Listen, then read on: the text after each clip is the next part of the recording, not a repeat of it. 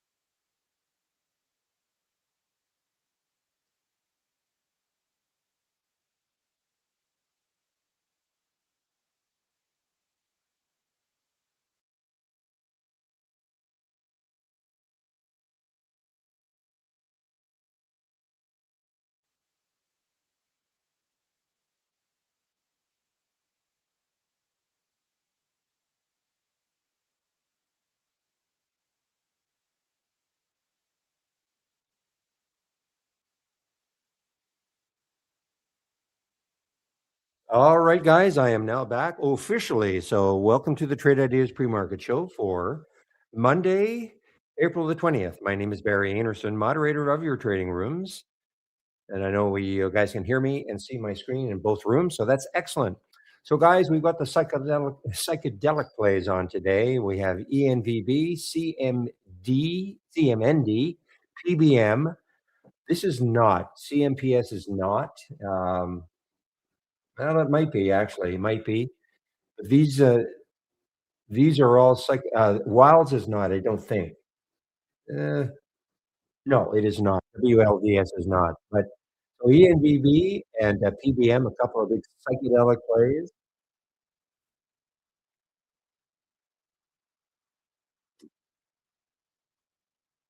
And let me, William, I asked about PSAG, and receiving FDA guidance requiring randomized registrational trial. So that has caused the stock, yeah, trading more after the company announced the FDA did not support a single arm trial design, et cetera, et cetera, et cetera. Okay. So that is PASG, Genetic Medicines Company. Don't know what else they do, but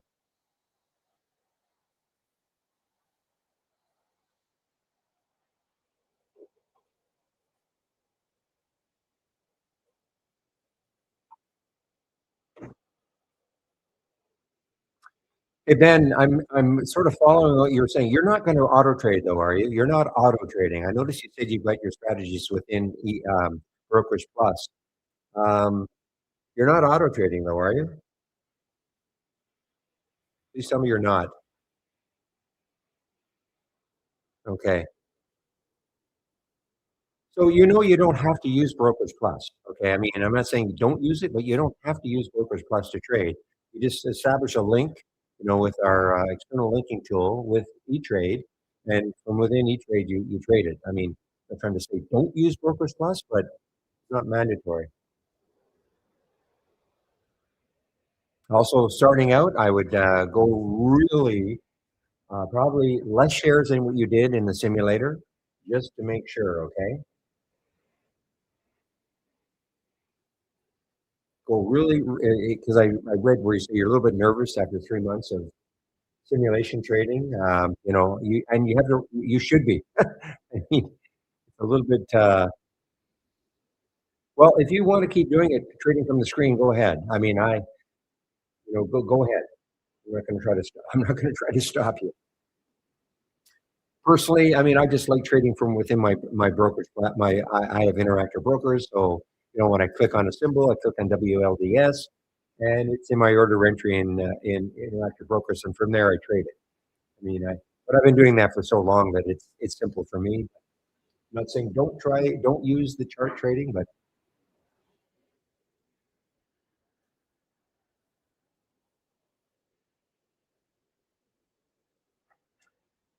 all right. What else do we got here? I think AKTX or sorry NKTR was halted and then resumed. Extraordinary news after the company announced results from a blinded 16-week treatment. Okay, study. So that was the reason why NKTR was halted in the pre-market and has now resumed up 16%.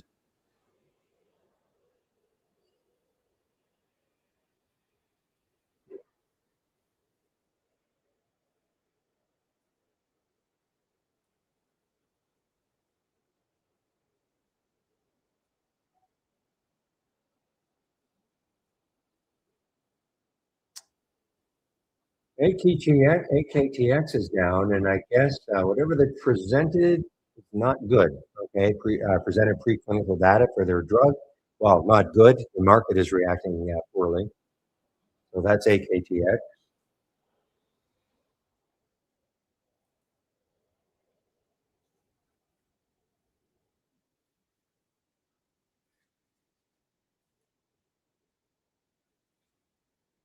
So let's take a closer look at ENVB. Where could it keep going if it wants to? The lifetime, I mean, it's way at the low of its lifetime range, okay? Must have done a lot of reverse splits. You see it says 0% right down here. Okay, thank you, William. Back of the envelope for PASD is 566. Okay, what is it right now? The answer is 893. Okay.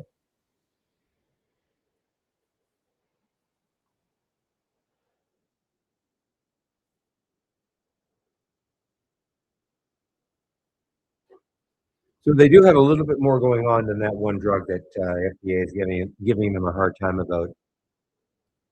ENVB. So let me keep looking at this ENVB. Where could it keep going? Let me take a look at my monthly chart is covered up here. Well, I don't have to look at the monthly chart. I can look at the weekly chart.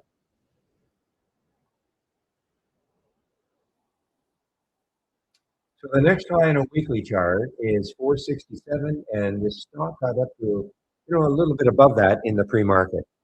So if it takes it out again, 467, the next high, 430, we've got that covered. 534 would be the next high on a weekly chart. Okay, I'm going to put a price alert on the. I mean, it's pulled back quite a bit, but look what it pulled back to.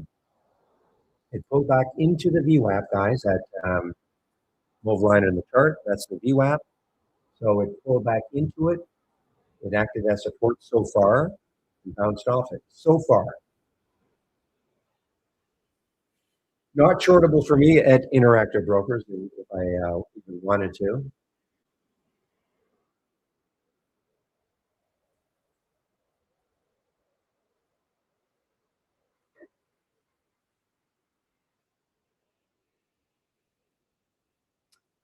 All right, SDSD, Stardust Power, letter of intent, with undisclosed institutional investor to receive a $150 million investment. Okay, I love it. The undisclosed institutional investor.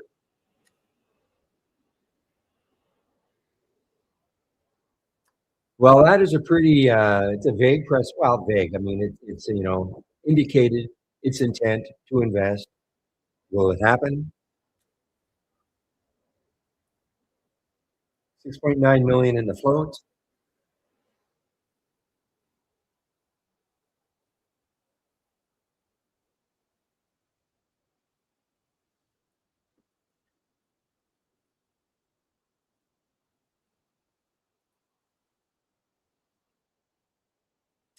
So this popped all the way up to $4, and it came right back down to 3. So pretty erratic right now for the SDST.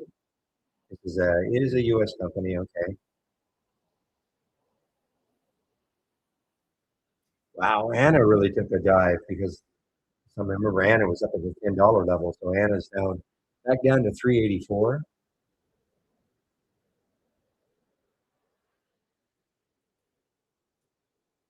And the market, well, the market's rallying somewhat.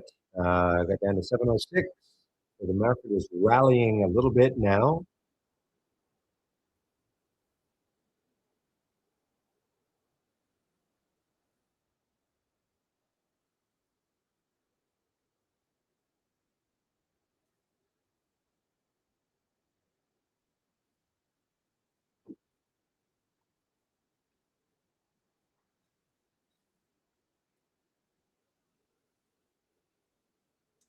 Looking at some of the earnings plays that nothing standing out for me.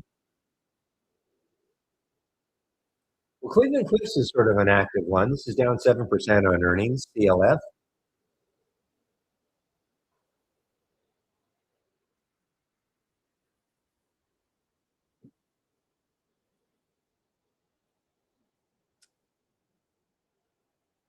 Oil play as well. Let me see. Windows show all. Do I have my what? What did I do?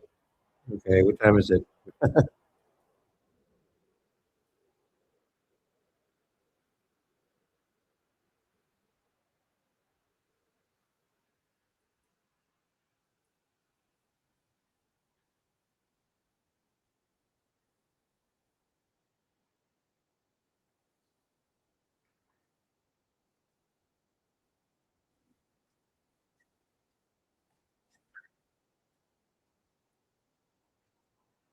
Give me a moment as I adjust my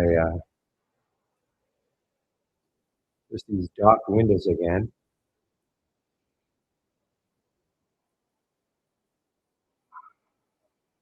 I'm pretty sure I picked show all, but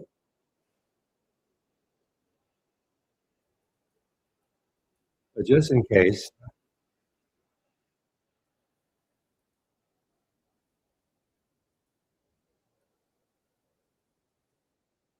All right, so you asked about oil plays. Well, let's see. XLE is so we've got. I don't know if there's any oil plays in XLE, but XLE is at least a positive sector. There are only two positive sectors. The couple of the like oil, oil field services and XLE. What's the worst sector right now? Silver. So I don't know about any specific oil play.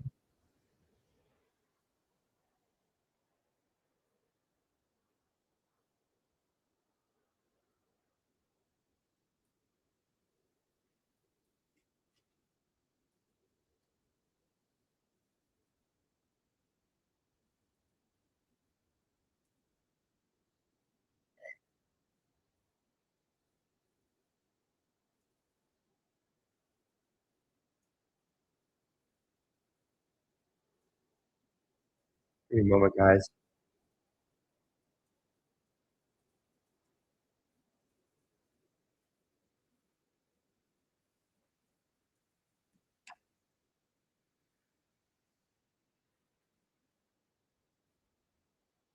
Okay, guys. Let's see. What time is it now? 9:28. So again, I typically don't trade in the first 15 minutes. Try to let things settle down a little bit.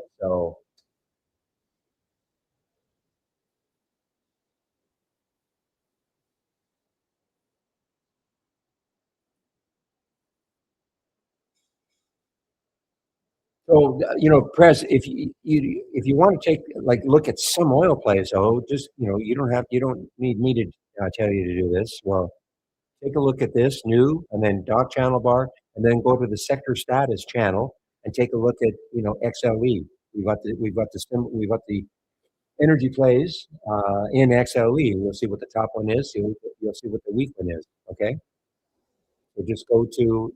Well, I'll do it for you, but you should. Anybody else? I mean, you don't have to wait for me to do it. I'm not trying to not do it, but if you go to sector status, and then thank you, William, and then where's XLE? XLE will come pretty soon here. So here's XLE. So here's CTRE is the top one, and the worst one is SLB. Okay, but here are the energy plays right here. Okay, just so you don't have to rely on anybody else to do that for you. All right, guys, let's have a great start to this trading week. We got about 10 seconds to the 9:30 open.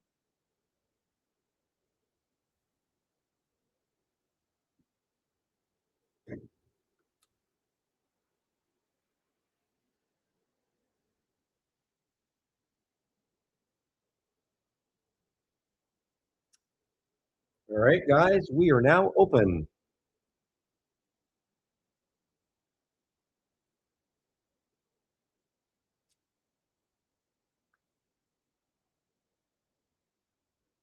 PBM is PBM got up to what, 16 $16. It's all the way back down to 12, but it is trying to pop up off that 13 level. ENVB sitting around the 440 mark. A couple of the psychedelic plays today.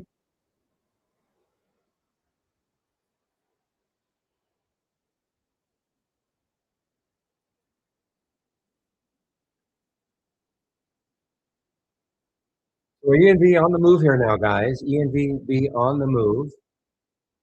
We had a price alert said here. I think that 476 was the high. There's a weekly high somewhere.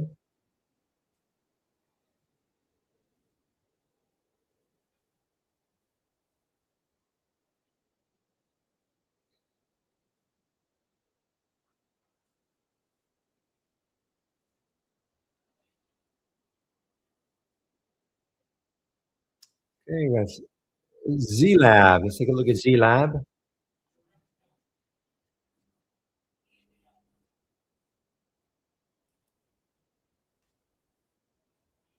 Whoa, there goes the compass guys. CMPS, CMPS, big.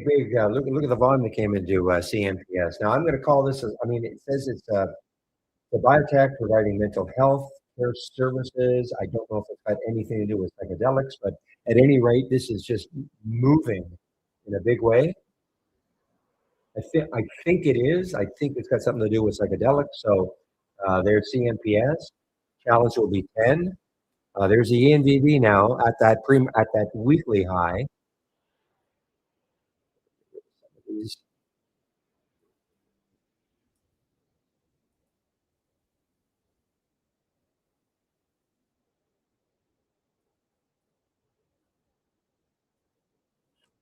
Well, and did it get halted? It looks like it's going to get halted. Oh, maybe not. You think that spread? Maybe not. Not yet, anyway. So, okay, how about the PBM? The PBM is lagging a little bit. Okay, the ENVB is just soaring right now, as is the CMPS. The other one is the PBM.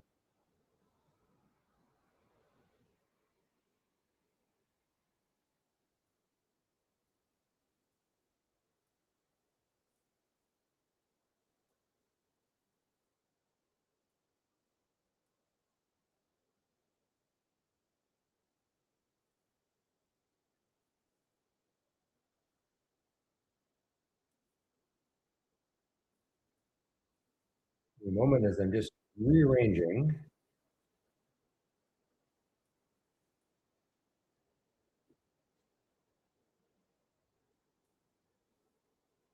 All right, so keep an eye on the PBM. It is sort of somewhat lagging the other two, sort of lagging. Okay. Again, these are all the psychedelic plays now. But look what happened to ENVB. Got up to 445 and came right back down underneath 5. The Ryan, thank you, William. That's right. Okay. I didn't see that.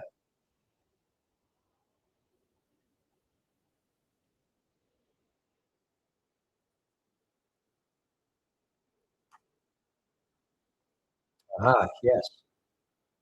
Launches strategic review. The CEO resigns. The immediate resignation of the previous. Yeah, that's not planned. That is not planned. The immediate resignation of the president and CEO.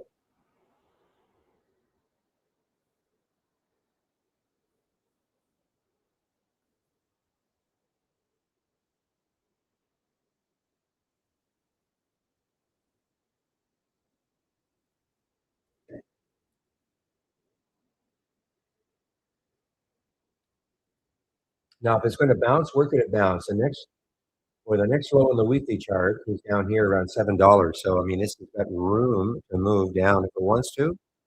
Talking about the RYAM.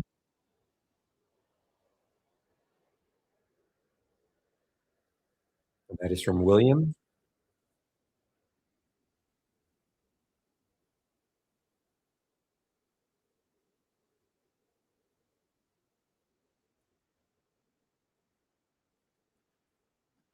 Market is trying to go back to the Friday close. Only down a 1 point, one now. The SPY. When I talk to the market, I'm talking the SPY. Is RMSG another one? No, it is not. When I say another one, another psychedelic play.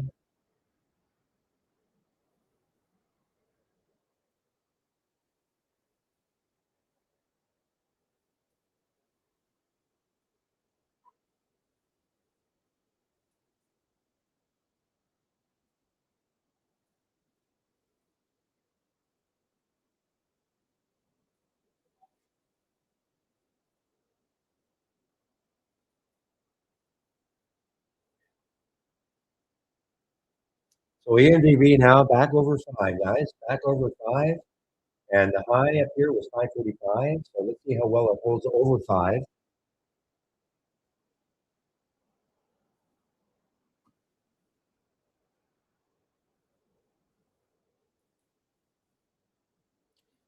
USAR is a ripping here, guys. USAR, the next high looking left on the weekly chart looks like around 2374. So a little bit of room.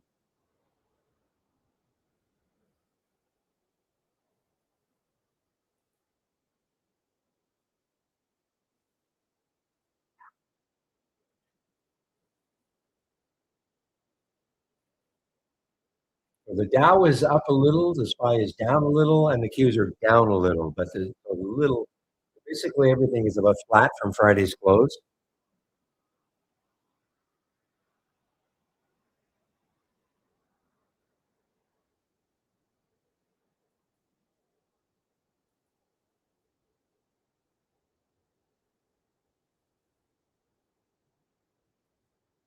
Chewy guys, CHWY is up for some reason, not up a lot, not up a lot, to 2.4%, but making a bit of a move here. At earnings last month, March 25th.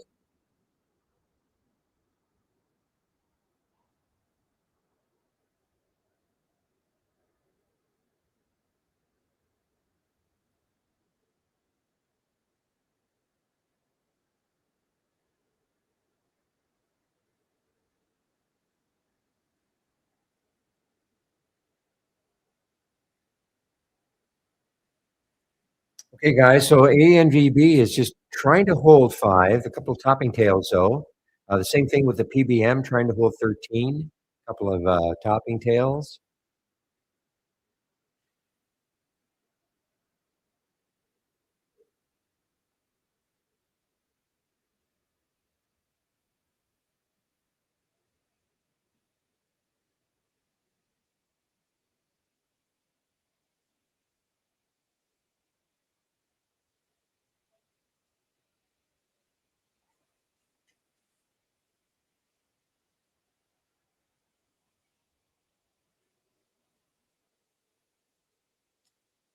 The FTX, which has been a very active one, is starting to drop. Well, it's still at 5%, but it's starting to give back up most of it, a lot of its gains.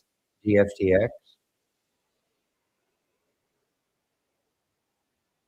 Okay, guys. PBM is now. I think it's really trying to hold 13.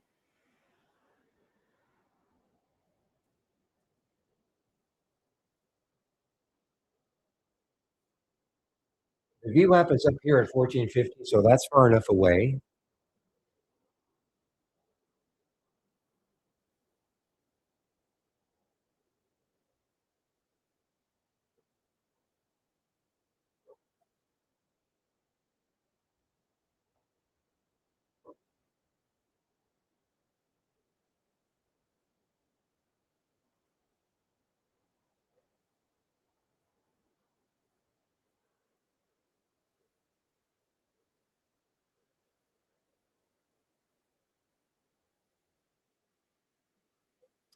AVX, AVEX recent IPO. Obi is talking about that one. AVEX, yeah, it was well yesterday. Well Friday.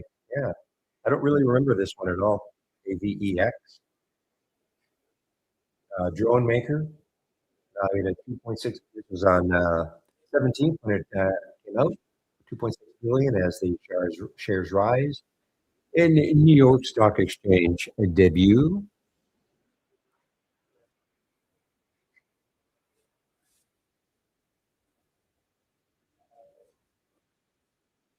I see this cruiser is down, guys. NCLH. Let me take a look at Jets because with oil prices dropping somewhat, I want to see what Jets is doing. Yeah. But NCLH, I don't know if there's any specific news for NCLH. Let's take a look at the other ones. This is down like almost 6%. CCL, what is it down? Yes. Yeah. So NCLH is leading the way down here for the three cruisers that we look at all the time. NCLH. I mean, the target was cut from 27, from 28 to 27 by Stifel. I mean, not a big deal.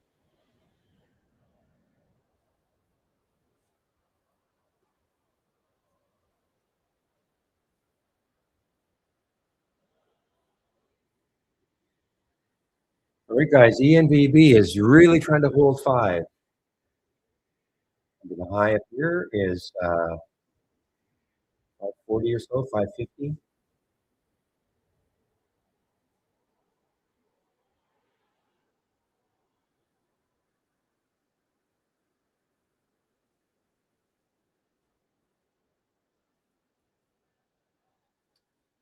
All right, guys, QXO is, I saw this one earlier for some reason.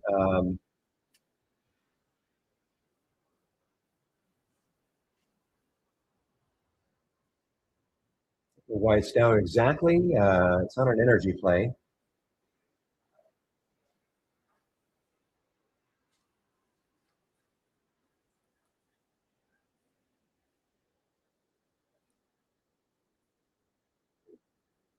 Good to see MND look. Let's see. Because I had to do a reboot. It's not here anymore, but okay.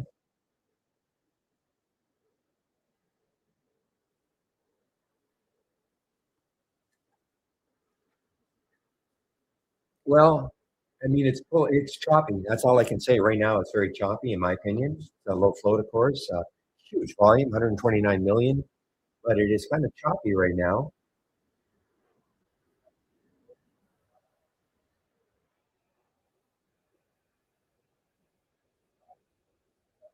So this is, you know, it's psychedelic, but I don't know. I mean, they did have some news on their own, getting higher after the company announced that its product met the primary endpoint in an FDA approved. So it's a psychedelic play, but it is a Canadian company, but I don't know if that means anything, makes any difference out of Vancouver. So, but look, it's very, to me, it's very, very choppy looking, not clean, not yet anyway. It's trying to hold the VWAP. At least that's happening. It's trying to hold the VWAP.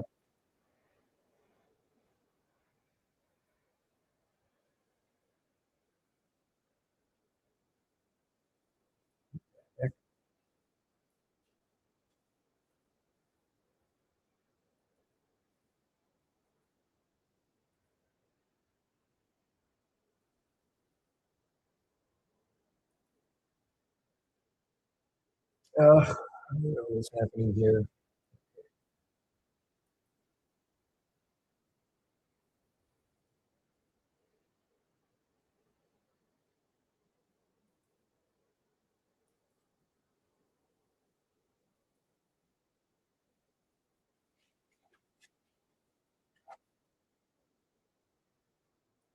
Well, the PVM really held 13, guys.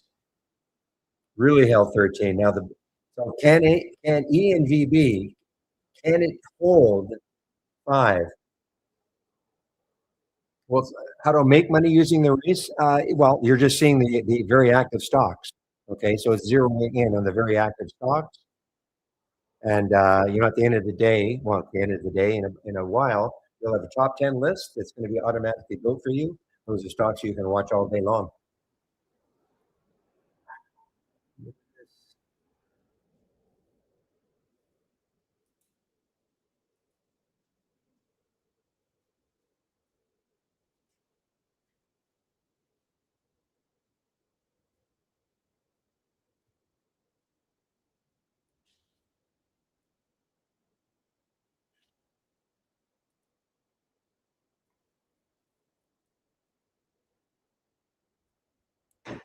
Yeah, again, get rid of this. I don't know even why it showed up. QXO guys is continuing to move down. If you have our AI, you know why I'm talking about it.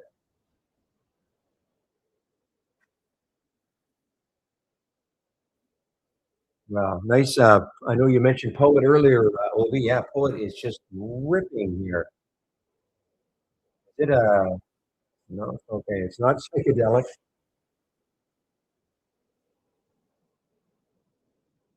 So, for instance, I mean, using the race, you never know. I mean, Poet might pull back, and it may pull back and then start to move. In which case, you see it in the race, as an example. No, no, no. It takes. I'm running 4 minute races. Darts cruise. I'm talking to Darts cruise in our YouTube room.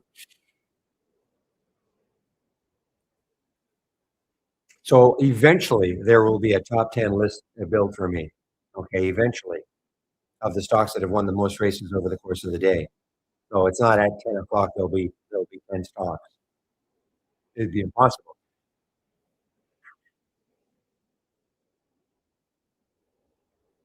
Well, I shouldn't say that. I had to do a reboot, and so this was working in the pre-market, but when I did a reboot, I lost all the ones that won races before. But there will be a top 10 list eventually built.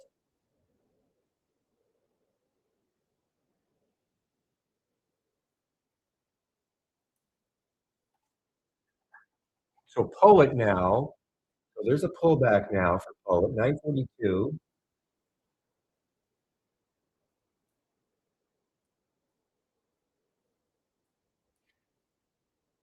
There's the VWAP down here, 847. Well, it could. I mean, it gets closer to that. It might hold it, act as support. Yeah, you have it. Your races are controlled. You can run whatever time frame you want. I'm running a 4 minute race, so when that see is the countdown 2:30 to 28 to 27, etc. When that race is over, there'll be a winner, and then another race will start every 4 minutes. You can pick whatever you want in terms of the time frame. I'll go over this in a little bit in about 12 minutes at 10 o'clock. The concept of racing and all. But yeah, it's all controllable. What you see here is controllable because it's all based on a top list that you create.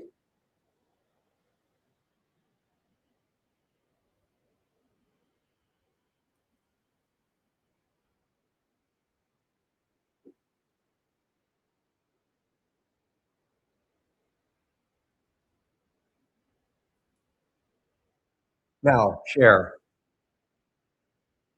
See, I mean, yeah, I mean, look, it's starting to move, but you see how choppy it is. It's very, very choppy. Well, again, the race, what the race is telling you is just telling you. I'm going to go over it in about. If you give me about 10 minutes, where at about 10 o'clock, I go over my homepage. I show you this what I'm sharing and including the races. It's a concept, okay? It's not just because something is leading a race, you just pile into the trade. You have to have some trading experience.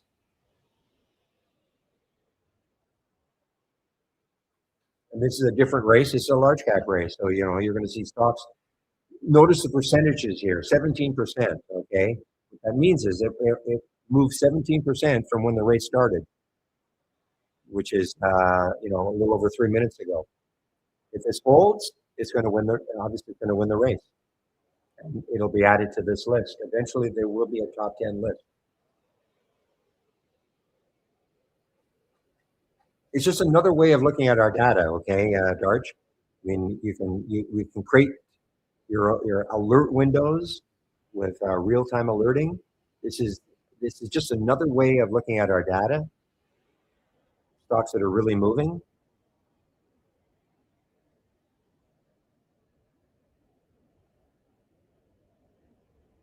And we've got 10 seconds left, so eventually this will obviously win this race.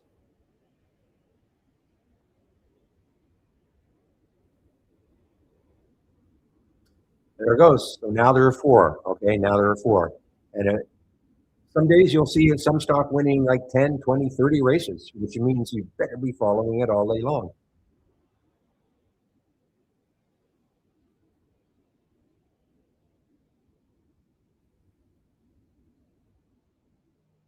These have been very choppy, though, these psychedelic plays. Okay. I mean, I'm looking at the PBM. I mean, nothing has been smooth yet.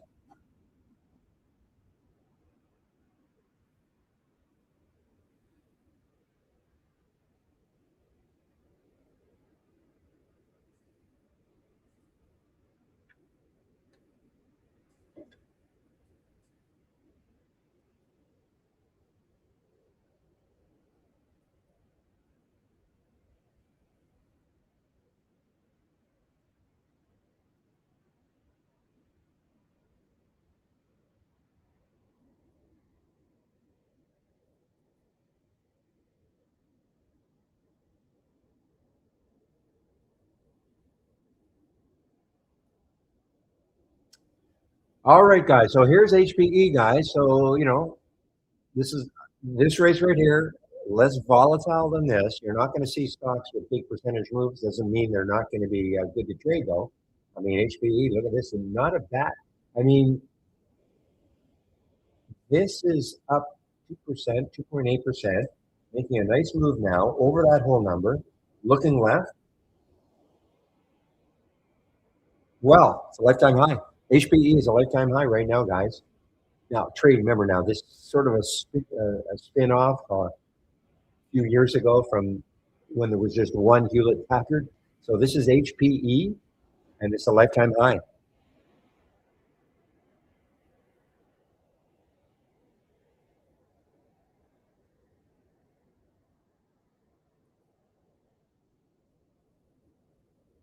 Now, HIMS, again, a lot of activity with HIMS over the last few days. Wow, I was going to say it just broke over 30, and it did it ever. I mean, that was a big, big pop over 30. The high last week was 29.78, so it's above that now. I mean, it doesn't have a lot of room when you look left on the weekly chart. It could run into some problems around 31 and a little bit over.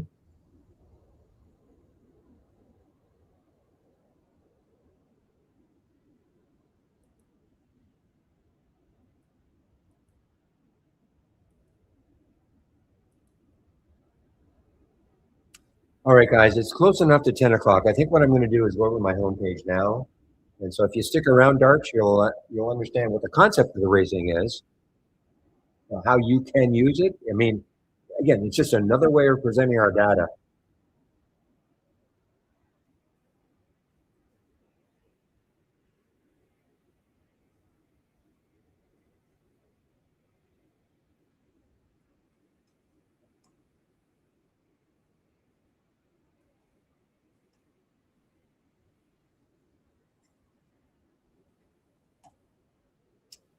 Okay, guys, so if you click on my homepage link, I think the gentleman has changed it.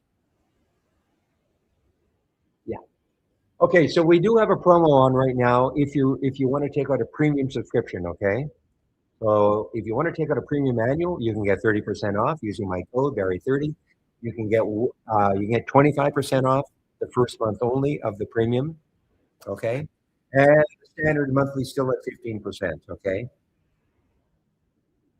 So a little confusing, but a premium annual subscription would be 30% off. A premium monthly subscription, remember it's the first month only, would be 25% off. And then the standard and monthly would be 15% off. Okay? Any questions about it, just ask.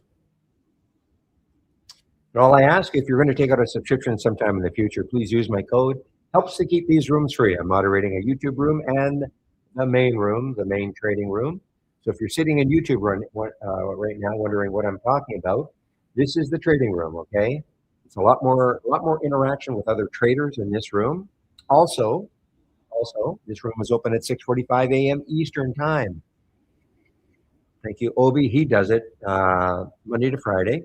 I don't. I live in Vancouver, so a little early for me. So that's why Obi opens it up at 6:45 Eastern Time. So if you're looking, to interact with other traders in the pre-market, you can come into this room. Now, I usually take off sometime between 2 and 2:30 Eastern Time. I'll always stay later for questions. But even when I leave, William in this room will keep it open after I leave. Most days, it's probably till about sometime between 3:30 and 3:45. He'll let us know. So on a big day, this room is open from 6:45 to 6:45 a.m. to 3:45 p.m. Eastern Time, okay?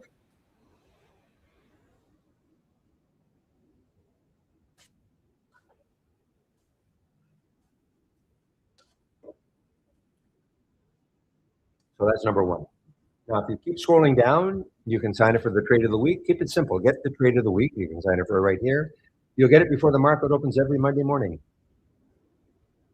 And it's free, okay? You'll get an email suggesting an entry price, a stop price, how you trade it. If you trade it, of course, is going to be up to you. Education. If you take out a subscription to Trade Ideas or you're wondering about doing it, click on that education section. So you click on my homepage link, scroll down, education, more info, right here. Getting started with trade ideas, okay? 12 short videos, mandatory that you do this if you do take out a subscription. But if you don't have a subscription, and again, you're wondering about it, is this a good fit for me? You start off with that second video, go to the end. That should give you a good enough idea about whether or not you want to try us for at least a month. These monthly subscriptions are just month to month. You can cancel anytime. Back to basics. This is another one, free series of videos, 15 of them, for those of you who are new to trading. Okay, so a lot of information on my homepage, including now what you see here, some of the ones that I'm sharing. So if you click on my homepage link, scroll down, custom scans. So here are the two races. The large cap race is right here. This is a wide open race, a more volatile race right here. Upside versus downside movers is here. These are basically taking two competing scans.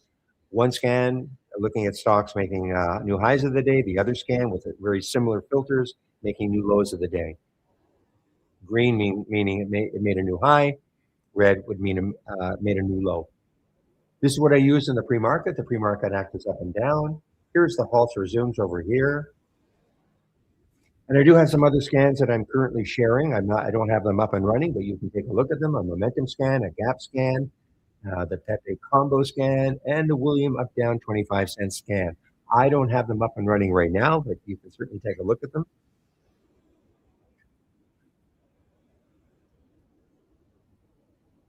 Wow, HIMS, what a, oh, when I was looking at it, it was just trying to get to 30, and it just exploded from 30 to 31 and a half. And this was from here, okay? So let's take a look at this race, okay?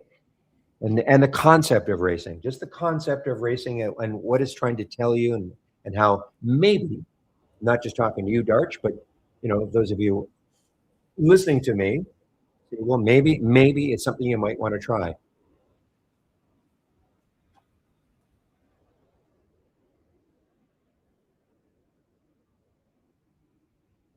So before I do that,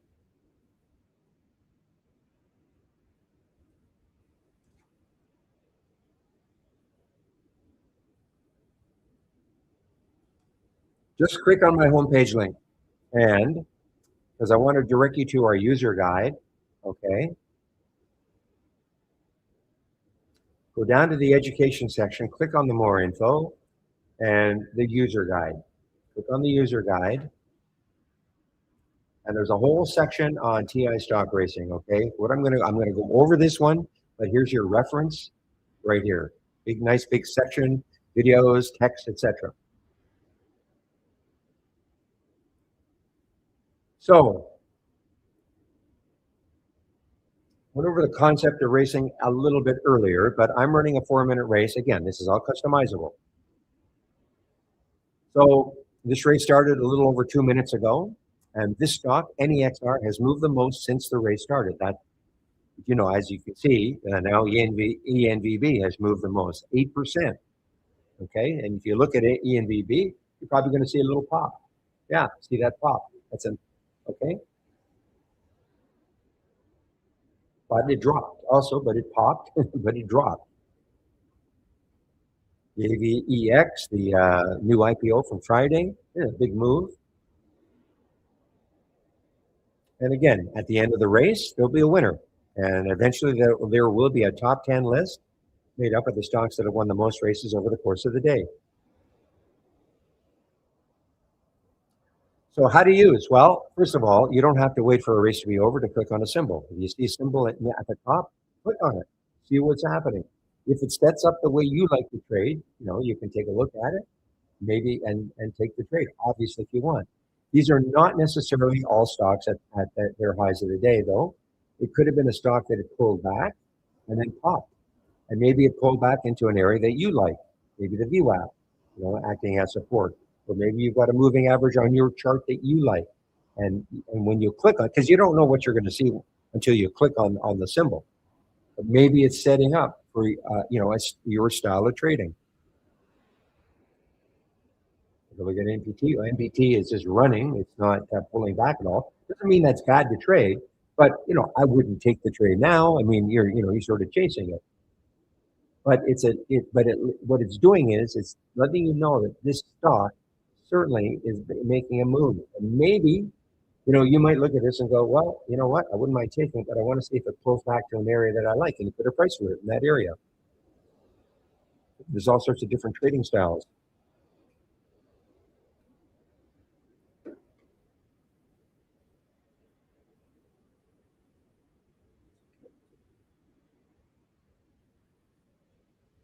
So you don't have to wait again for a stock to win a race.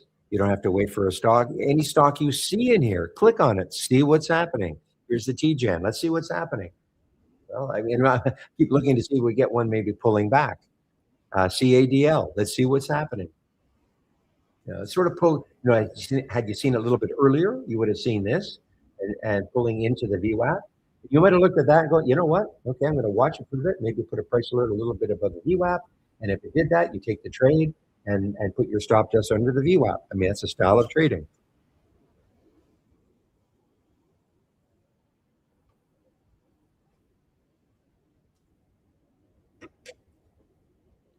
And again, if you see a stock that's won a race before, click on it, see what's happening. I know I'm repeating myself, but see what's happening. It might be setting up. You don't know until you click on it.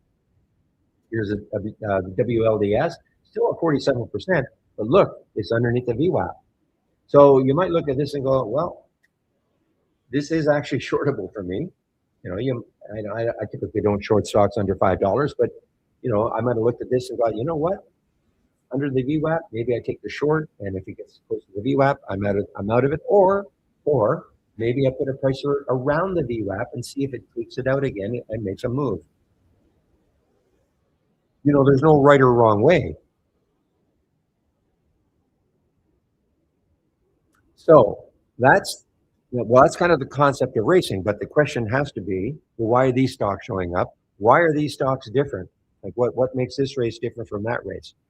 Okay, well, I'm going to click in the body of the race, and this box pops up. Open top list is one of the options. I'm going to open it.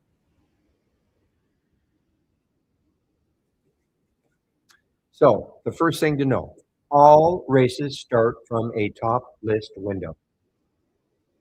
Okay. So if I right click in this top list window, notice there's an option that says launch real-time stock race. So this is the top list window that I am using. And if I click on configure, this is what I'm looking for. I constructed it like this. So the stock has to be between 1 and 50. The volume has to be at least 200%. Let's start 200%.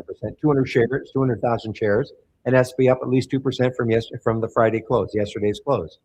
So if the stock meets all those requirements, it's going to show up in this list of stocks. Okay, that's fine. How a top list window, and you can still use it like this if you want to. Again, you want to see stocks up the most today. So here's ENVB up 163%. So as long as you have the column header, which I do, you change from the close, that's that C%. All you have to do is you double left click, and that sorts them. Okay. If I want to see the stock that's changed the most since its opening trade of the day, JLHL has moved 54%. As long as you have a column header, you can sort on it. So you can do things like, well, show me the stocks that are down the most today. Show me the stocks that are up the most in the last 5 minutes, down the most in the last 5 minutes. That's how you can use a top list window still. But what this does, though, all the race cares about is in this list of stocks, what stock is moving the most percentage-wise since the race started. That's all it cares about. So here's a JLHL, a big move, 12% move since the race started. You can see it's in the second position. Now, some might say, well, why would I want to even look at a stock that's already up 59% or this one that's up 167%? Well, if you've been in this room long enough, you know that, this stock, I'm not saying it's going to be, at the end of the day, it could be up 200 or 300%. Just because a stock is up a lot doesn't mean it can't keep going. These are very active stocks, and the whole world, like lots of traders around the world, are watching stocks like this all day long. So there's a lot of enthusiasm. When you look at the volume that's traded, 104 million shares have traded for this ENVB. But what the race does, and this is the beauty of it, it doesn't care where it is, where stock is in this list of stocks. It doesn't care. All it cares about is since the race started, what stock is moving the most percentage wise. So it could be, rum down here. Okay, it's up 6.5% from Friday's close. But what if all of a sudden it was starting to really move? It was up 8%, 10%, 12%, moving up this list. How would you know? Well, that's what the race does for you in finding a stock that is really starting to move.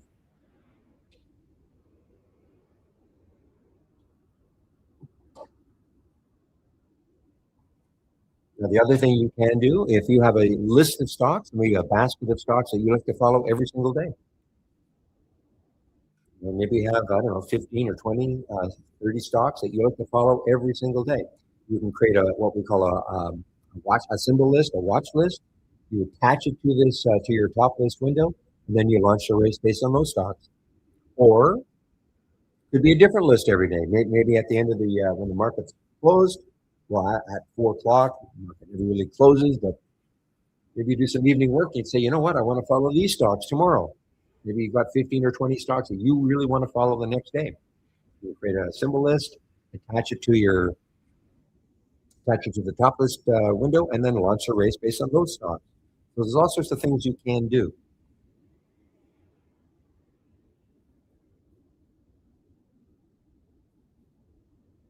Now this race is different. It's the same concept. It's a race, but now watch what happens when I open the top list.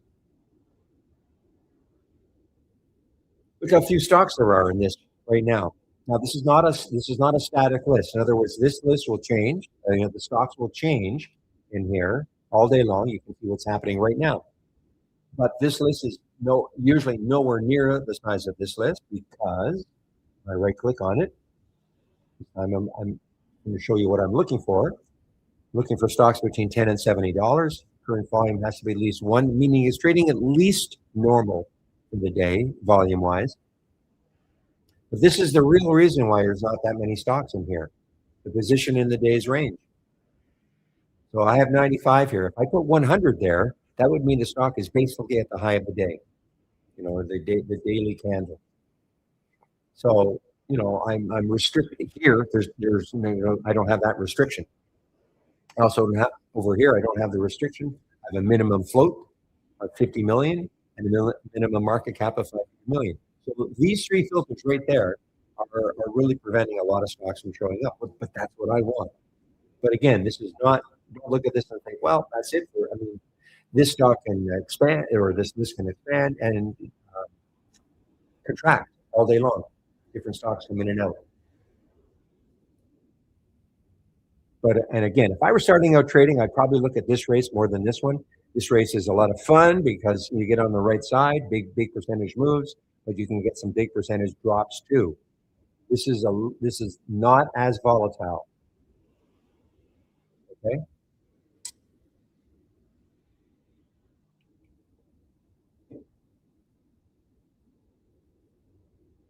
Now the time of the race, I've got 4 minutes, so just want to show one other thing. I'm going to duplicate it.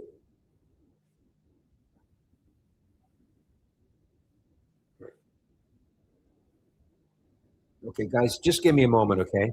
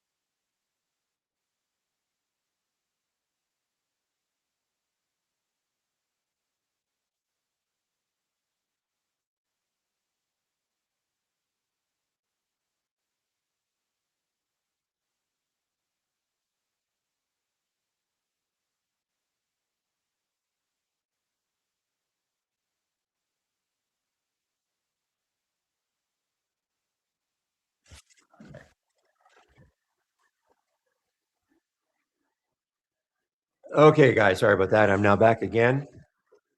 So I duplicated this race over here, just because I don't want to stop the race. But if I stop the race by clicking on that square, and then I right click and show the race setup. So here's how you can control the time, as an example. Okay. Now I'm running a 4 minute race. You're going to ask me why? No real reason. I mean, that's how that I chose that time period a couple of years ago, and I just sort of stuck with it. Probably I mean, you want to run a 5 minute race, a 3 minute race, a 10 minute race, whatever you want. But here's how you can control it. Okay.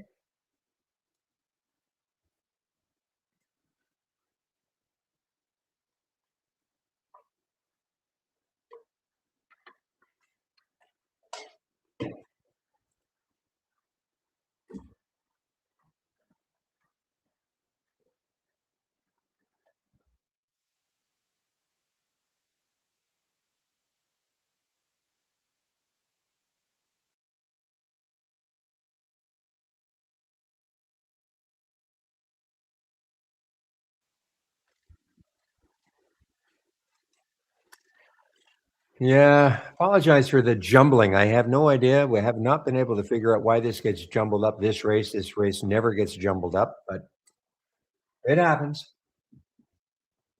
And that's why I sort of stop it. And but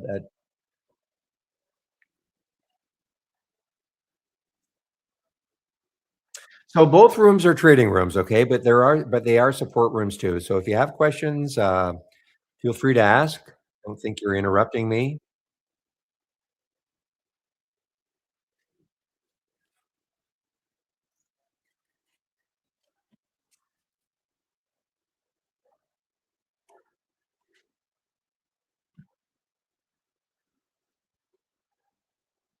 Okay, SST, which was a very active one last week. What is it doing? SST.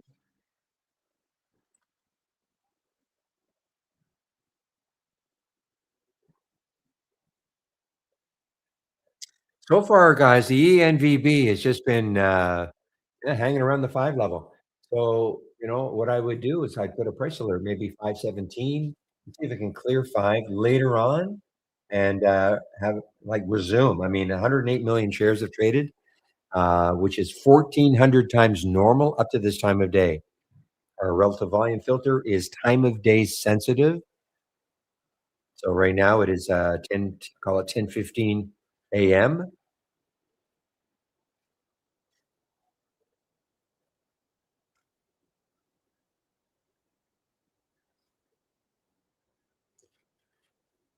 Okay, Sira, did you take out was that a premium annual last week? I'm just reading this now.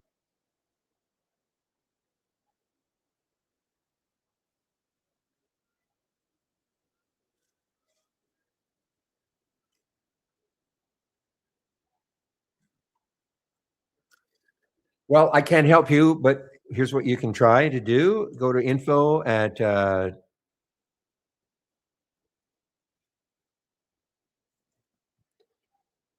trade-ideas.com and say, hey, I just took this out last week. Here's my email address. Can you help me? I mean, I can't help you. Okay. I don't get into the accounting part of it at all. And, see what they say. Okay.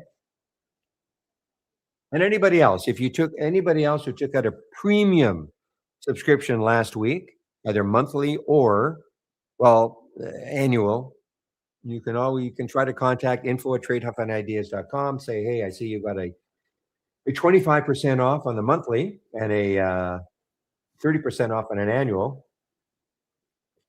Can you help me? Okay.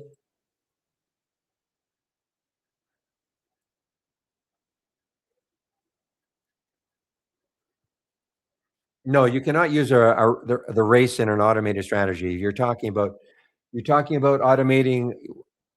The automated strategies can be used with an alert window, with a trigger.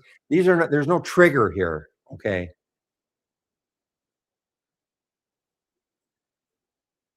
So Automated strategies are based on alert windows with a like a specific happening, like new high of the day or new low of the day. Or I mean, remember, these are not based on anything like that. It's just based on movement. So no, you cannot automate.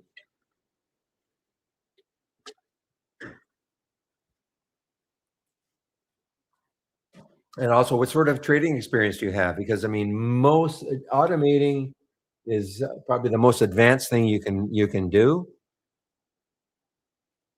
Most of our customers do not, including myself, do not automate.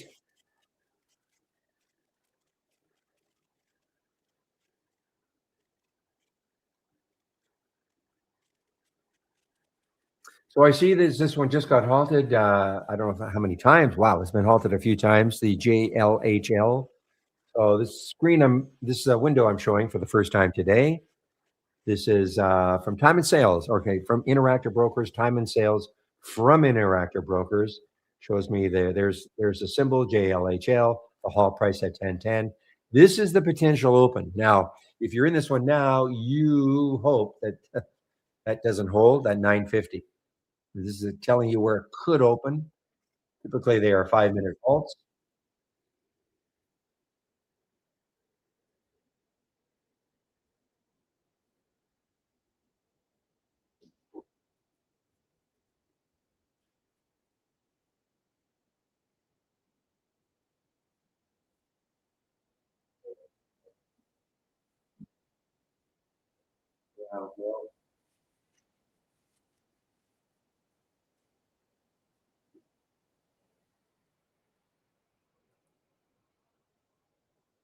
Wow, look at the PBM guy. Wow, the PBM guys is just ripping right now.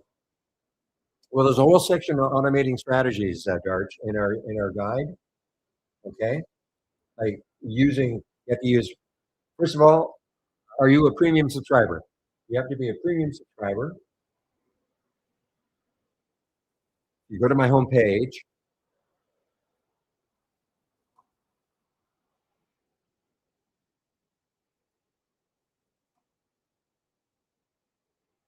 So if you click on my homepage link and go to the click down a little bit till you see the user or sorry the resort education session. Click on the more info, and then at the top here, here's our user guide.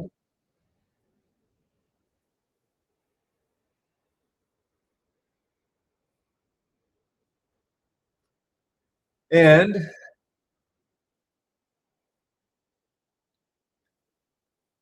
the first thing you want to look at is back testing, because if you're going to, again, this is a very advanced thing. Most people don't do it. First thing you want to look at is back testing, okay?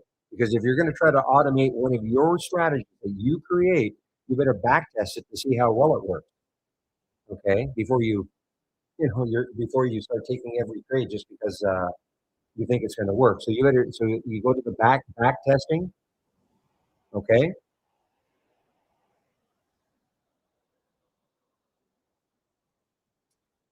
And then brokerage plus, okay? Brokerage plus is well, there's auto trading right there. Okay, auto trading is right here also.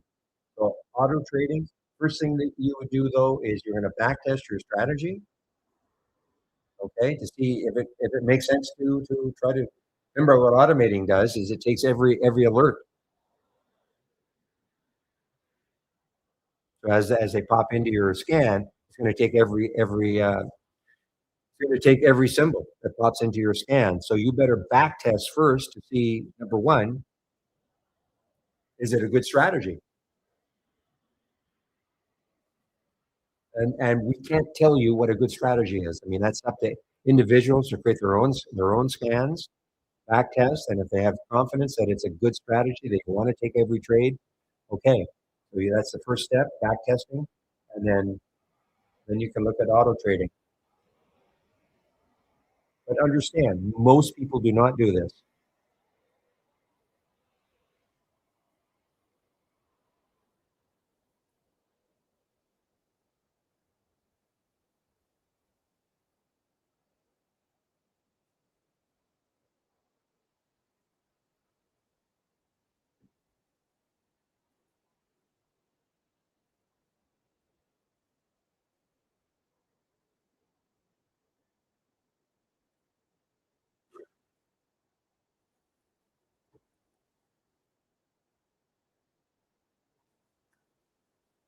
All right, guys. FGI, what is happening with FGI? Just over the, well, it was over the whole number of 10.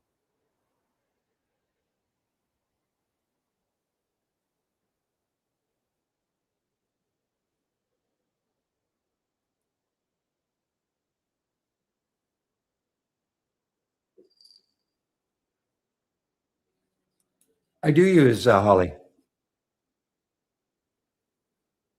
Not every trade I take, but I selective. Like Holly for me is a watch list. Okay.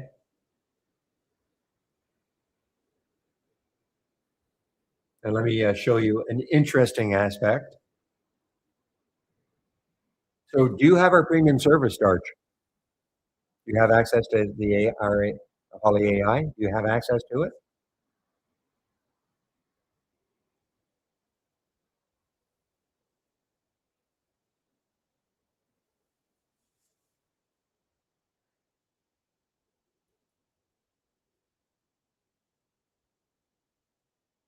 Okay. Well, I do use it.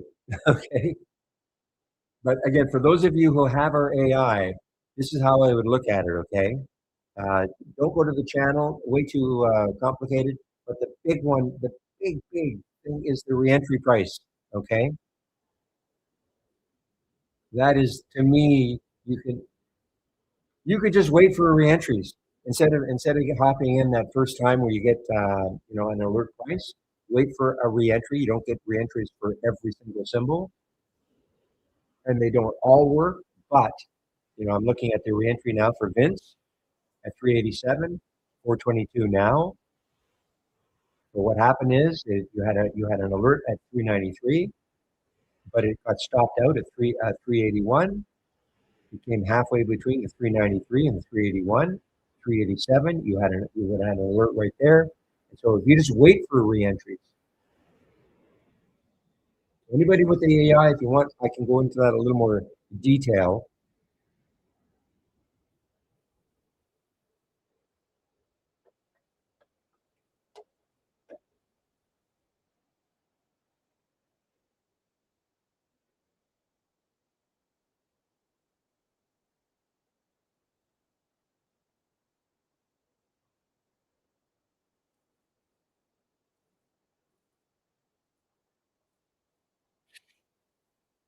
Well, the first thing is remember to have this window showing. You click on New from the toolbar, and then the middle one I have three that start off with Premium AI. The middle one, the one that says Premium AI Strategy Trades window, that's what you want to load. Okay, it looks something like this. You may have different column headers, but it looks something like this. If you're doing it for the first time, more than likely profitable trades is checked. Uncheck that. Okay, uncheck it. The reason why, just for the reason I said, is that then you will not see the reentries because there was the alert price at 393 for Vince. Okay, there was the reentry at 387, which is of course is below 393. You wouldn't have seen that because it's only looking if the default. And I keep, the company should not, in my opinion, should not do this. They should not have. This is the default to have the profitable trades checked, but then you're going to miss the reentry because, but it, you'll just miss the reentries because the reentry is underneath the original alert price, which is in theory not profitable. Okay, so that's how. And then you can just wait. You put a sound alert on this. You'll get a sound alert on the original entry or the original alert. You'll also get one if there happens to be a reentry. Notice there's no reentries on these other two because they did not hit the stop and come halfway between.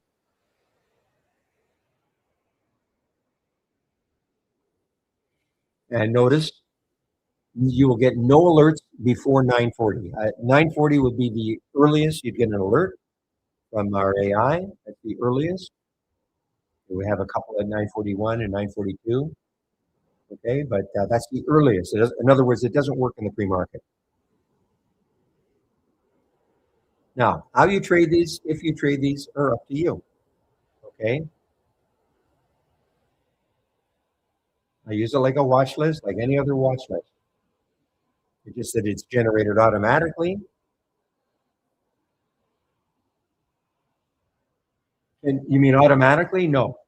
You mean automatically, but you get an alert. You get an alert. You get the alert. You get you can put a sound alert in this window.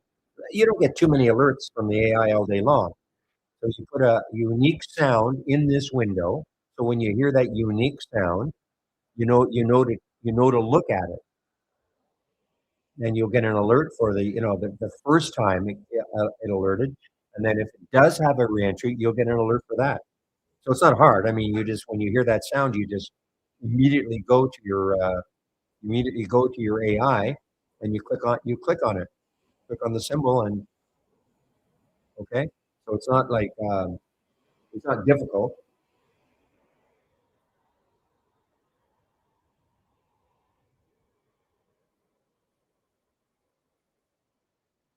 Here's another reentry. 607 for LZM. 607. It says 620 now. It's not a huge move, but it's still it's at least positive. This one I don't know if this worked. Yeah, 2266 for reentry for USAR at 2276 now.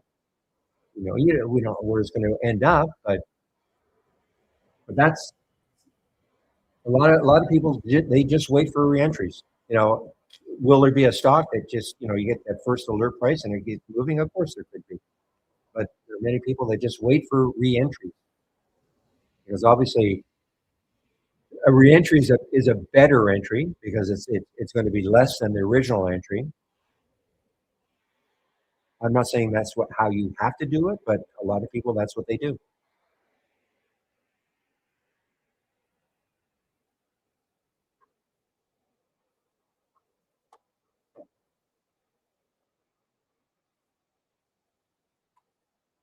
And there's no automation of the AI.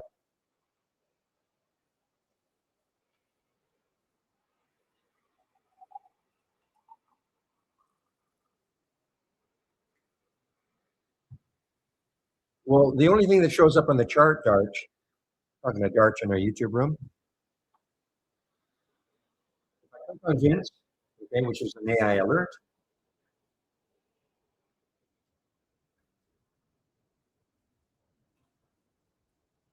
In the y-axis, you'll see the entry. Okay, let me get a better one, just because it's I want to see the intraday. See if I can find the intraday. There we go. So there was the original alert for USAR. Okay, at 23 in the y-axis. That was the stop at 22.31. Halfway between, you're not going to see it on the chart. Okay, but but you could, in theory, when you get these alerts, and again, you don't get too many, you could automatically just put a price alert halfway between to see if it ever happened.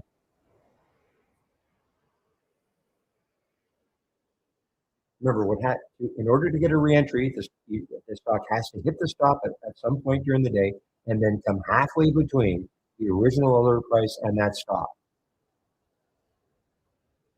But you get the alert, right? You should. I mean, obviously, you're going to be following this. If you pay for the AI, you're going to be following this, and so you're gonna get an alert. So you click on it, whether you see it on the chart or not. I don't, I'm not saying it's irrelevant, but you're going to click on it, and then you're going to make up your mind: do I want to take the trade or not? Obviously, in this case, this would have been awesome. Are they always like that? Of course not.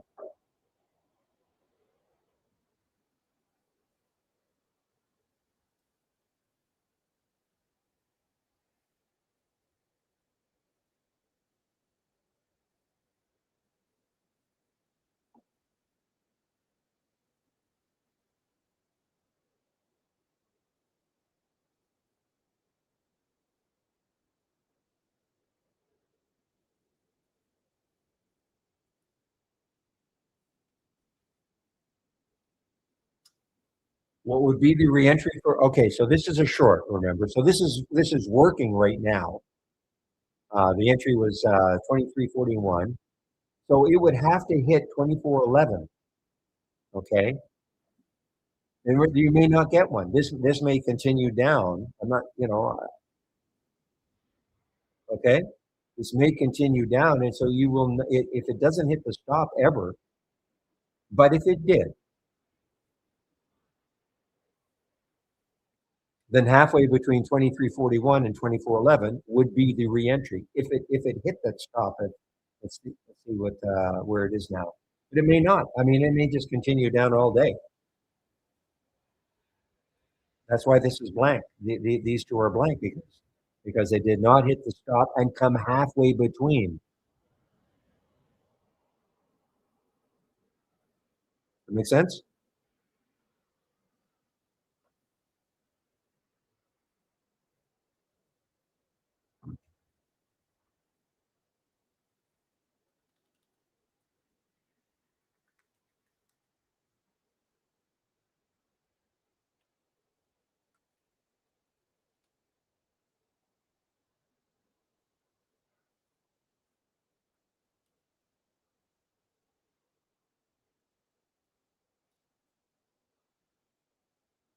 Well, you can see it right here. Vince is right here. It hit the stop.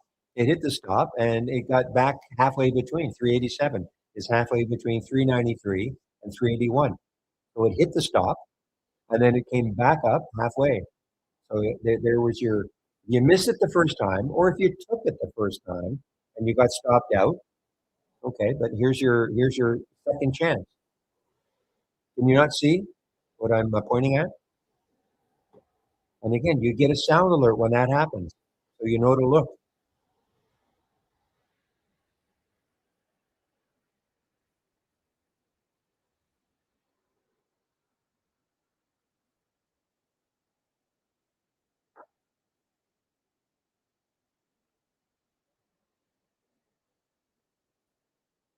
We don't keep stats like that, Darch, because people trade the AI very differently. Okay, I mean, I have a way of trading it, and others may have a completely different way. You know, or they're not taking profit when they should. They're keeping the trades too long. There's no exit. I mean, there's no target. So there's no we don't keep stats because people use it. It'd be like my saying, what are the stats on this? Impossible to know. All I can say is that these are the alerts that have happened today from the strategies that have been optimized for today. Use it like a watch list.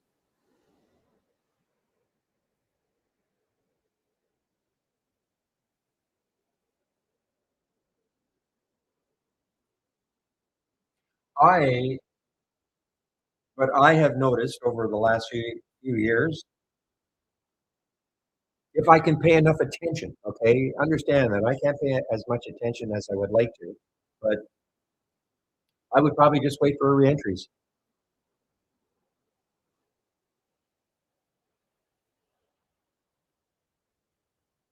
Well, I see okay, Alan, I see LWLG is here.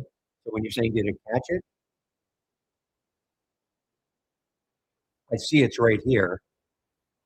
Did it win a race before? No. Doesn't mean it's bad, right? I mean, you know, a stock could, you could have a great stock that never won a race. Maybe it finished second or third all the time.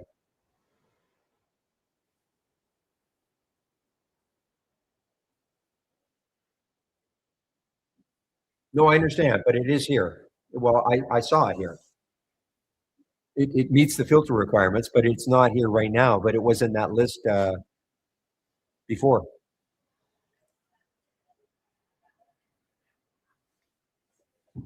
But but at this point, it's dropped out for some reason. It's not okay. Obviously, it did pop. Well, yes and no. Understand that when you say I have to put that in all my top list windows. What do you mean by that exactly? See, if I open the top list of that,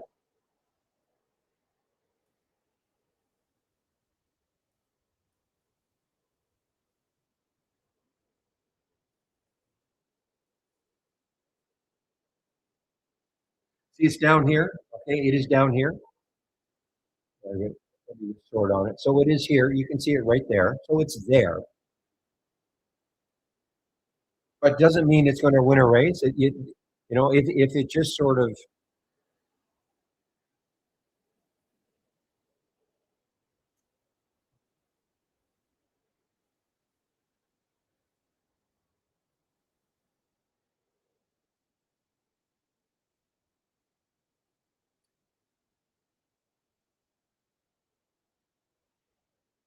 well, that okay, that top, but understand that it's only going to show you the top 10. Okay, so in that list of stocks, and in this one,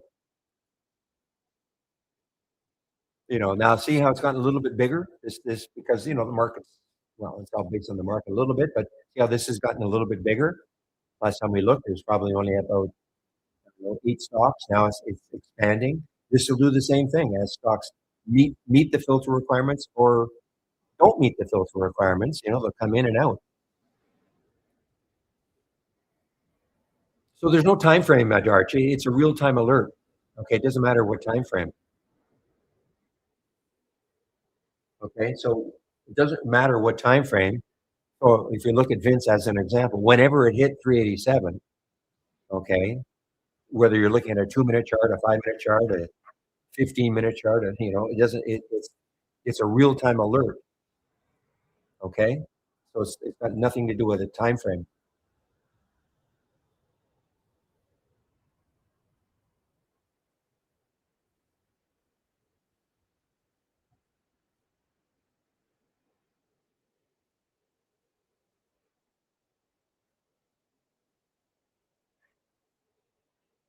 Well, again, top list. I mean, when you say returns a lot of symbols, I mean you can control that.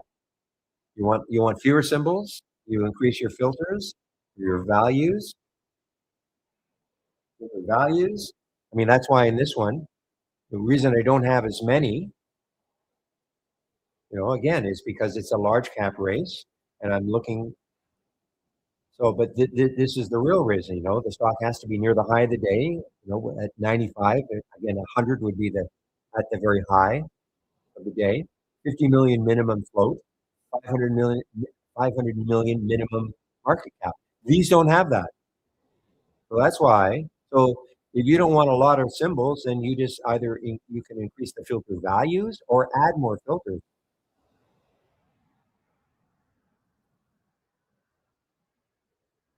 Well, Holly has nothing to do with the time frame, though, Darch.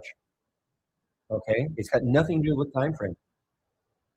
I mean, these are just real time alerts. Whatever time frame you're comfortable looking at. I mean, in terms of the chart, these are just real time alerts. 393, that original alert for Vince, whether you're looking at a 5 minute chart, a 2 minute chart, it's not a matter of being more accurate. Everybody has different ideas about their what chart, like the time frame that you like to trade on. I have a 2 and a 5 minute chart. Some people will only look at a 15 minute chart. So it's impossible to answer a question like that. It's just whatever you're comfortable with in terms of a time frame, but it's a real time alert.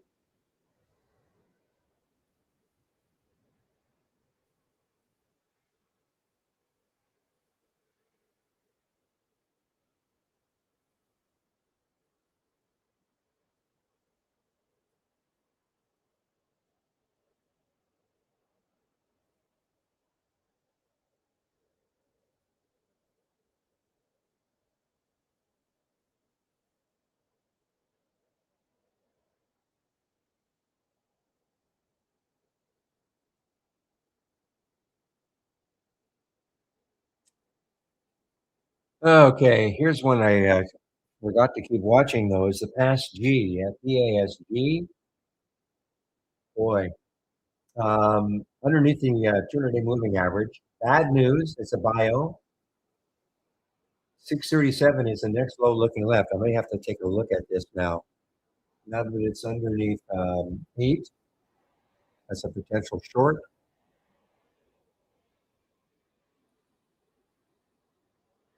Not a lot of volume though. Boy, that's not a lot of volume. 314,000 shares. It is 27 times normal, but Not a lot of volume.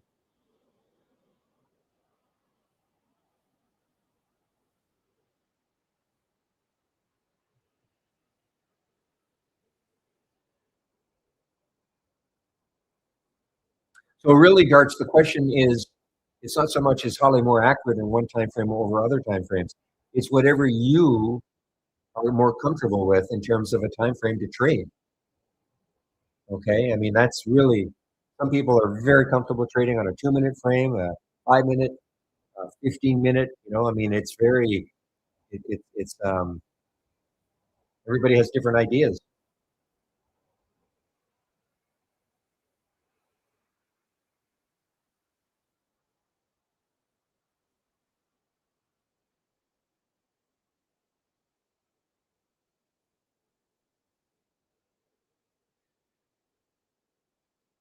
Okay, guys, you better mute me right now because I'm going to activate many Apple products. But Siri is on the run here, guys. Sirius XM on the run here. A nice, for a stock with a big float, a pretty decent little move here.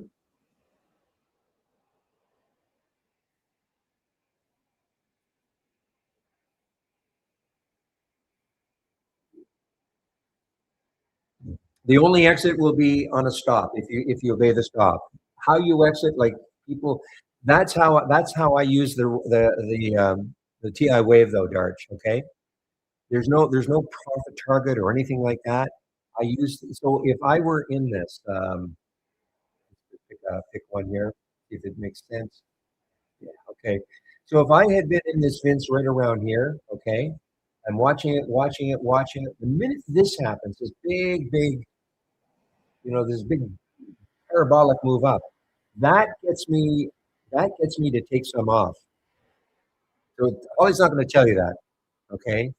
But I follow that wave, and as long as the wave, in theory, I mean, I should. But the minute it gets choppy like this is when I start taking a profit on a find one a little more. This is, again, I'm trying to find one that's a little more smooth.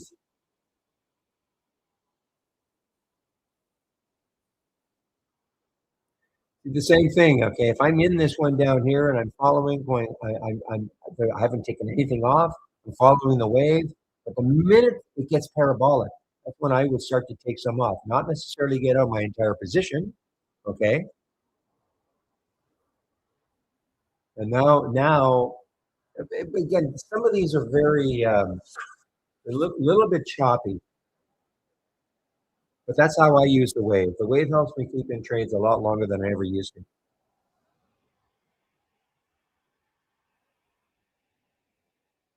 See if I can get one on a larger cap float. Sometimes even Chewy though is very bit of a choppy day. Wow.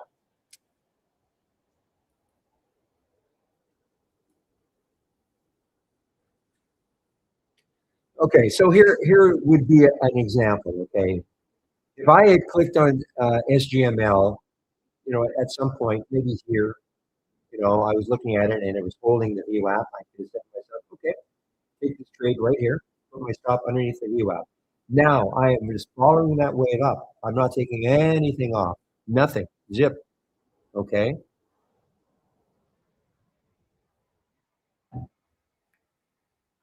Unless I get a bar, remember I'm looking at a 2 minute chart. Okay, if I get a bar that pierces the bottom of the wave, but I will definitely probably take some off. Okay, but I wouldn't get out of my entire position. In the past, probably I would have got out of my entire position. But now what I'm doing is until we get a transition to orange, I'm going to try to hang in the trade as long as I can. So just because it pierced once, I'm not going to get. So to answer your question, okay, do I get out just because one bar pops? No, pops down below. No.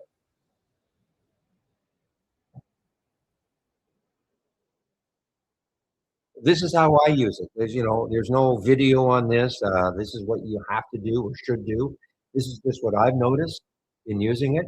And look at the different time frames. And the 5 minute, it's we call it a little more smooth. The 2 minute gets you in earlier, but you can get. But that's really nice. I mean, that's not that choppy.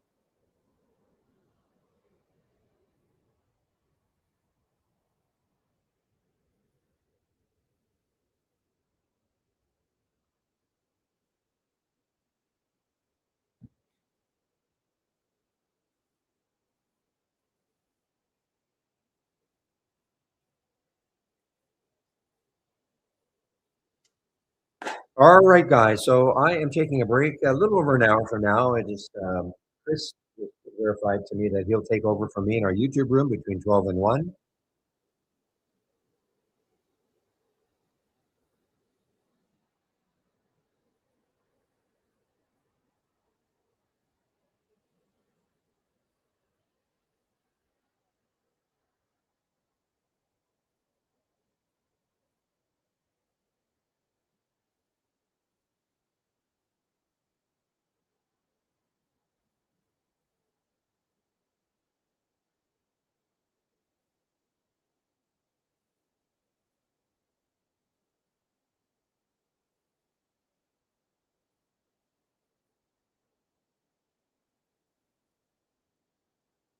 All right, guys. So Caesar, for whatever reason, just had a pop. Caesar buyout in low to mid 30s is achievable. So there's, I guess, some rumor about maybe CZR being bought out.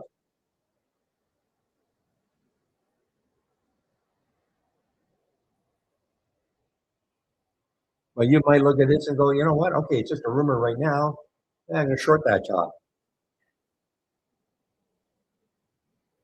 I mean, it's at 28.19. It got two, and it's pulled back a little bit. I'm not saying to do it. I'm just, as an idea.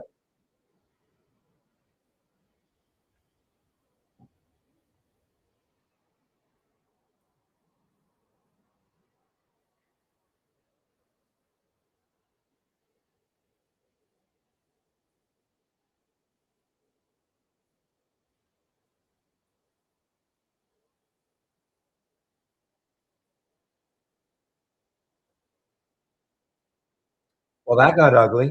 Last time I saw CHL, it was over $1, and now it's 67 cents.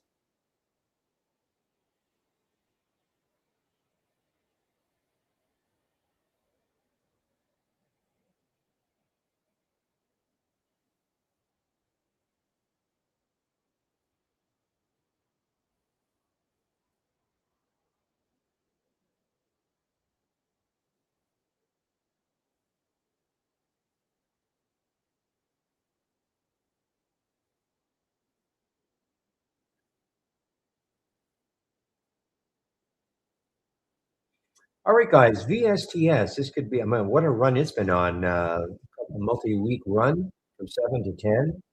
The next high on a weekly chart, can't see it. The next high on a monthly chart,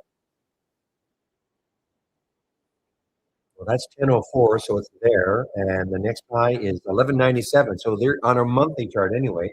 There is some room for VSTS.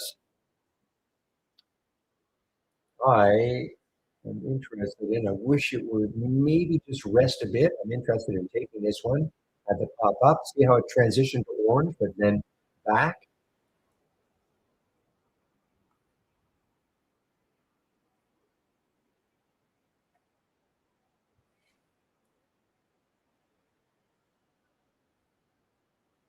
See how well it holds over 10.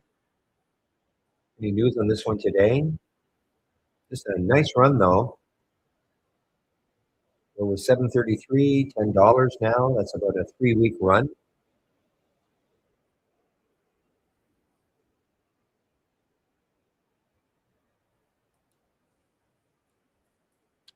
Yeah, the problem I got now that I look at it, I mean, the volume is just not that great. 221,000 shares, and yeah, it's trading normally, but you can get into some of these things and it just stops moving.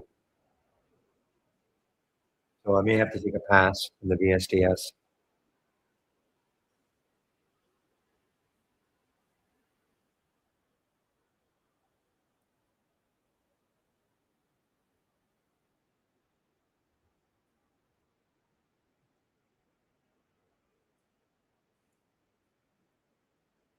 You guys were talking about BlackBerry. BlackBerry had earnings. No, it doesn't make phones anymore, but they're a software company. So I had earnings a few days ago. It's actually from then. It's done very well.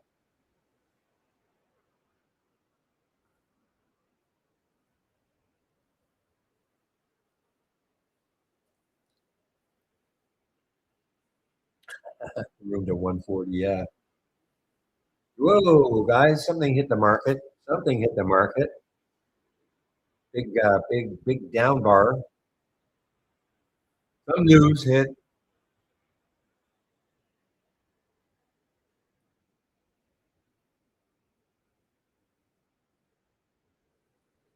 See if there's any. Yeah.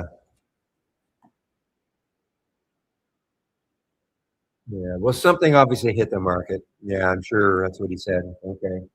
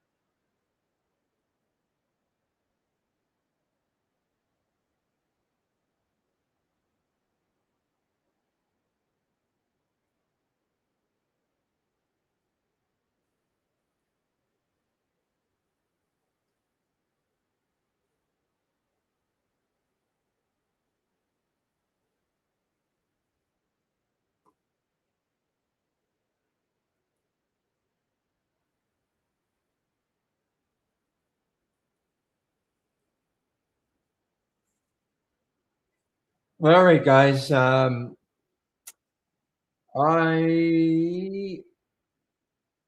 want to take a short of this PSAG. It had really well, a little bit of a pop here, but there's very bad news for it.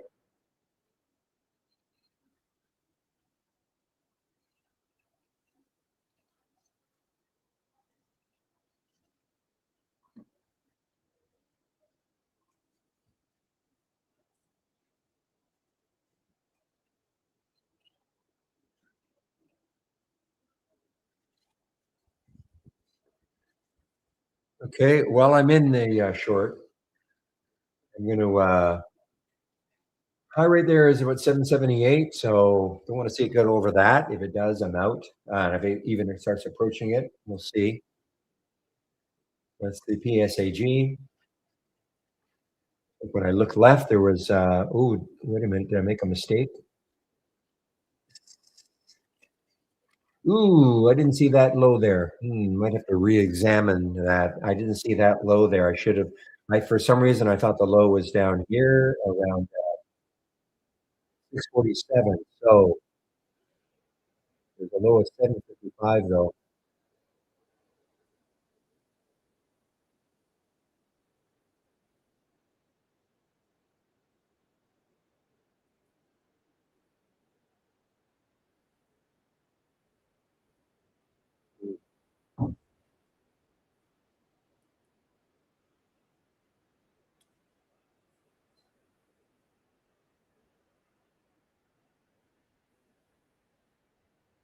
Any little move up, I'm out of that PSAG short. I don't know why I didn't see that. I thought that was the next low.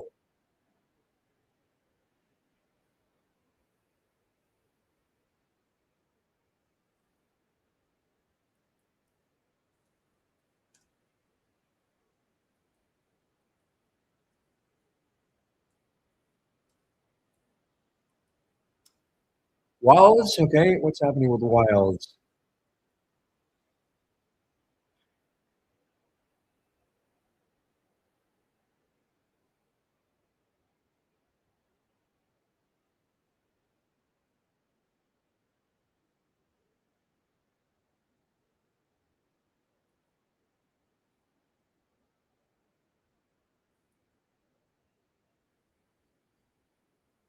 Let's see, on a weekly chart for wilds, let's see what the, so it got up to what, 284 or so today, and the high there is 260, so it's at that, yeah, just not as attractive to me just because I see all these little areas that could stall. I mean, it may not stall at all, but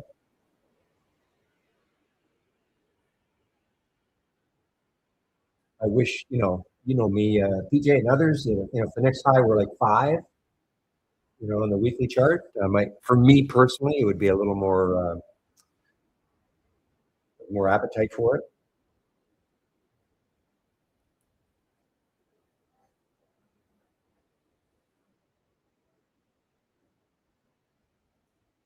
Again, it doesn't mean it's going to stall at any one of these levels, but that's just the way I look at things.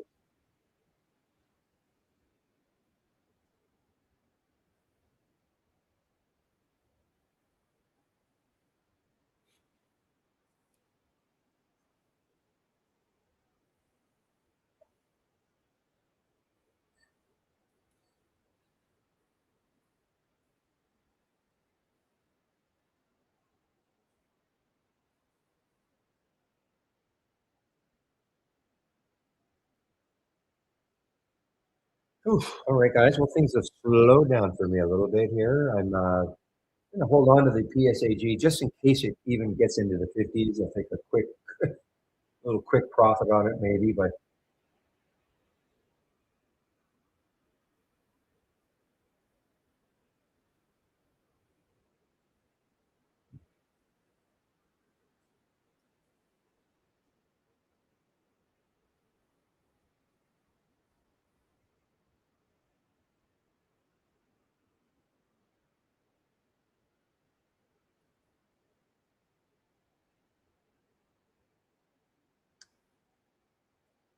okay, guys. So about an hour, I'm off for about in an hour. I'm off for about an hour at noon Eastern.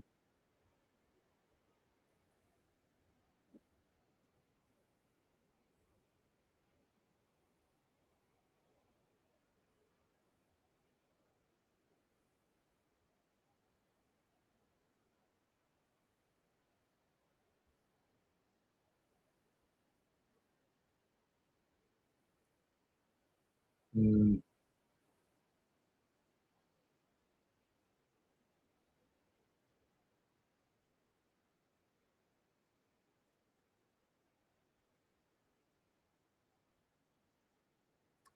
Okay, you can start looking at this one now. As I've said many times, this little scan here, this is a different way of presenting our data. Okay, it's taking two competing scans. These are all real-time alerts. If it's in green, means it's made a new high for the day. If it's in red, made a new low for the day. Okay, and they are real-time, taking two competing scans. So scans with similar filters, like same sort of price range, minimum volume, things like that. And then if a stock meets all the filter requirements, makes a new high for the day versus meeting all those same filters basically and making a new low of the day. So taking two competing scans. And what we see, especially in the afternoon, we see some big volume pops. I don't know if we'll see any now. Well, there's a volume pop because there's a volume component in here. So this, of course, is Netflix, not Netflix the stock, but Netflix the two-time ETF. So Netflix, the stock is obviously down at least 2.5% because this is two times the move of whatever Netflix is down. So Netflix has to be down at least 2.5%. NFLX.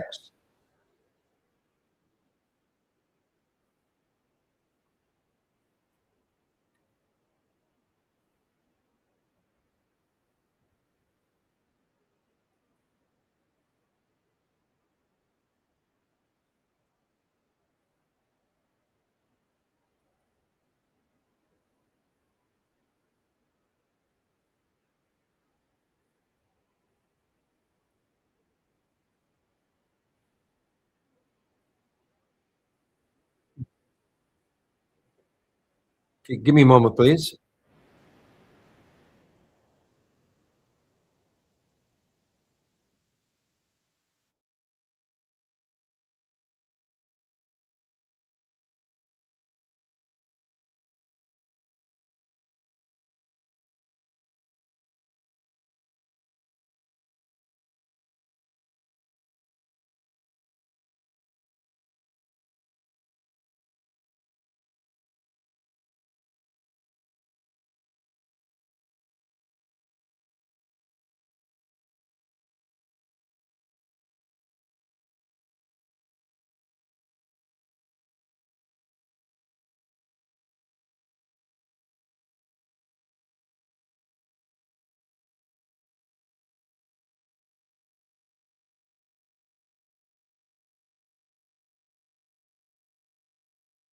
Okay, guys.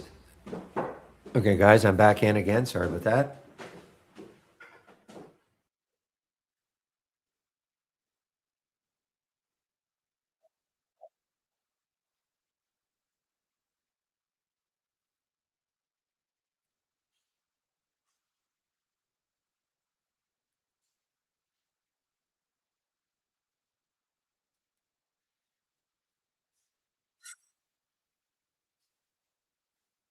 Okay, guys, I'm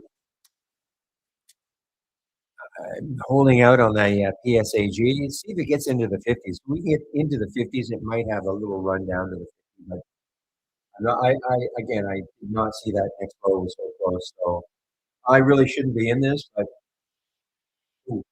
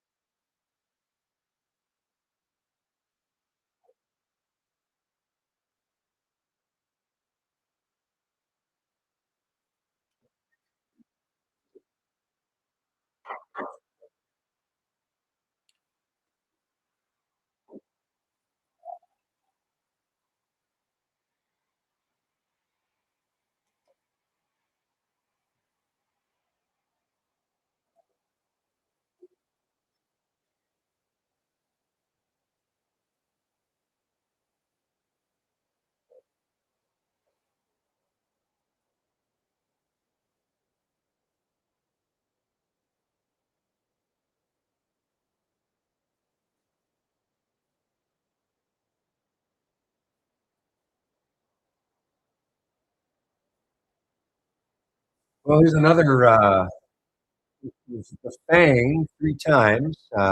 Moving donut. Okay, Krispy Kreme. Why are you moving higher? Krispy Kreme and Milk Bar partnered to create a whole kind of crave. All right.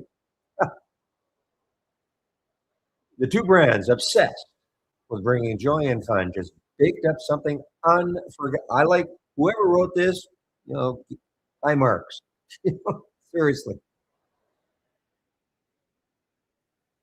baked up something unforgettable.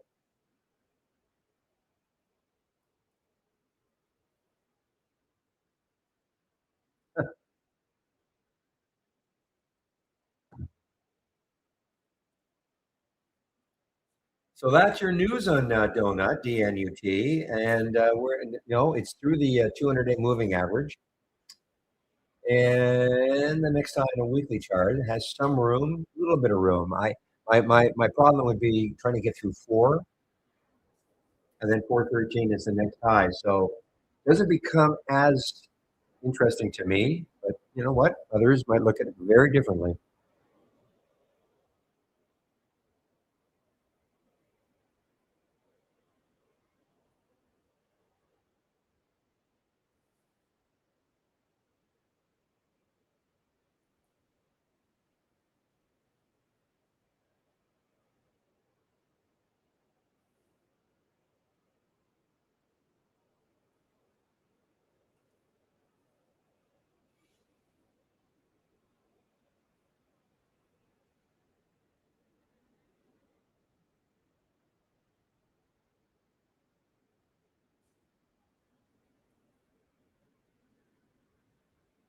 Well, look at the volume that's coming into SIRI, guys. Look at the volume that's coming in.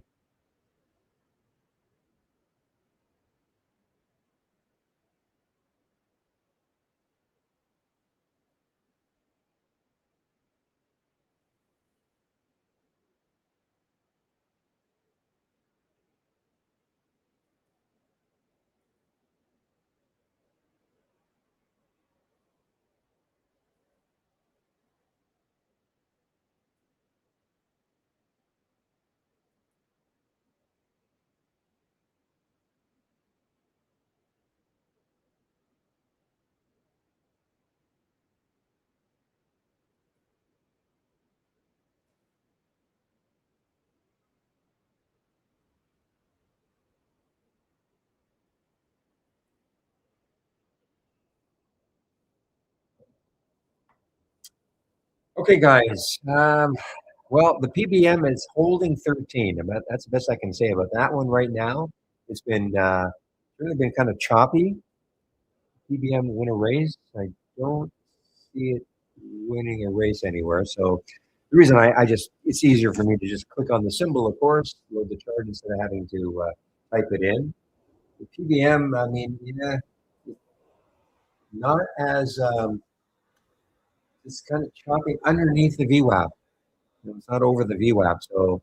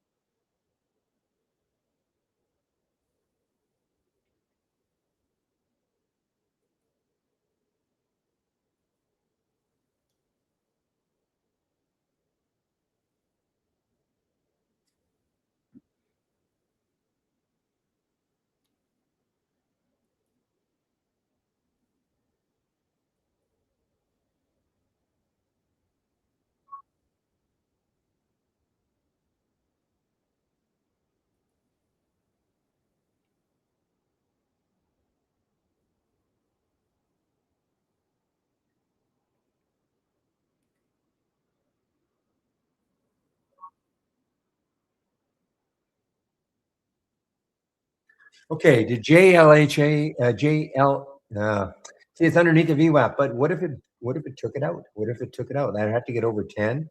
You put a price alert around 10, 11 for JLHL. It's underneath the VWAP right now. See if it takes it out and maybe goes on another run. It got up to 12, almost $13. So a break over 10 could get it running again.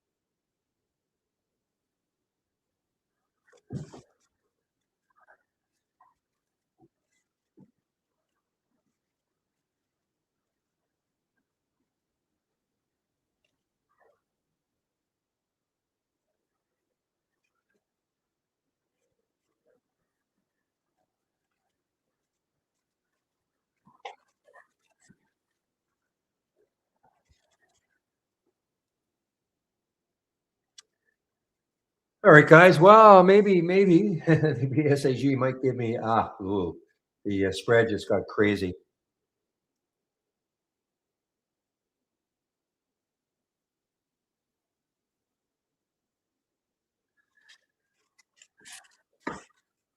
I bring that one back for a while, William. That scan.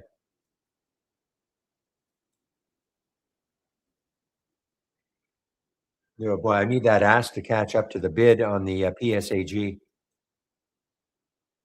That's that spread widened like hadn't been like that ever. Well, not ever, but since I was in it and watching it.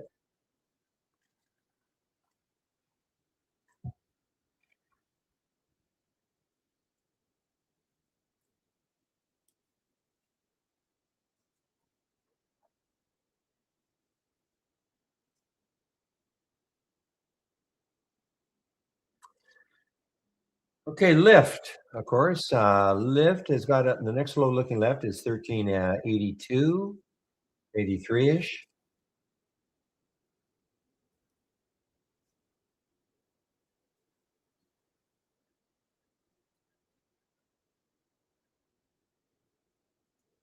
How's Uber doing? See if Uber is following. So Uber is down, yeah, it's down 1%, 1.5%. Lyft was down how much? Yeah, so Lyft is down 5%. So Lyft is getting hit a bit, not a bit. I mean, it's being hit. Uber is only down 1%, a little over 1%, and Lyft is down over 5% right now. Let's see anything, any specific reason.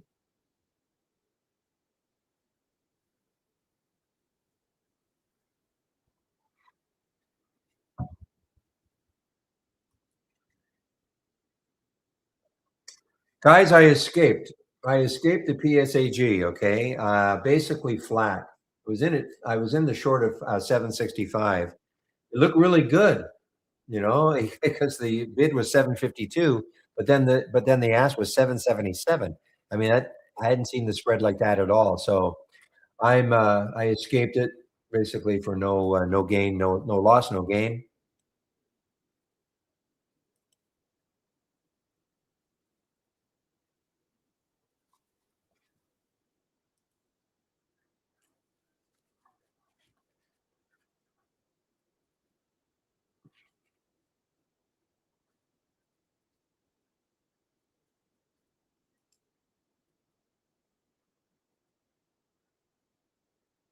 I escaped.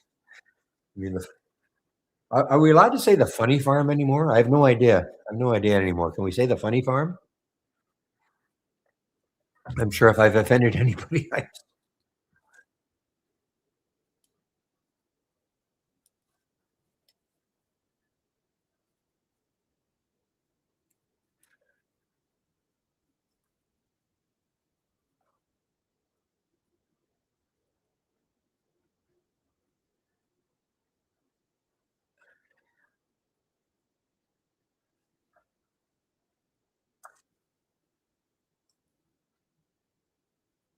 no, you know, it's gonna tick me off. I can just see it. It's probably gonna drop into the 40s or whatever. I don't know why that spread had to, anyway, I'm not gonna worry about it. PS PSAG.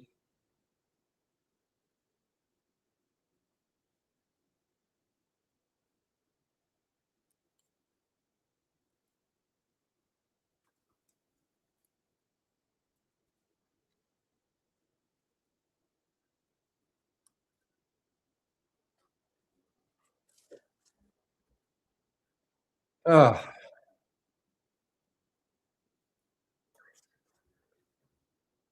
not a yeah, I'm just not feeling it today, guys. I just flat out not feeling it. There's the SLNH. You're talking about this one, showing up here in the okay, I wanna explain this one a little bit more, okay? The movers upside versus movers to the downside. This is what we call a compare count window. This is oops, yeah, this is what it would look like. No, it wouldn't. Okay, this is what it would look like, you know, with the cylinder. I don't care about the cylinder. I don't care about the graph. All I care about is the crawl, okay, showing me the stocks that are making new highs or new lows for the day. And it's taking two competing scans. And let me show you what I'm talking about. If I click on configure and then configure on the green data. What it's looking for, stocks between 50 cents and $30, 300,000 shares minimum. Has to be a little bit of a volume pop. Volume in the last minute is at least 300% of normal. Has to be up at least 2% from yesterday's close. And the number of alerts, the number of highs has to be at least 25. Okay. So when I say flip a competing scan, what can be flipped will be flipped. So you could flip a new high, and this works in the pre market. You can flip a new high to a new low. You can't flip anything else other than the price has to be down at least 2% from yesterday's close. Okay. And that's what we have a little feature called the flip. So if you wanted to take your scan and then you wanted to say, okay, but what if I sort of reversed it, you know, went the other direction? Instead of having to create it all from scratch, you could just flip it. Now you would duplicate your scan first, because assuming you still want to see your original scan, and then you flip the duplicate, and then so this is what this means. I look at the red data now, see how this has been flipped. Okay, new lows, new lows, new lows, and the price is down at least 2%. So that's what I'm talking about, taking two competing scans and running them off against each other. That's what we call a compare count window. And again, I don't care about the cylinder. I don't care about anything else. I just care. Show me the crawl. I shrink it down. Okay.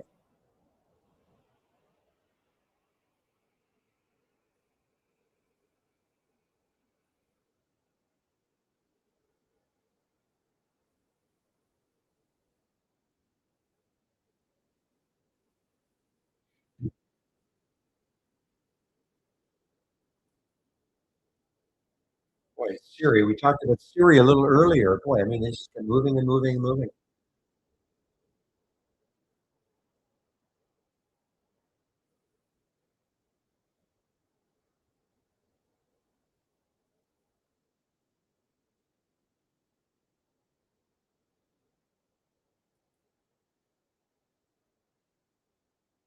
See what I'm talking about? See, there's a volume component in these.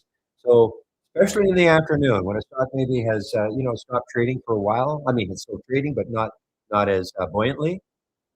And all of a sudden you get volume coming in. So you see what happened here. This is remember there's a volume component in these two in the scans.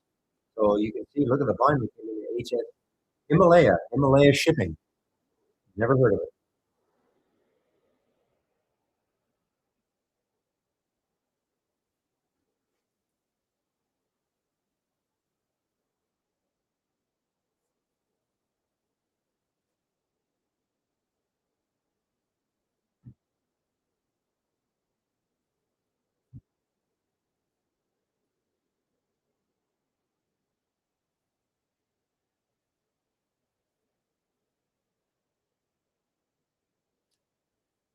So here we go. So this was on the 17th. Okay, Goldman reports a 6% stake in Himalaya by shares and instruments. Okay, it's a low float, 26 million. So for whatever reason, Goldman likes his company enough to take a 6% voting rights position.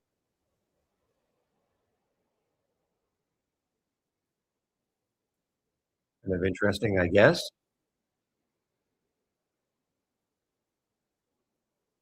Now, that's not the reason for this pop right now, because I mean that news came out on the 17th.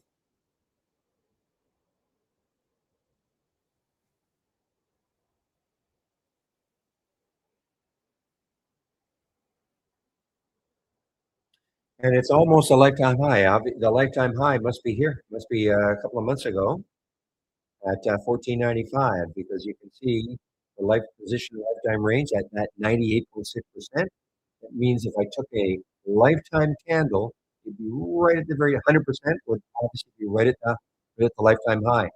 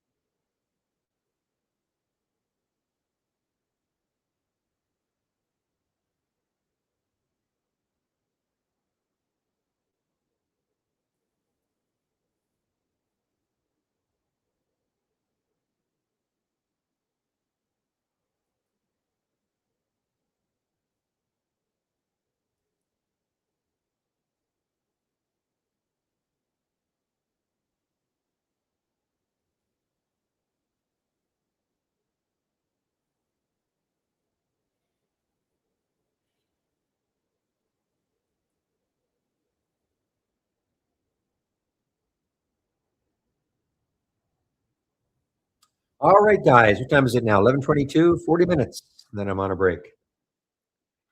So Chris Farley will take over for me in our YouTube room.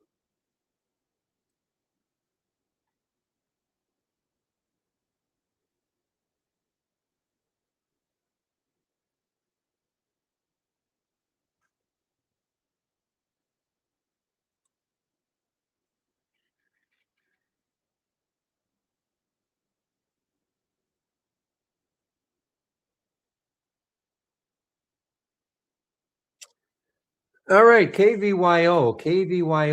This has been a really active stock the last several months, either up or down. Uh, m- Popping here on some volume. I look at these ones that potential short opportunities. You know, they've popped for whatever reason.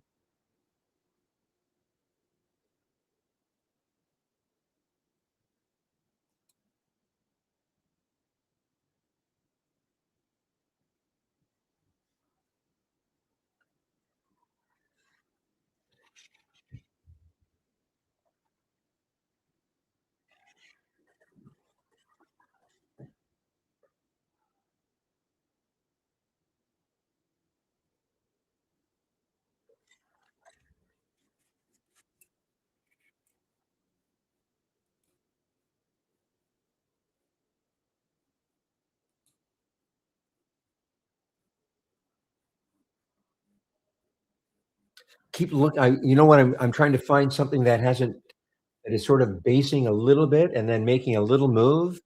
Not like this, not like the Legion. How about the unit is just underneath 12, so I would never see, it's just too extended. Looking for something that, but I don't know until I click on the alert, what I'm gonna see.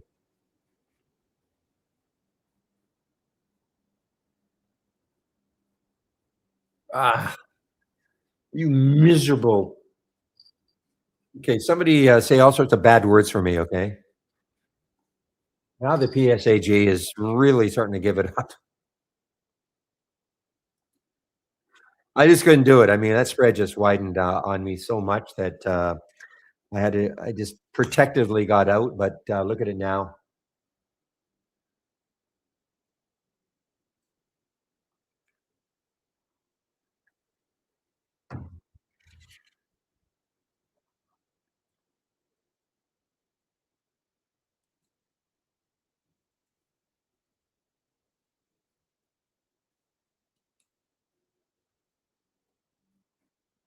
Yeah, well, I mean, I didn't like it as much as just because I'm seeing all these little areas it could stall, but you're right. I mean, it just could keep going. Thank you, William.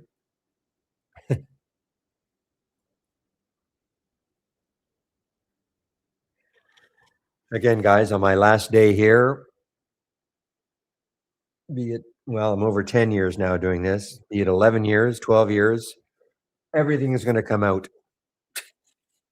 Everything.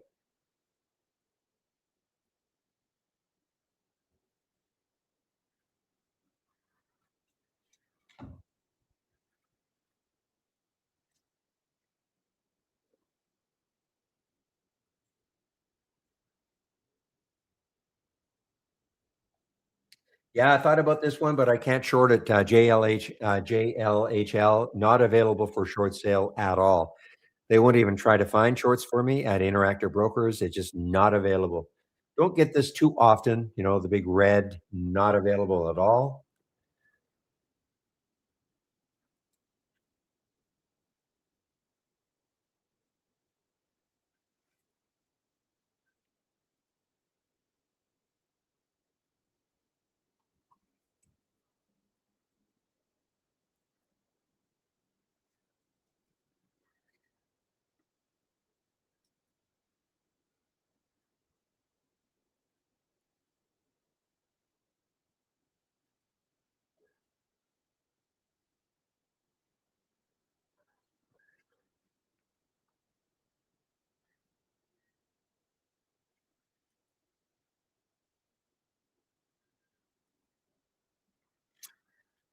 Oh, man, I'm missing out. I mean, I looked at this CRML and I thought, okay, what if this looked like an interesting area, bounce zone area, and yeah, 1168 to 1190 now. I just haven't had my concentration is lax today for sure.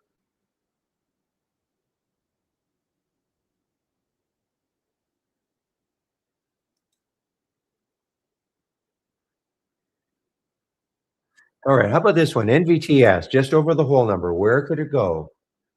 NVTS just over the whole number. The next high looking left is 1330. Just too close for me. Just too close. I wish that next high was right here up at 15. Then I'd be a lot more into it, but I'm just not wanting it with that next high looking fairly close to the current price.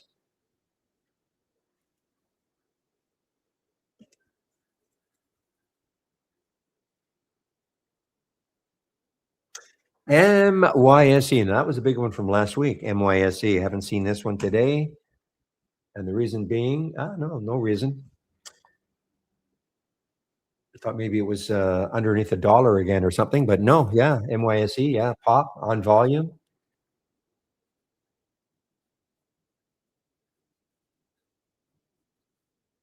Not going to show up here because it's negative for the day, down 9%. It has to be up at least 2% to show up in this race. You can adjust the race, of course. If You don't care about, the stock being up 2% or whatever percent from the previous day's close.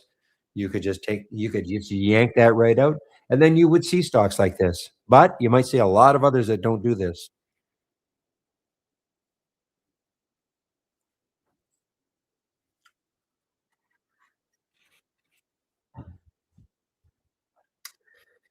Did I say that today was my last day? No, I didn't say today was my last day. I just said on my last day, whenever that is. All the frustrations and everything I've built up over 10 years here will come pouring out.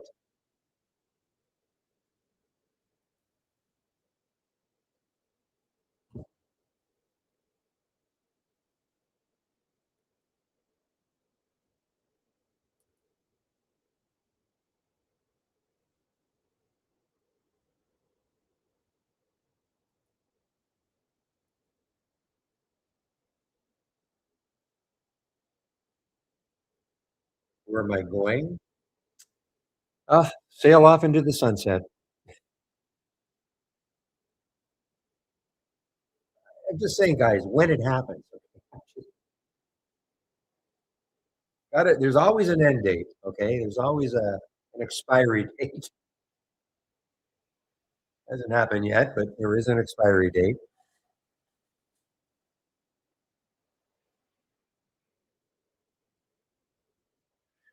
All right, guys. Boy, the KVYO just kept moving and moving. I was thinking of shorting this running right around here, but kept moving.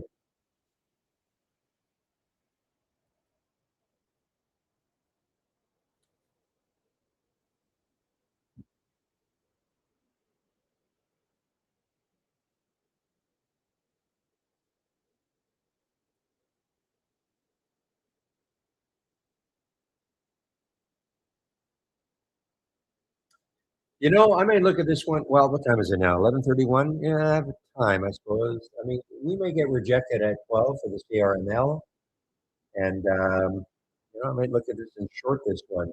Thing is, and the VWAP is still up here, but me and whole numbers.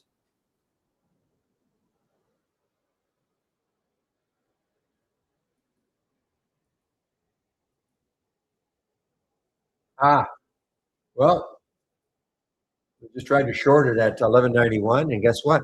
Not available. Well, in theory, they're available. They'll try to find shares for me, but no, I don't. If they're not available immediately, I thought I'm surprised. Just tried to short it at 91.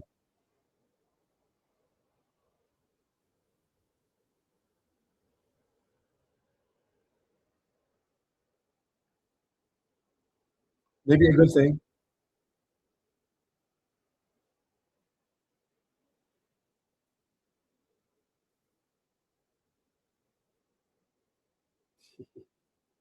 Guys, relax. It's not happening tomorrow.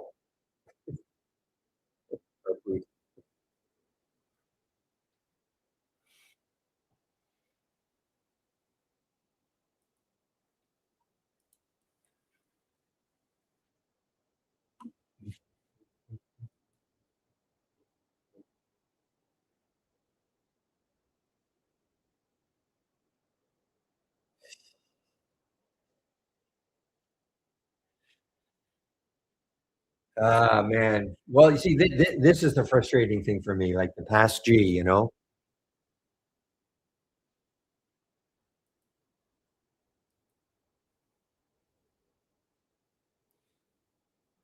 several of you in this room are going to get a severe tongue lashing.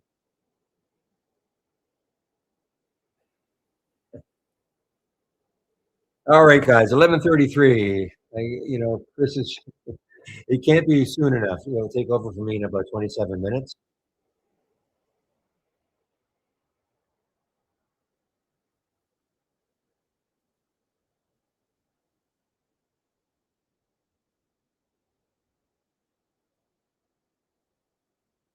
I don't know. If I leave, I don't know. I don't know who'll take. Nobody at Trade Ideas wants a job. That's for sure. I don't know.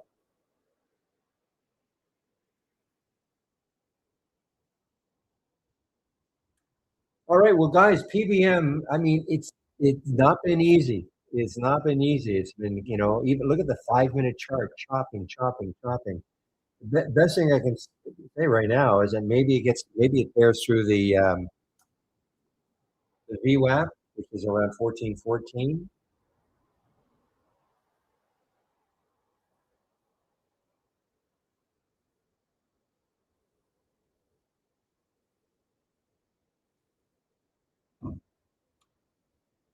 Okay, APLD. So you're saying the trade of the week was it 32, right? The trigger was 32. Okay, yeah. So triggered. So guys, yeah, the trade of the week is APLD. You'll get it before the market opens every Monday morning. You can sign up for it right here, free. You put my homepage link in again.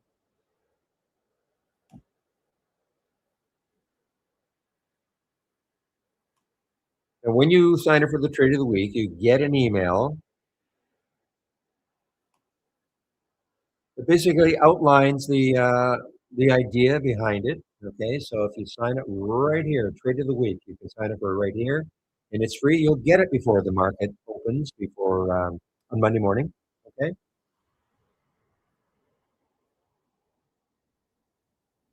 and so there is a suggested entry, which I think was around the 32 mark. There's a suggested stop.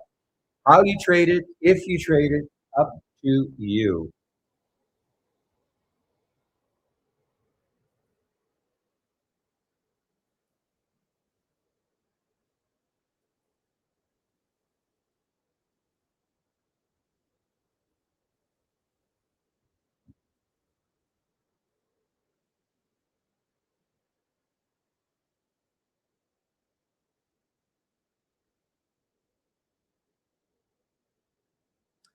Okay, we've got to keep an eye on the ENVB just in case it's holding four. Okay, it is holding four. There's the VWAP. You know, here's through the VWAP. I'm going to put a price order around 436. Maybe later. Maybe I mean later might be fairly new, or soon, to say.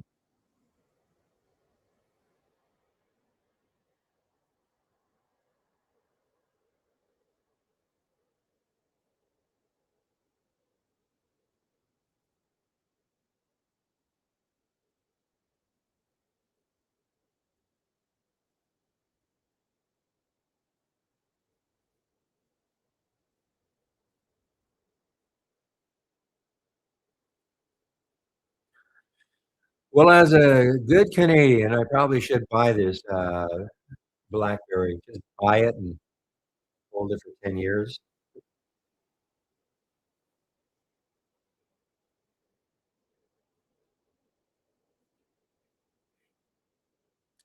I mean, they had NVIDIA in the press release, rising on QNX software, integration with NVIDIA's industrial AI platform.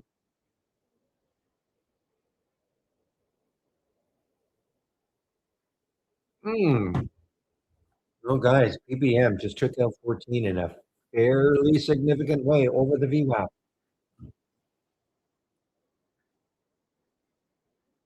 Keep an eye on keep an eye on ENVB to maybe do something similar through the VWAP. Okay, it's a lot cheaper, of course, than PBM. They're both in this new sector, the psychedelic sector. Okay, PBM just ripping now through that VWAP. Will ENVB do the same thing?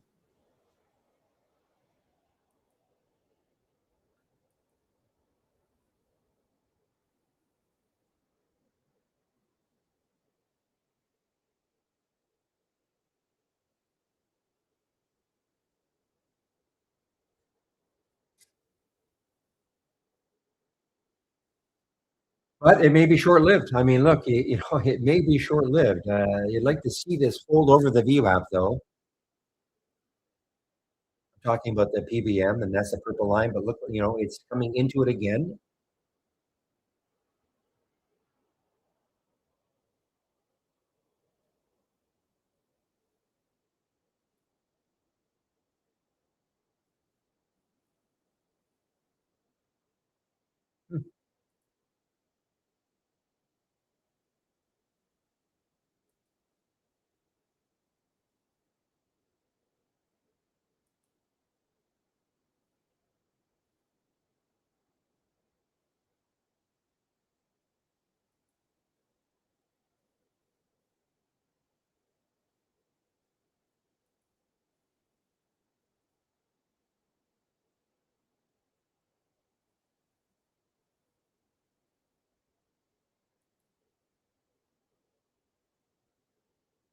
Guys, I mean, keep an eye on the ENVB. I mean, it is, I may not be able to take advantage of it if I'm on my break, of course, but it just, it's got that look if it can take out the VWAP.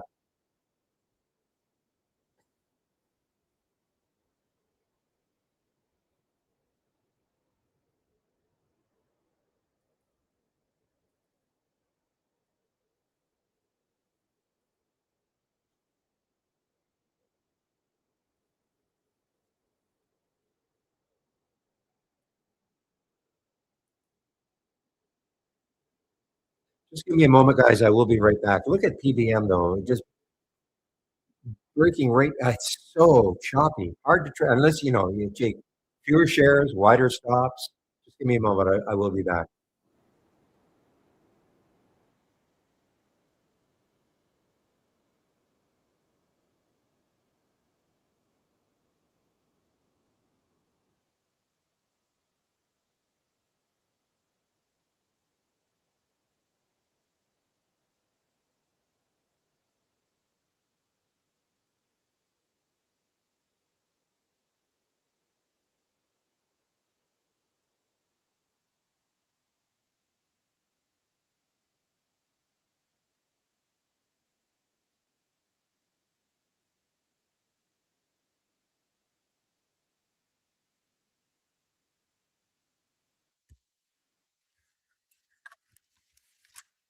Okay, guys. So now I did see that ENVB got to the VWAP a little bit. It's right into the VWAP, right into it, and it really get through it though.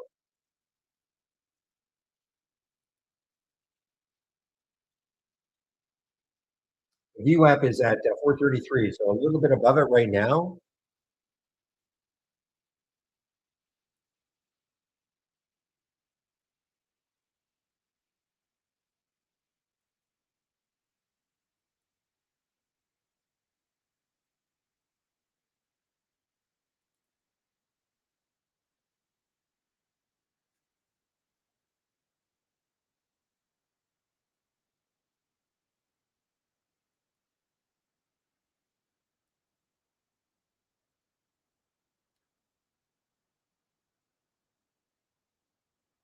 Boy, it's right at the VWAP. I mean, it's sitting right at the VWAP, guys.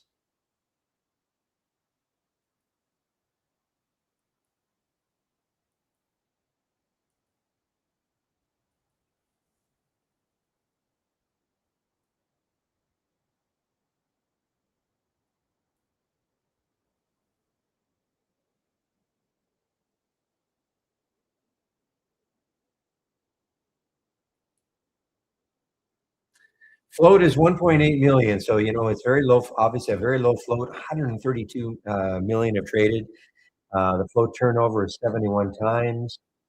Growth of volume 895 doesn't trade very much, obviously, but 800. Well, I shouldn't say that.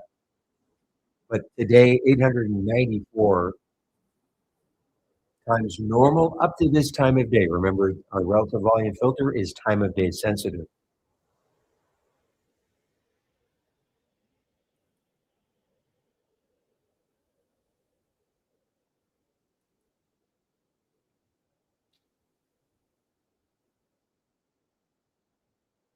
Okay, for whatever, Atom's on the move, guys. ATOM on the move. Atom on the move. Volume came in. You see the big volume spike. Not so much the absolute volume. What I look for is the volume bar. Is there a big difference? The previous volume bars. Well, of course there is.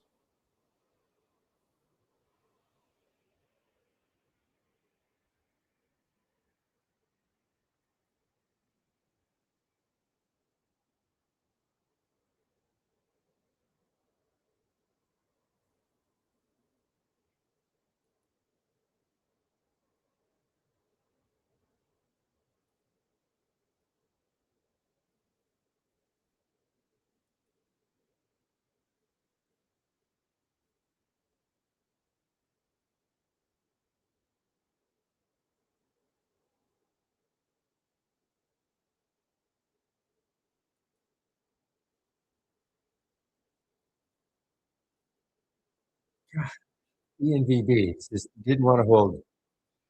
So far, did not want to hold the VWAP. Okay. Well, how about Merck? MERC. How about this one? Mercer International.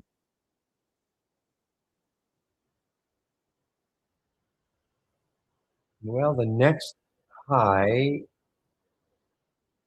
that's about 131.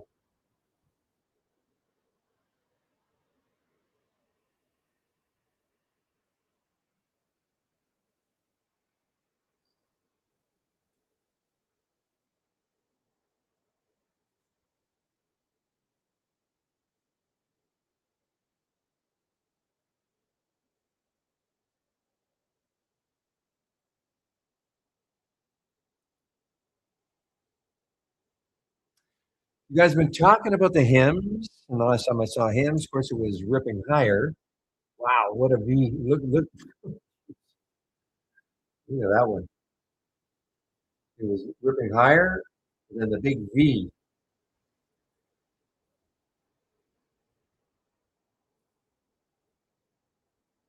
Might be an interesting short. Yeah, I mean, it got up to $31, 31.20. Might be a great looking little short here, guys. Especially if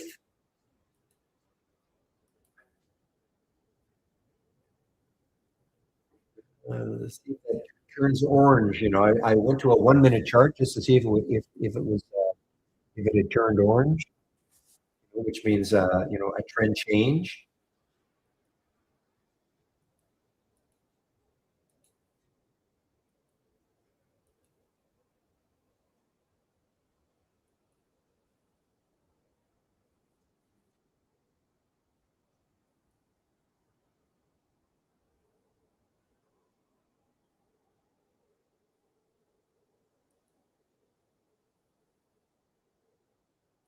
Just watching this one, guy. You want to see if it holds underneath 31. Okay, for the hams.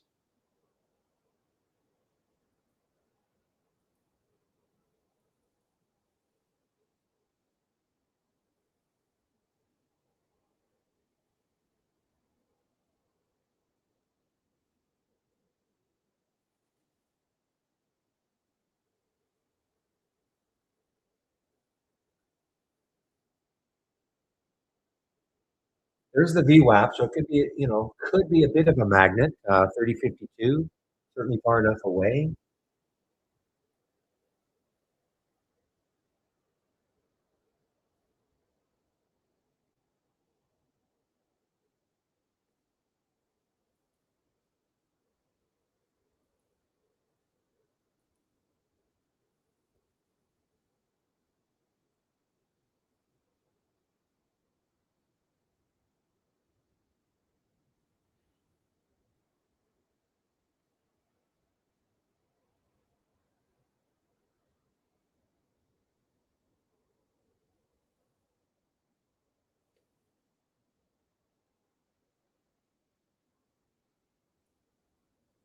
Yeah, it doesn't look like it. Okay, it looks like it wants to go back over 31. So,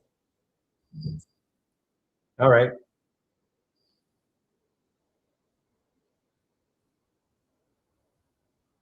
I would, if I were going to hang around, I would put a price limit around 30.89 though, and see if it takes that out. Okay, gives up that 31 again. We already had a little history going from 31.29 down to 29. So a little bit of history.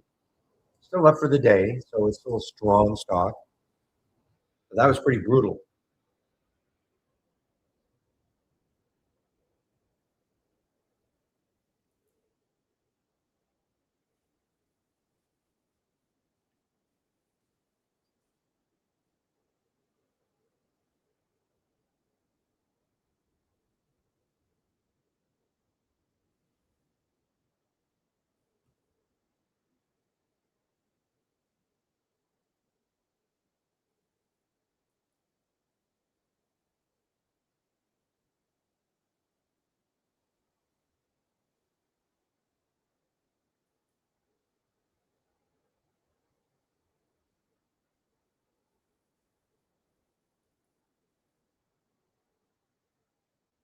Oh, ENVB, guys, ENVB, ENVB.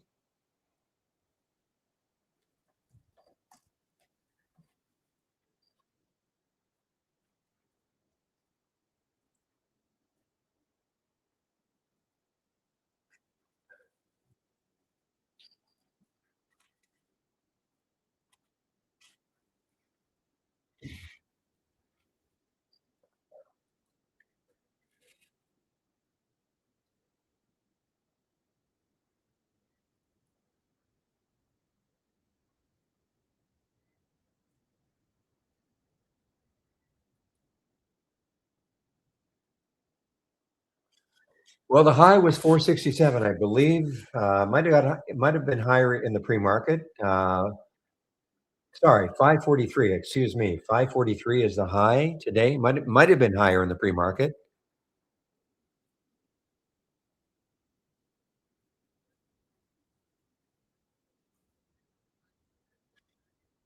Well, I'm glad I didn't short HIMS.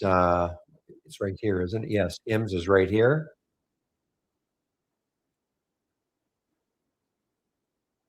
Waited, I was just waiting to see if that blue would turn orange, and it did not, even on a 1-minute chart. So that's the reason. Had it turned orange on the 1-minute chart down here, I may have been tempted, but it didn't do that. So kept me out of the trade, which is great. So I used the wave.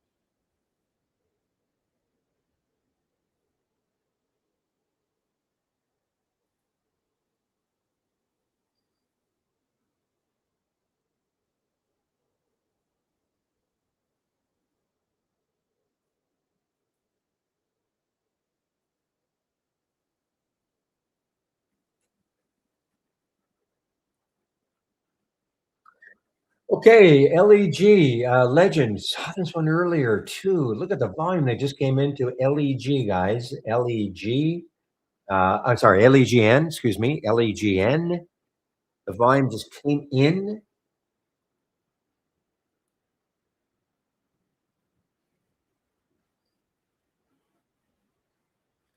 Where could it go? Next high, looking left, is 20. So it's above that high, above that high, above that high, above. So the next high, boy, it's got room, 2787. I'm not saying it's getting there, but that is the next high on a weekly chart anyway for LEGN. Certainly has room on a weekly chart. Well, let's see how well it holds 24.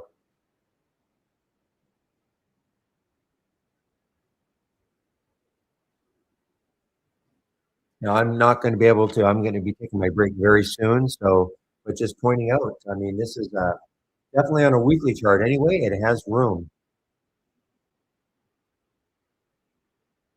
I'm talking about the LEGN. Any news on this one? RBC, let's see, coverage with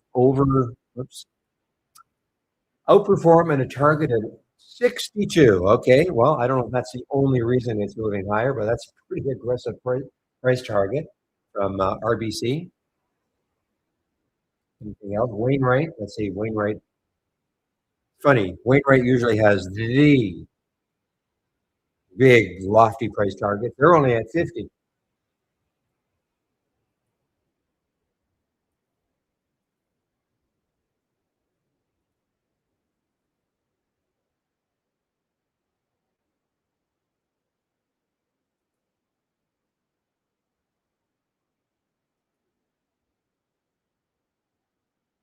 All right, guys, it's 11:54. So what I'm going to do now is put my announcement in. Chris is not in our YouTube room yet, but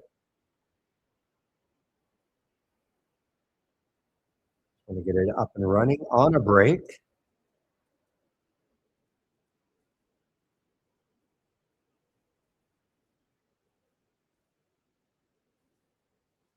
So back around 1 o'clock Eastern time, of course. And before I leave, I will put Chris is not here yet, not in YouTube yet, okay?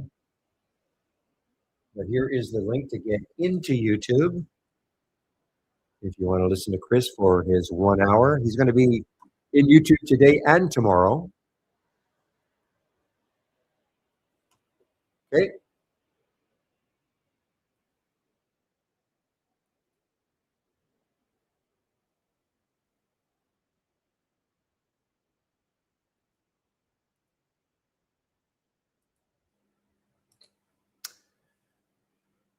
Okay. Well, LEGN, just waiting to see. Okay, it's pulled back a little bit to the 24 level. Let's see if it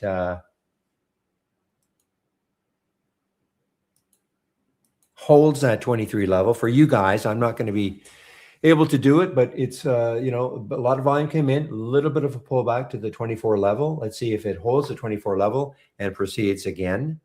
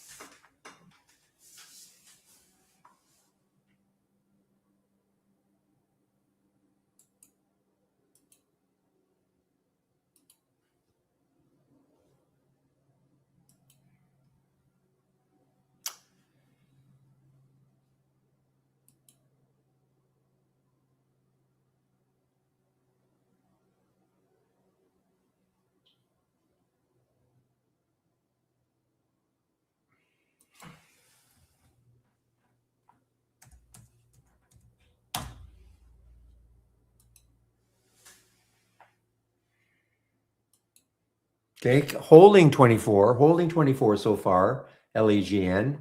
And, I'm somewhat fixated on it because of the room it's got on a weekly chart. A lot of room. And a couple of analysts putting some huge, huge price targets on it. Not that it's going to get to 50 or 60, but it doesn't hurt, to see analysts doing that to help the stock a bit.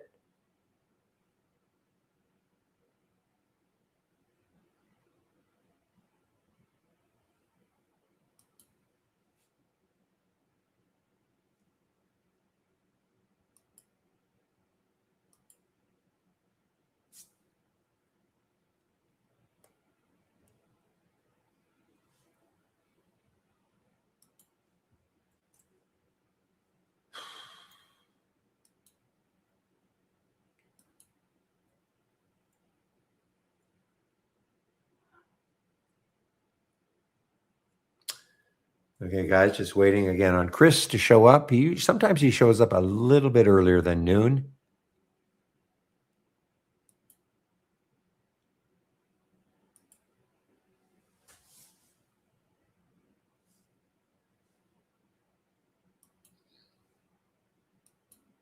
Okay, well, guys, I mean, the spread is not great. 2401, 2408 for the Legion or Legend, I guess.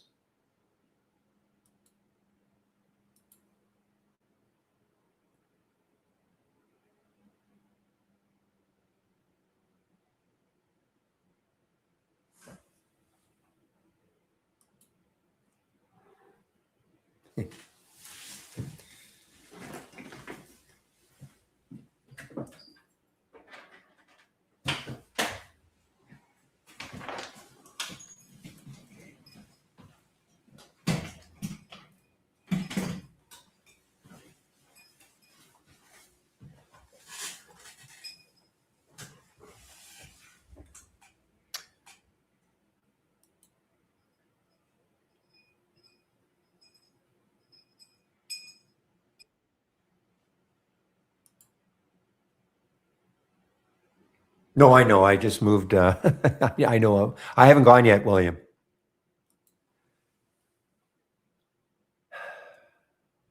Just waiting for Chris to show up. There, I hear a little pop in our YouTube room, so I'm assuming that's Chris entering the YouTube room. Okay, guys, so I will see you gentlemen in the main room in about 1 hour. So I'm muting myself and welcoming Mr. Christopher Varley. Christopher, whatever happened to double headers? Money.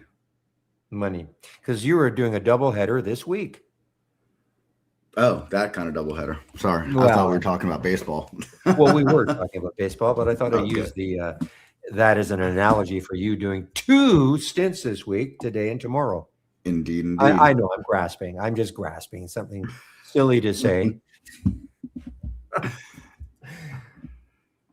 We still Hi, play a lot of Chris. doubleheaders in Little League, believe it or not. What's that? We still play a lot of doubleheaders in Little League, believe it or not. No, I don't doubt it. Keeping the tradition alive. Yeah, double headers. Yeah, you're right though. Money. I mean, why would they do that when they can get gates on different days? And well, why would they? I don't even have I don't know how the double headers even worked in the old days. If you just sat there for the entire time, it was you just paying for one game and that's it. I think so. Oh, okay, Fairly certain, but you know, they want to do that. Okay, Chris. Well, we've deviated from, I guess, the norm here, so that's all right. that's okay. So I will let you. By the way, when's the New York Marathon? I know the Boston Marathon. Are you running? It's always the first Sunday in November. And yes, I will be doing it again for my 4th time this year. Oh, okay. But November. Okay. Yeah.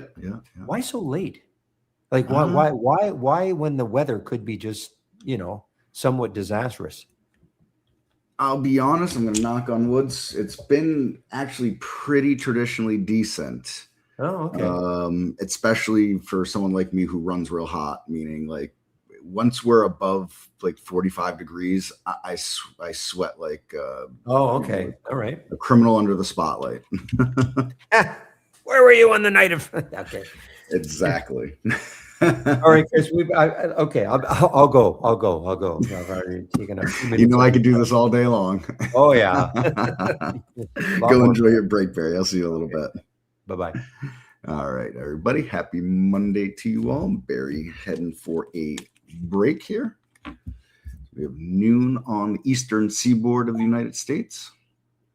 Thank you all for joining me. As always, this is a open forum Q&A. No pre-done content, so I let you folks drive the content of this with your questions, what you are looking for, and trying to understand and achieve with software. Market in general, so be it. As per usual, if you are all giving me the silent treatment and no direction to go with any kinds of instructions, do my best to keep this informative and engaging. But as I always do say, it's best when you folks are driving the content with questions that you have instead of me just randomly droning on about whatever nonsense that comes to my mind. So with all of that rambling, the floor is open, so don't be shy. Please get your questions in here for me. Come one, come all with the questions.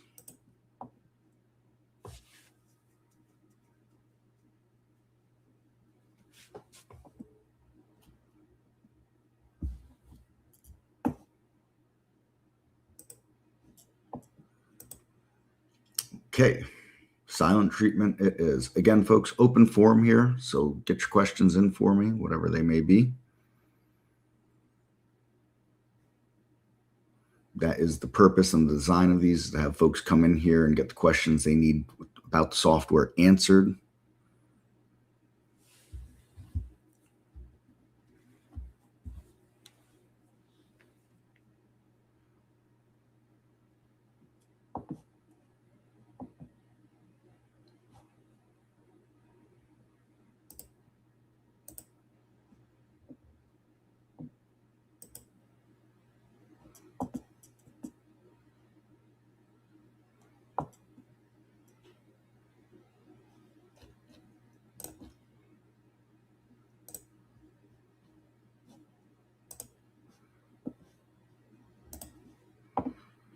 Okay, no questions. Fair enough. So go through my top 10 on the relative strength from the open scan here, and let's see. Start with this 5-letter ticker. You don't see a lot of those these days. Preferred stock. That's why. So QVCGP.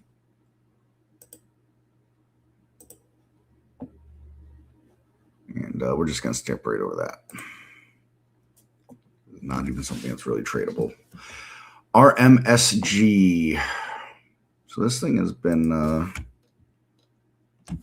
fairly volatile and active the last however many trading days at this point.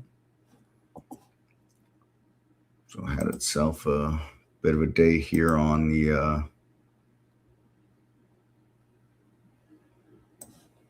let's see, what day is that? The 13th of April. It's followed up with a lot of volatility since, and today would be no different. That's RMSG. Let's see. FGI currently leading a race. It's won 6 races on the day so far. And started last Friday, getting really funky with it, although it did have this day here back on the 1st of April. Finds itself up a solid 71.81% at this moment from prior close, and that's good for about 47% from the open. Building materials and suppliers. And again, folks, open forum here. I'm just going to kind of randomly drone on about whatever to fill some dead airspace. At some point, if I run out of things to talk about, I'll just mute myself and patiently wait for a question to come in. ONDG. ONDG. So I got a 2x leverage. So let's see. ONDS is the underlying stock for this. Find it amazing that there's a leveraged fund for this stock, but well, wonders never cease. Boy, the market is quite something.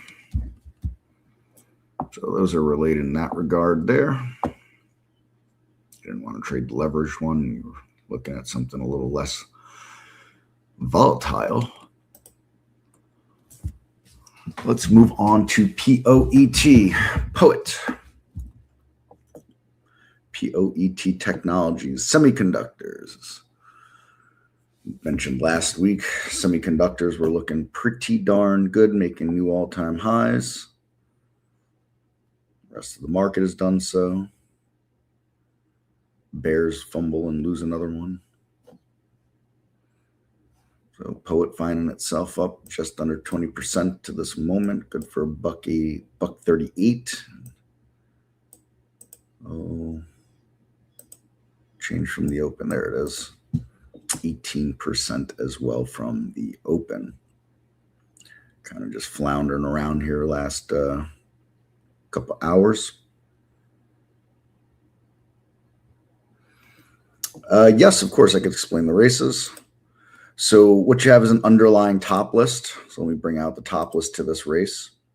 And so you tell a top list, find me stocks meeting the criteria that I choose. So we'll start with that. So in this top list here, I told this race, or I told the scan, I said, I would like you to find me stocks that are between $2 and $30 that traded at least 400,000 shares today. I want to see that they are 85% above the lower Bollinger Band, headed towards the top.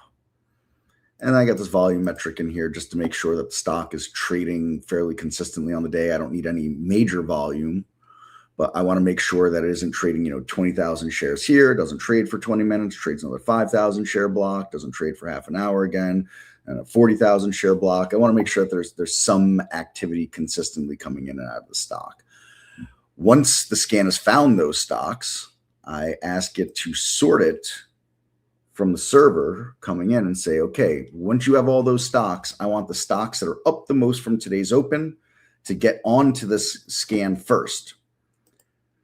So that's what's going on here for the underlying, and that's where these stocks are found. Then the race takes it the next step in the race configure. I say, okay, race, once you have those stocks, I want you to take the top 10 stocks of that and do them in a descending order and race them based on change from the open, and a total change from the open is what I've asked here. So you can see here that those stocks will all match if I get out of this. Hide race setup. So, you know, FGI, BTM, FL, WS, so on and so forth. They match just like that. And so each time one of these stocks wins a race, it means that that is the stock that is currently up the most from the open that meets all the rest of this scan here. So that's what I'm doing with that. And I like the races because they give me a very narrow view of what I'm searching for. Realistically, I'm not going to be able to get through all these stocks and make a decision. You know, things are moving, they're going fast, and trying to get through all these stocks and make a timely decision, it's just not realistic for a human brain. So making sure I get a narrow set of what I want to look at is the idea behind the races for me personally anyways. And then you have two different ways to look at them over here. You could either look at stocks that have won the most races, and it orders them from the most to the least in the top 10 of them, or you could just look at every winner, right click and show all winners instead. And you can go through and see all the winners that have happened on the day, and it'll list each time, you know, what number race it had won at that point, you know, how many races it's won to that point. I like the top 10 because then the top 10 also gives me a watch list through the day where I could say, for example, you know, RMSG. Let's take a look at this again. All right, well, you know, it made this big move early on. Come on, drawing tool. There we go. Made this huge move early on, collapsed, but look, it's trying to maybe rebound a little bit. So can it break this 3 area? And if it can break it, does it have room to the VWAP? If it can break the VWAP, does it have room to assault 350 and higher? And so there may be some levels of interest here on that, as this is a watch list. And I could always right click and say, you know what? I want to see if this thing breaks $3 and keep tracking it from there. And I could set the price alert right there, right clicked on the chart to get that, and so on and so forth. So not just how the races work, but, you know, a way to possibly use them. There's no right way to use this. You know, each individual is going to use that data how they see fit. With all that said, I'm also going to share with you a video on racing that I did some time ago here. Bear with me while I get this video out. There's the video. And let me share that. And you could, you know, you watch this at your leisure. You don't have to watch it now, obviously. But I just want to give you some backup here for later in the day. You may want to look at, go back over some of that. And so this will be a good way for you to do that with that video. So that is the short and skinny of the stock race and what the wins mean. And of course, if you have any follow-up questions, don't be shy, get those in. And if anybody else has any questions at all, I would also implore you to get those in, please. So if not, in the meantime, while I wait for more questions to come in, we'll continue to look at the top 10 winners here, excuse me. So SST.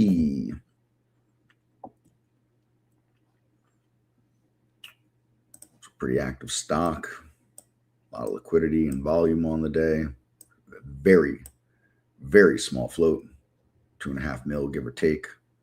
Bit of a gap up and just grinding itself higher. Definitely some volatility, pullback, running sideways. So again, this could be one of those candidates that's had trouble getting back up out of this area. You could always set a price alert here.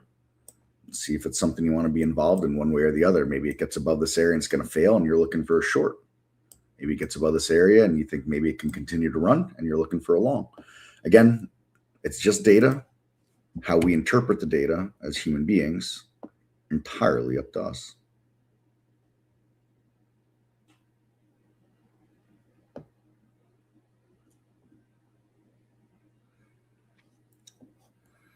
Let's continue on. DFSC.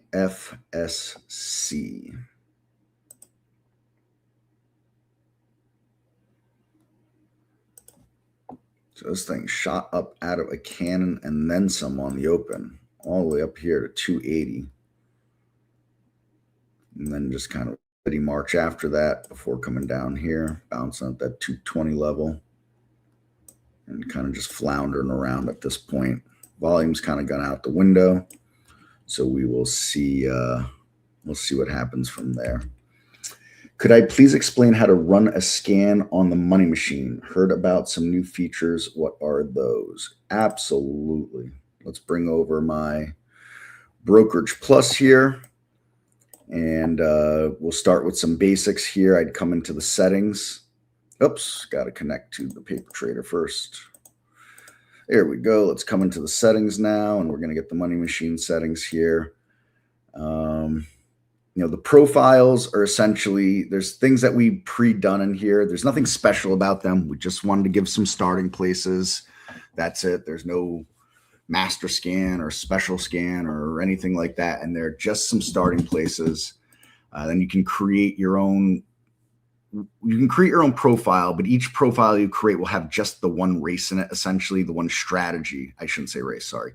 The one strategy in it, and that would be it. So a few different ways to do the strategies. You could go click in the triple dots. Oh, this just loves to give me such a hard time. There we go. You can click on this and go to configure, and you can create it top list from scratch here if you wanted, or you could paste a collaborate if you had a top list in there already. So that would, if you press the paste, you'd have to have copied it already. So for example, if I wanted to take this evening scan here, right click, collaborate, copy all. I'm going to come back to the settings of the money machine.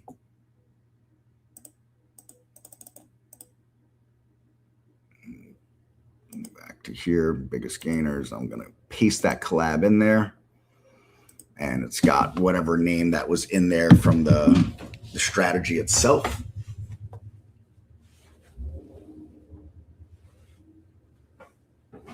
From the collaborate link, then I would go through and start to, what's the maximum amount of positions I could get in? What's the amount of starter positions that I could get in? Do I want to redo the minimum price and maximum price of this, volume, so on and so forth? These things are, a lot of these items are in here from the scan itself. You then go ahead and select how are you working the exits. Are you using the trade wave for the entries and exits? Are you using the stops and exits here that use the risk, trailing stop, and rank, plus evaluation time? Evaluation time is simply saying, hey, you've been in the stock for X amount of time. It's done this to this point. Do you still want to be in it? It gives you a reminder, and it kind of cuts down on your position as time goes on for you. And the idea is that, you get a time decay, right? The longer your money is tied up in something, the less time it could be moved into something else. So those are, some of the different items that are in there. Most of this has been here for a while, actually. Now, if we come back to the order entries, we could always use our price alerts for the entries if we wanted. So if you've got a set of price alerts that you want, bear with me. I can't move my price alerts window while that configures open.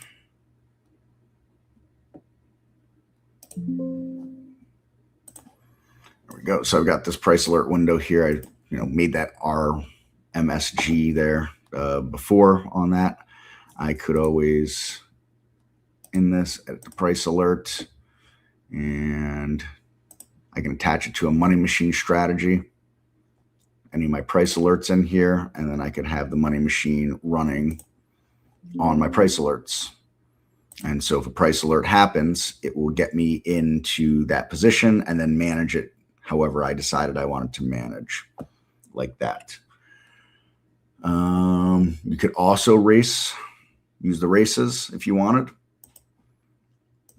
Oh, geez, it's been a minute since I did the races. Bear with me here. So let's see, use races for entries. Got that going on.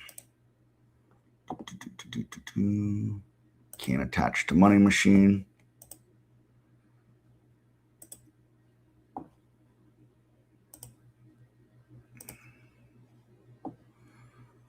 And where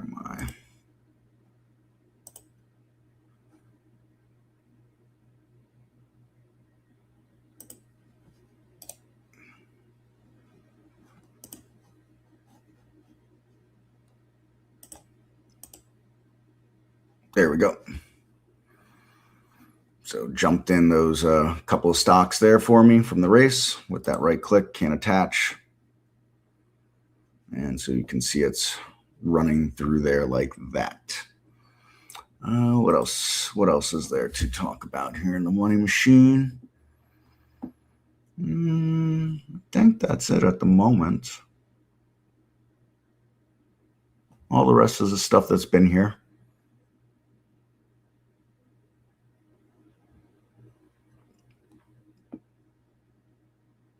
Yeah, looks right.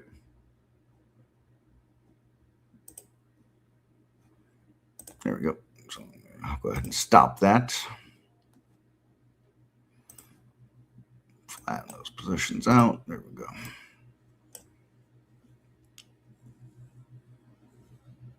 I don't know if there's a way to delete. You know what you could do? Manage profiles and delete the profile. That's what you can do. So click the dots. Click the three dots next to profile there on the right side. Manage profiles. Select what you want to delete. That will get rid of it.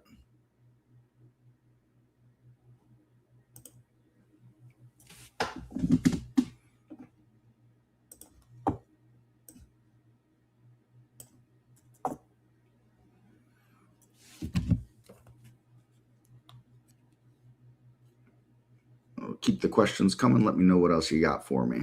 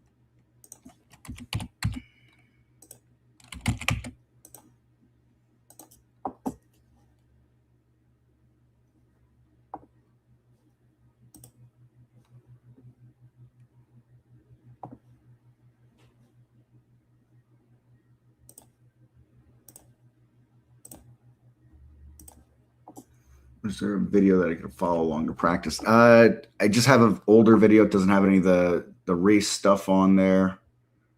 Doesn't have the price alert stuff on there. It's going to be a little bit before we get these things updated, unfortunately. Falling behind with some of these items. And as the sole content creator for the money machine in this regard, it's going to take me a little bit to catch up. I can get you that one video, and that explains a lot of the stops and target and wave entry versus the rest of the entries and exits. Bear with me. I'm looking for that now for you. Dan said he's going to be doing some videos on this, updating. So I'd keep an eye out for that. Plus he does the Wednesday sessions, and you can harass him because he is the guru of the money machine. So that's the videos that I originally created there. It's got about 60+% of what we've got going on in that at the moment.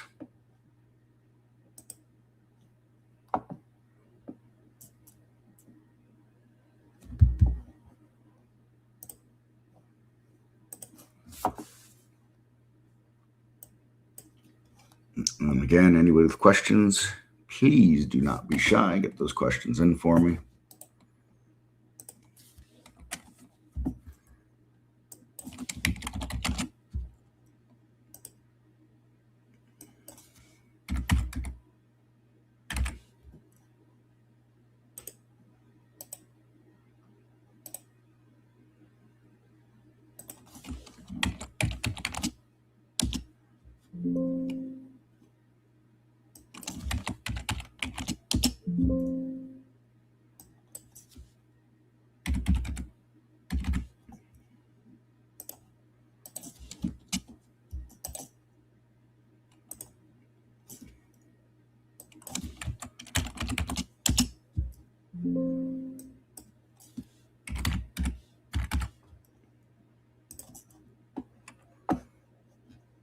You are very welcome.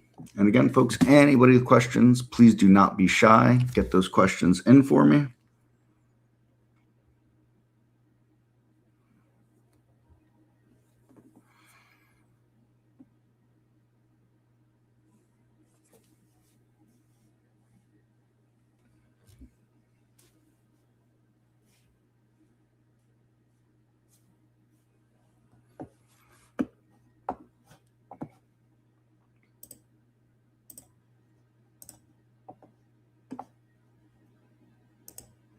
Come one, come all with the questions. Open forum here, folks. Open forum. Don't be shy. Get those questions in.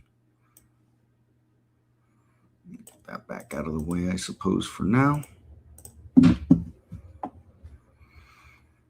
right, we'll look at a few more stocks here from the race. Fill some airtime while I wait for hopefully a question or 5 to come in. Do we do DFSC? Yes, we did DFSC. Flowers, 1-800-Flowers. Mother's Day is coming up. Mother's Day is coming up, folks. The stock is having itself quite a day today. Not a bad move, 97 cents. Good for 24.75% from prior close and 24% from the prior or from the current open. See how that all shakes out here. And last but not least for this now, ENVB.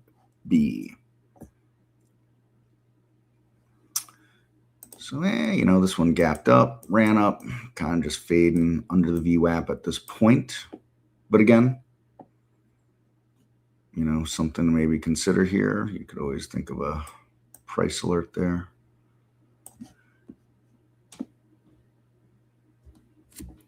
Yes, Bill, I'm got you and a couple of other people, unfortunately, with this situation. It looks somehow related to your graphics cards. I've passed along all the information to our development team, and hopefully those minds that are greater than mine when it comes to the actual software guts itself will be able to get that resolved for you folks sooner than later.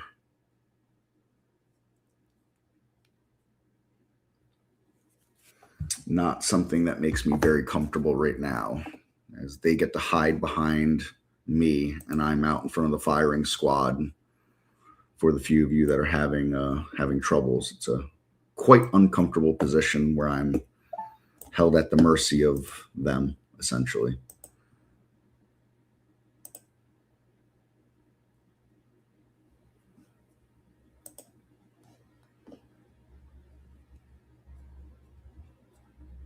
So again, folks, any software questions, don't be shy. Don't be shy. Bill, well, I know you're probably joking there. I've got quite a few people that do believe it is all my fault and that I'm denying them the software and help. And they are telling me what a terrible human being I am. But I get about 50 emails like that a week telling me that I'm a terrible human being. So the life we lead.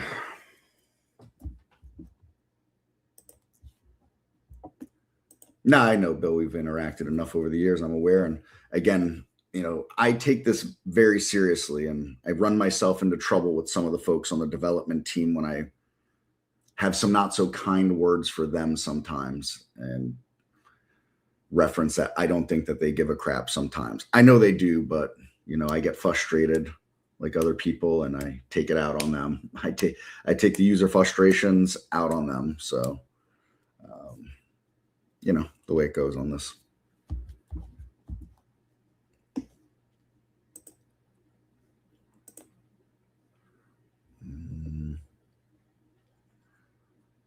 So out of the couple of people that have run into the same situation as you, Bill, some of them, after updating their BIOS and their video card and video drivers, haven't had any problems. Some are still running into problems. So, that becomes the real tricky part for us. We isolate something, it works for one person, doesn't work for the next. So that also makes things not so fun. Let's see, Chris, I am as well unable to drag UO down, left, right by hold mouse button. Dan usually does it on his Wednesday live. I'm not sure what that means. If you could, I'm not sure what drag UO down means.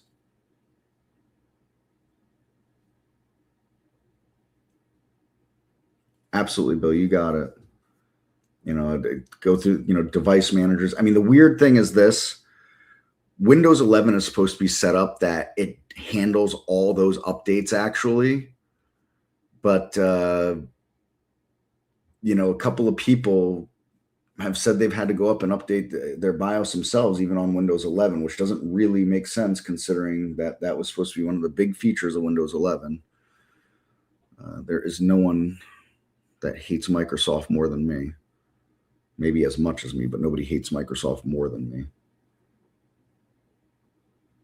Dragging the charts. Oh, that's, yeah.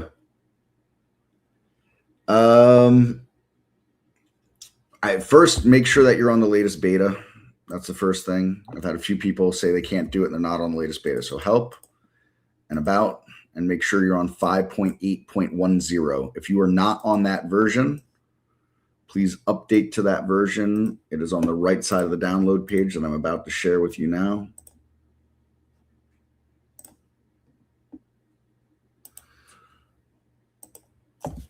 All right. And then Pepe said he had troubles with it on a Windows 10 machine. However, for the record, there are a number of people that have Windows 10 machines that are not having any problems with it. So that leads me to believe that there's some kind of mouse setting passed between 10 and 11 that is the grand impact on this, because I know for 100% certain there are Windows 10 people using it. So I'm not sure, you know, why that you ran into that there, Pepe. And I've also had a bunch of people, not a bunch, I'm lying. I have 3 people that are on Windows 11 that tell me they still can't get it to work. So, you know, I'm at a loss. I don't, again, out here in front of the firing squad, I don't have an answer for that.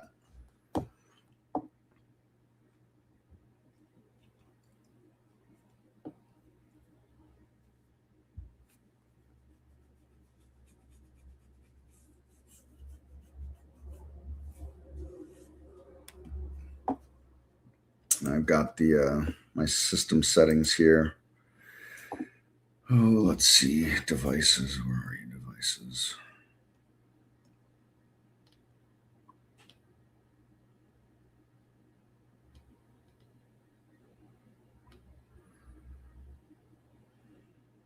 I can't find anything anymore. Well, Bluetooth and devices. That would probably help.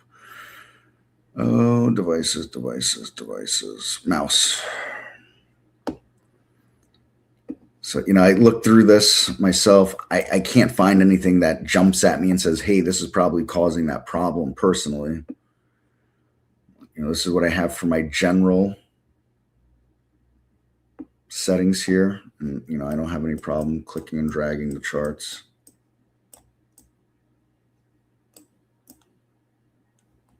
You know, I click and then I hold for a moment. Something takes a second, not a second, probably takes a quarter of a second for the hand to appear.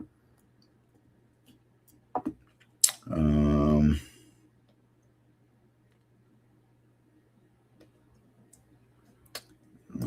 don't think double clicking and speed would really have much to do with it. Got all this stuff off in here. I don't have any. I have the most generic mouse you could possibly have.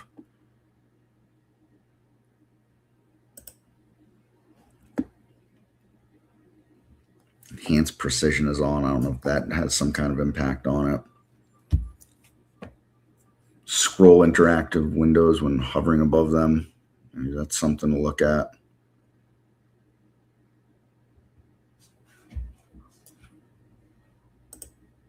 There's additional mouse settings in here. Buttons and whatnot.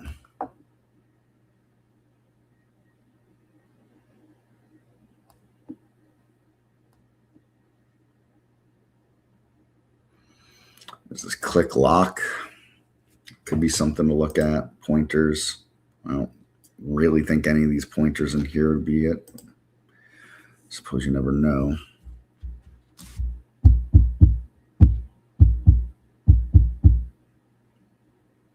I don't think wheel has anything to do with it. Obviously, there's my mouse hardware, whatever that is.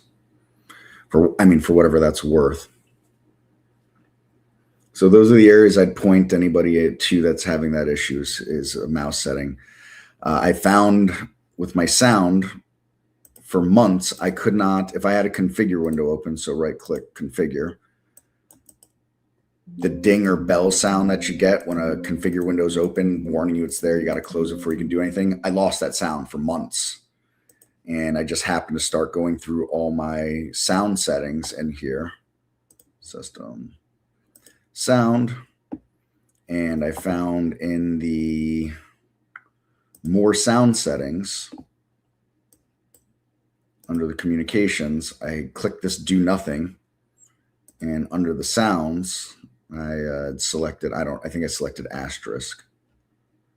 And saved all those settings. And I swapped this to Windows default here because it was on no sounds. And then my sound was back for that. I never changed that. That was Microsoft on some update decided to change that for me because, I want to say a whole bunch of swear words right now. But anyways.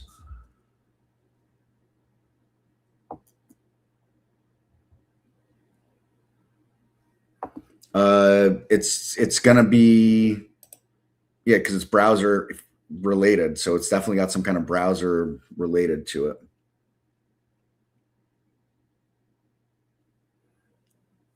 And the software, I don't know if Chrome would have anything to do with it. The software is, it's a Windows launch software. So I don't see how Chrome, I suppose there are Chromium tools built into this, I guess. So perhaps there's something there with that.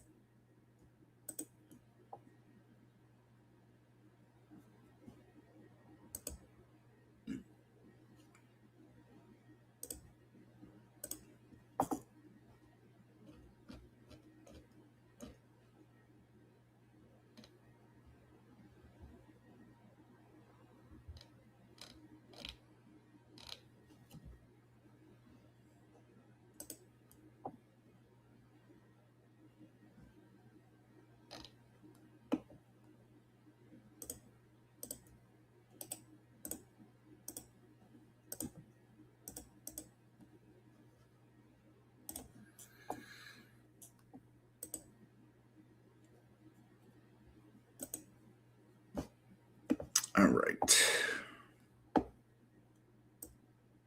What else? What else?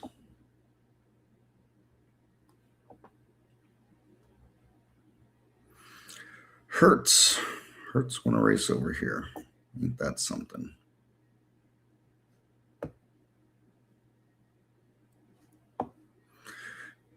Wow. JLHL. Yeah, that's ridiculous. Anyways.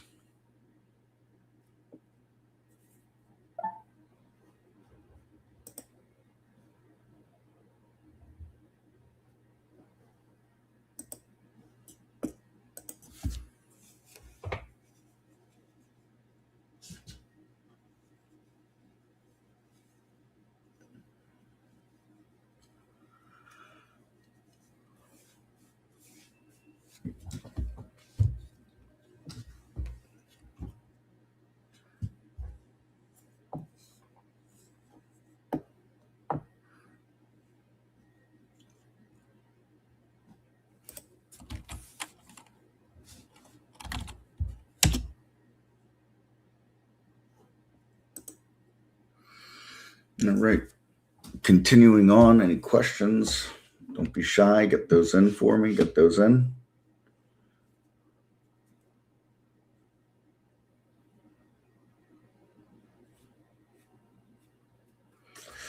RMSG set off a price alert for me. There it is. Got a little volume, come back into it a little bit right there. Found itself popped over that 7. Head towards the VWAP. See what happens with it afterwards.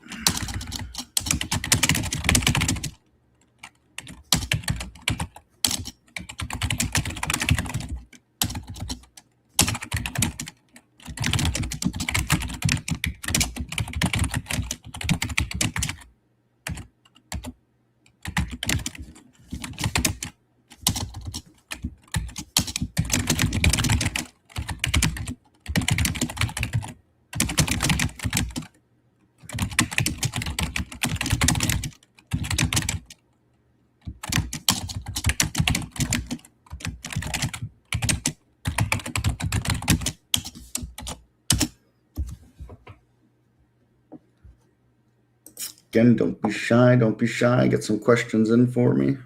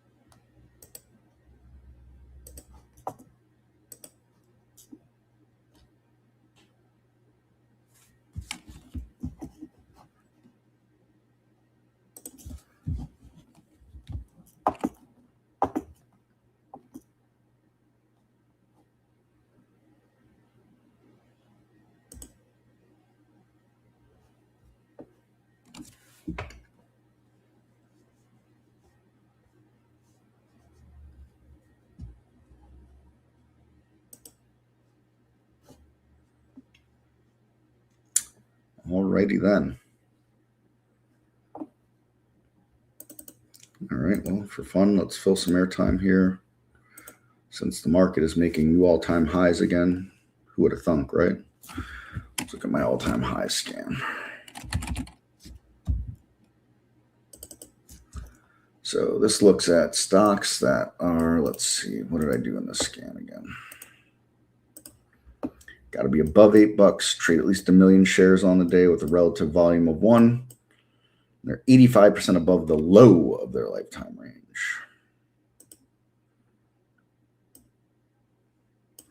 This stock is now 315.7% above its lifetime low.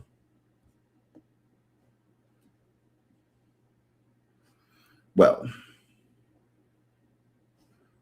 that's just cheap and lame. I was expecting to see something much more interesting. And the same for this. I feel a theme is coming on here. Oh no, this must be a buyout.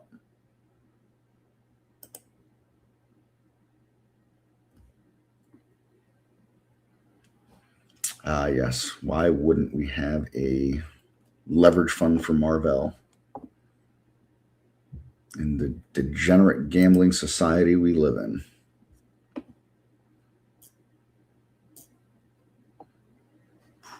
Beautiful move for this one here.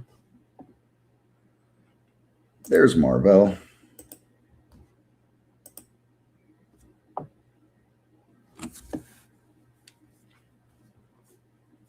Or not.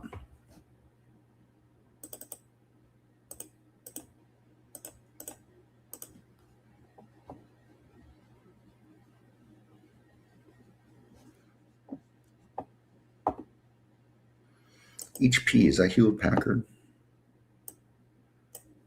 Indeed it is. Making new all-time highs. Look at that. Who doesn't love themselves a good HP desktop or laptop? EDI.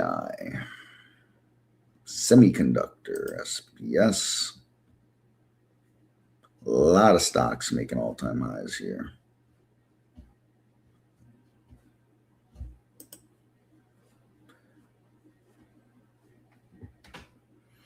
More semiconductor coming out of Taiwan.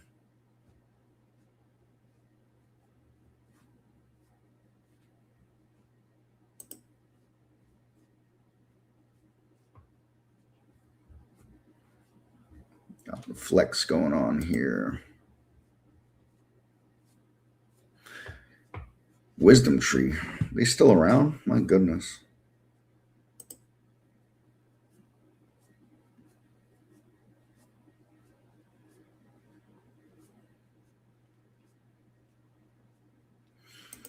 eBay.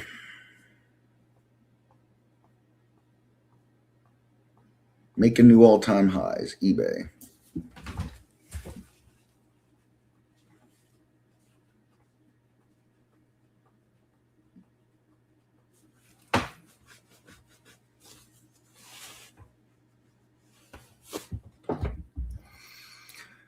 TXN. Texas Instruments. Made a new all-time high today. Been making new all-time highs for a hot minute here.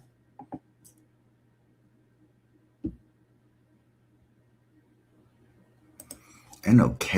That can't be Nokia, right? Wow, Nokia, that's still a company? Ain't that something? Let's see, what else can we find? Find something interesting. AMKR. That sounds familiar to me. Semiconductor.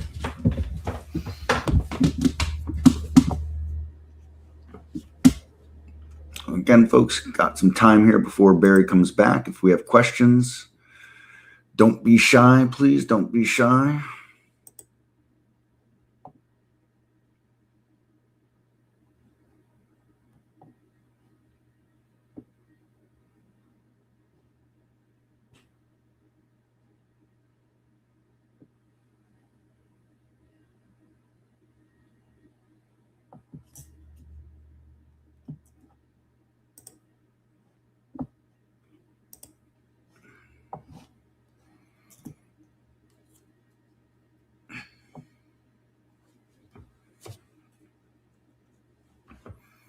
Car. Here in my car, I feel safest of all.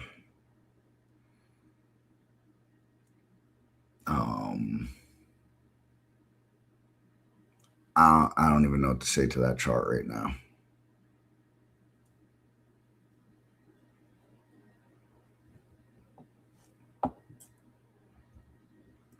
GSAT. Wasn't this like a $2 stock not that long ago? Guess not. Must be confusing it with another stock.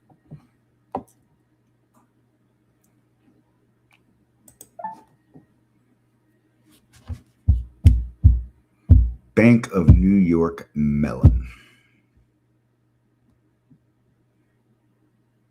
Looks like it made an all-time high on Friday. Well, I guess while we're just randomly looking at tickers because there's no questions. What's the XLF doing? Not the LSF. XLF. Wow. I just can't type anymore. So interestingly enough, financial sector itself still sitting here a good little bit from those all-time highs.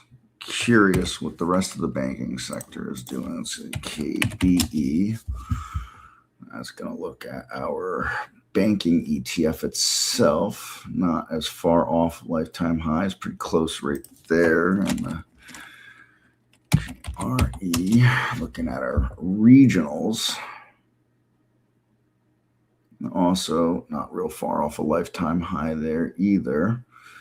Interesting. I would have thought the financials looked a little better than that, but apparently that would have made me wrong.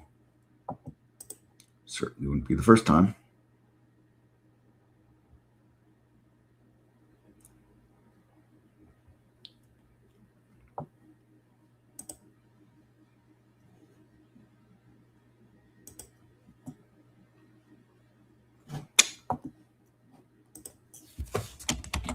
Since I've talked about it, both individually and collectively, so there's semiconductors, new all-time highs.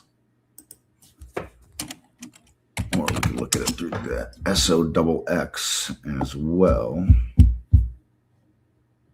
Also, new all-time highs.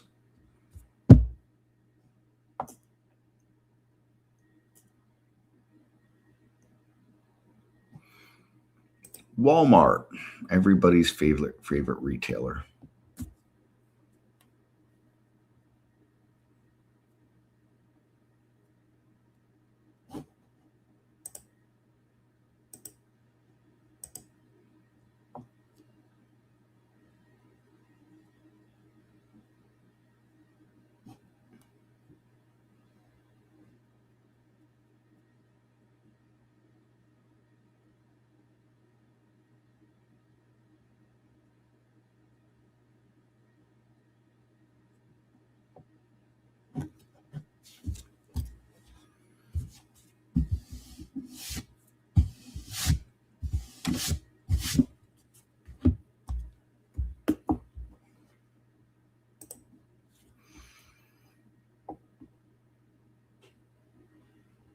Looking for a few to go long, but how you chase this market? Well, that's where your trading plan's got to come in, right? For example, Walmart's not exactly a chase right now. If you were a believer in this chart, 130 looks to be a barrier for it to get through. That's not a chase.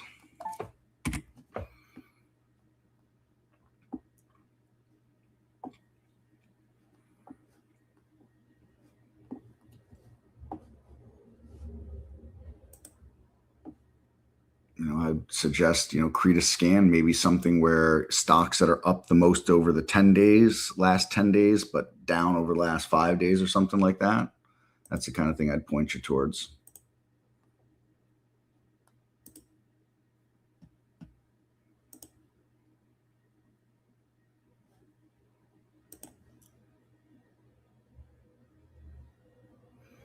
I think my favorite trader out there is this trader.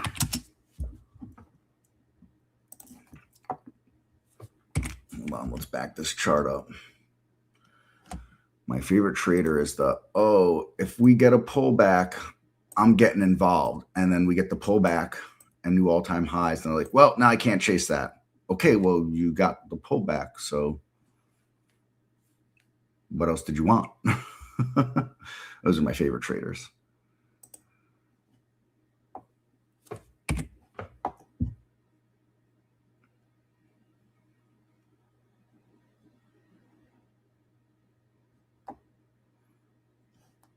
So a couple more minutes, folks, before Barry comes back. I will do this again tomorrow at noon Eastern.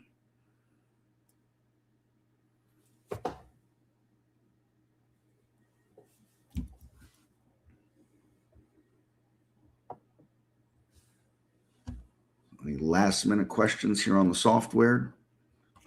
Let them fly. Let them fly.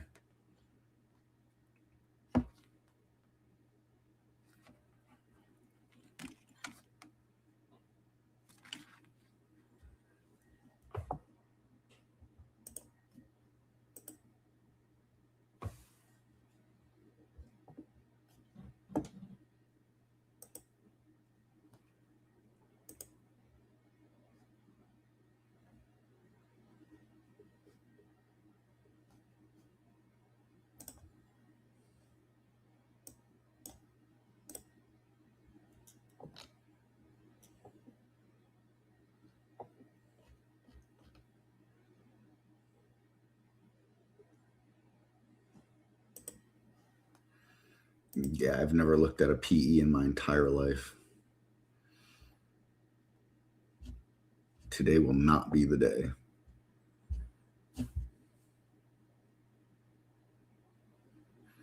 Give me charts or give me death.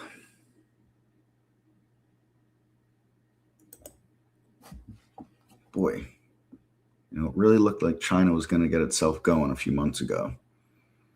And, well, no. Let me FXI real quick. I think that's in better shape than the K-Web.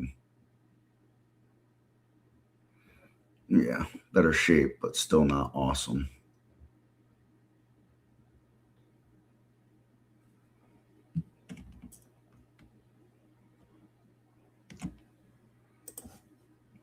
I mean, you don't really look like, whoa, look out now, and then just handed it right back.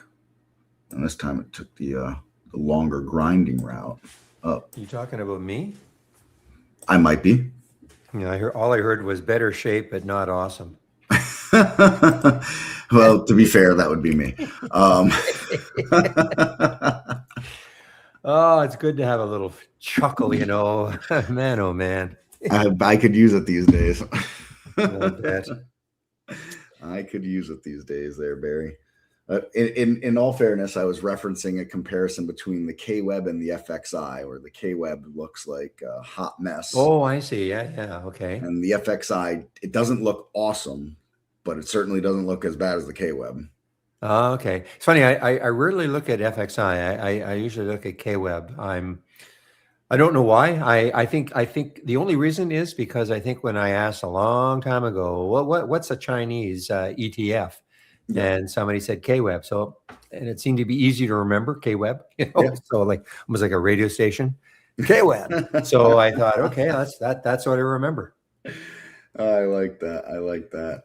Did you know, I'm sure you must know, being a U.S. citizen, that the call letters W for and K, do you know why they are? I don't. If I can remember, the K's are west of the Mississippi. Okay, west of the Mississippi, and the W's are east of the Mississippi. Ain't that something? And that's, coming from a Canadian, you should be ashamed. Well, listen, Barry, I'm ashamed of a lot of things, so we'll just add that to the list. Okay. Anyway. Okay, Chris, I'll let you go now because you got to double dip tomorrow. So yes, fair enough. Thank you so much for. And Pepe is saying that is correct. So if Pepe says that's correct, see, he's not just an IT guy knowing everything there is to know about computers and trade ideas. He's got this vast wealth of knowledge that just, you can't shake him. Nope, and it never ceases to impress, to be quite honest. Yeah. I'm glad to have him around. Pepe, you know that. I love to have you around. Absolutely. For years and years and years, you just you're just there. You're like my my safety blanket, my Linus safety blanket. All right. Okay, Chris, I'll let you go. Thanks so much. We'll see you tomorrow. Sounds good. The screen is all yours to take back. Thanks, everybody. Okay. We'll see you all tomorrow. And let me okay, guys, so I'm back in both rooms now, sound-wise. And let me get rid of the announcement.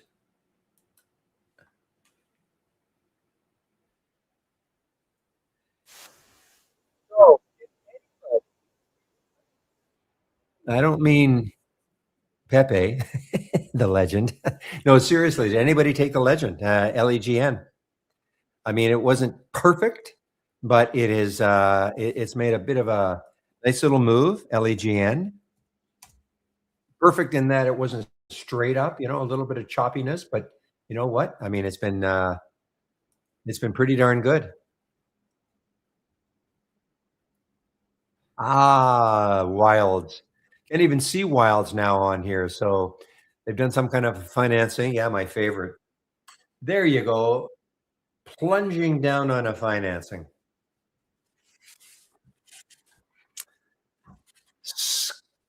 Well, you see, that'll all come out on my last day, guys. What I would really want to say about this, but Yeah.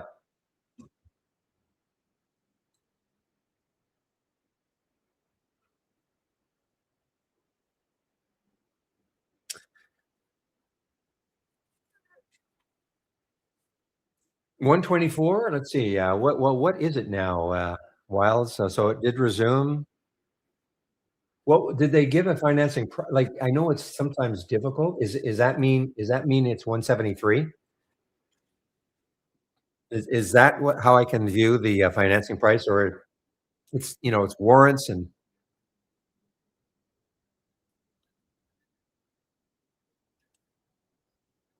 yeah, the first half sort of, yeah. Alright, guys, it is now 1:01, so I am now going to go over my homepage one last time today.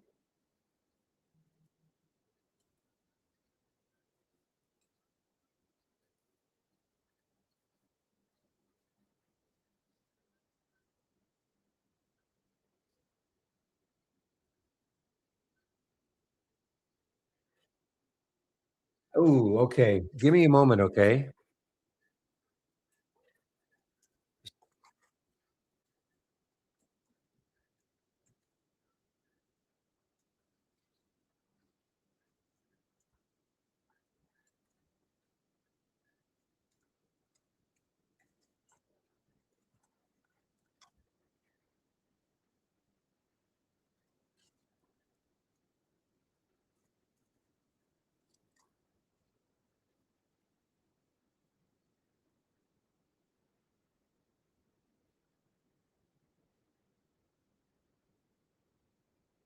Give me a moment, guys. I'm just talking to, somebody at Trade Ideas to get a verification. Okay. Alright, so the bit of a change to my promo, code, guys. How am I gonna do this?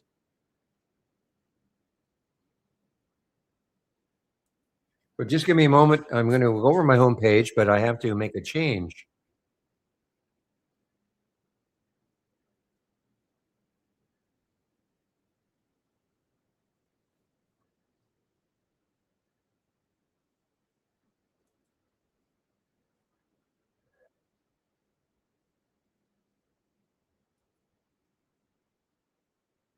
Okay, just give me a moment, guys.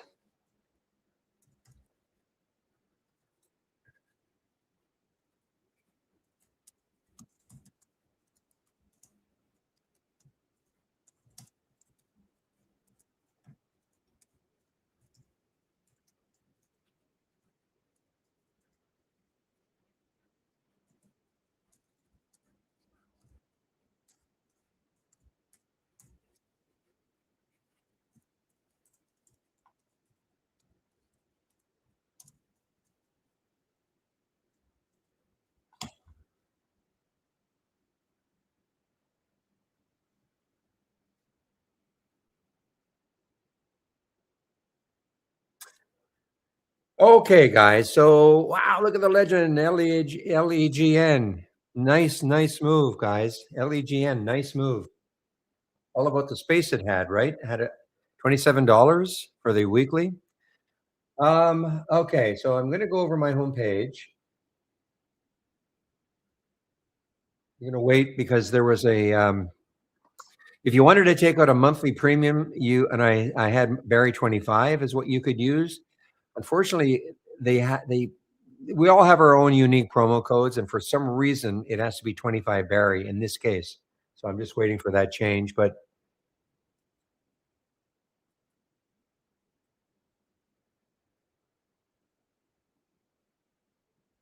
oh man, made the change already.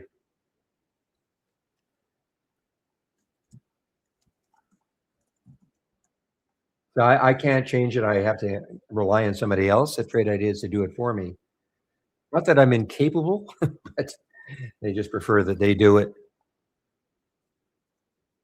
Who knows? Maybe I am. Maybe I would be incapable. I don't know.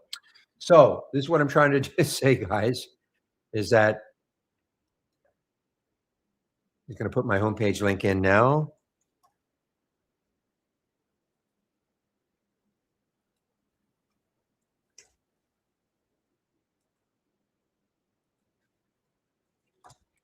Oh, oops. Oh, man. Okay. Wrong link, obviously.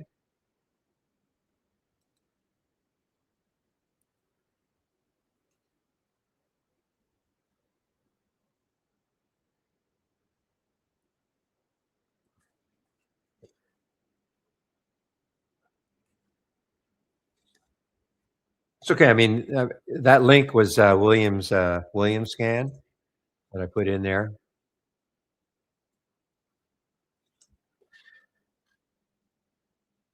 Okay, so clicking on my homepage link, this is what I was talking about, guys. So if you click on my homepage link, notice.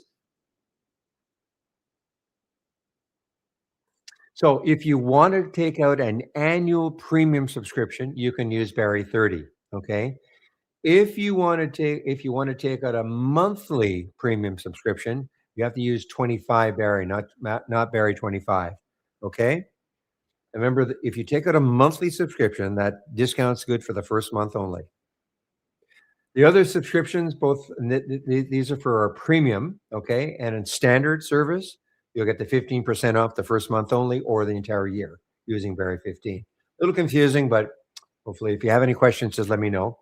All I ask, of course, if you do take out a subscription, please use my code. Helps to keep the rooms free. I'm moderating a YouTube room, and for those in YouTube, the trading room. Okay. So the trading room is free also for those of you in YouTube and you want to come into a more robust room, a lot more interaction amongst other traders. Okay. You can come into this room and a couple of other advantages. This room is actually open. The trading room is open at 6:45 a.m. Eastern time. So if you're looking to come into a room to interact with other traders during the pre-market, you can come in here. No, I don't do it. Obi does it. Thank you so much, Obi, for doing that. I live in Vancouver, so time zone is not conducive for my doing it. I get on the mic, both rooms around 9 o'clock. Okay, it depends on. Some of you might know we have some pet issues, so depends on what's happening in the morning early. So, but around 9 o'clock to 9:15. And then I go to about anywhere between 2 to 2:30, sometimes later if there are questions. PBM guys, over 15 now and running. Sure you guys know that. So this room is, and I think William said today that he'll keep, and William keeps the room open after I leave. And he said sometime between 3:30 and 3:45 today. Okay, so on a big day, this room is open. The trading room is open from 6:45 a.m. to 3:45 p.m. Eastern time, and it's free. It's also free. And keep scrolling down. You can sign up for the trade of the week right here. Keep it simple. Get the trade of the week. You'll get it before the market opens every Monday morning, and it is free. Education section. So this is for people. If you've just taken out a subscription, this is mandatory. Must do this. The Getting Started with Trade Ideas, 12 short videos. 12 short videos to get you started. If you don't have trade ideas, you start off with that second video, go to the end. That should give you an idea about whether or not this is a good fit for you. It may not be, but if you'd like to try us for a month, go ahead. These monthly subscriptions are just month to month. You can cancel at any time.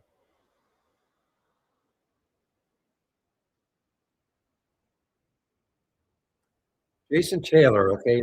Let me just continue for one moment, Jason. I'll try to answer your question, okay.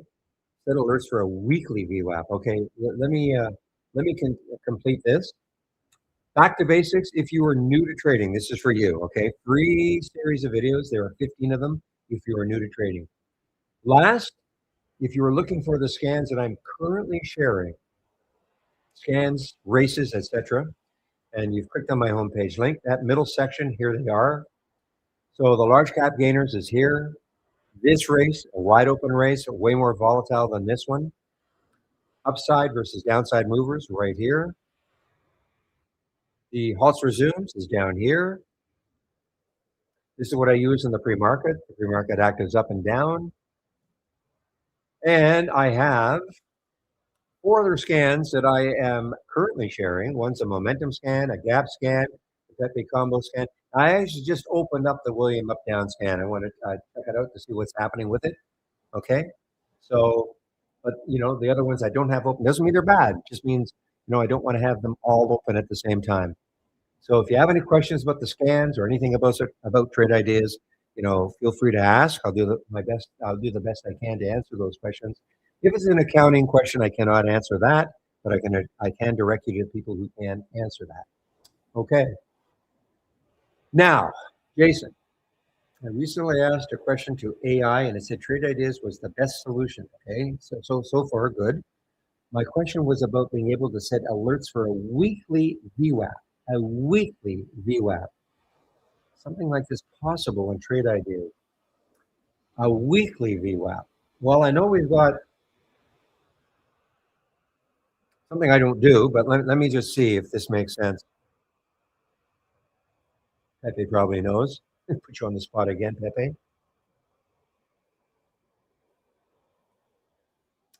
So this one, the distance from the VWAP 5, would that be like a weekly, a 5-day VWAP? Would that be a good approximation?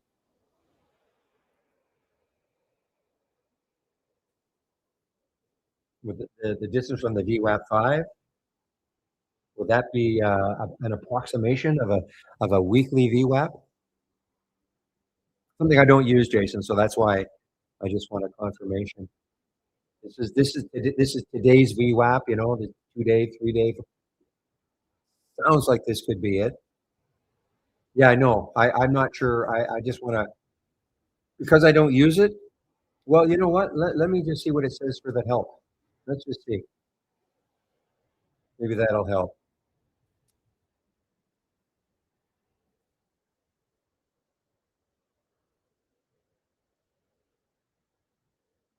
Okay, this filter compares the last price to the stock's VWAP for the last 5 trading days. Is that, yeah, so last 5 trading days, is that, thank you, Pepe. And does that make sense then to use it? I mean, that's, basically a week, 5 trading days, that would be a week.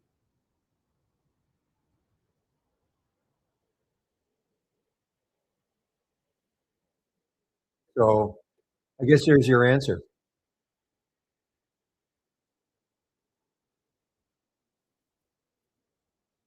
Sounds doable, yes.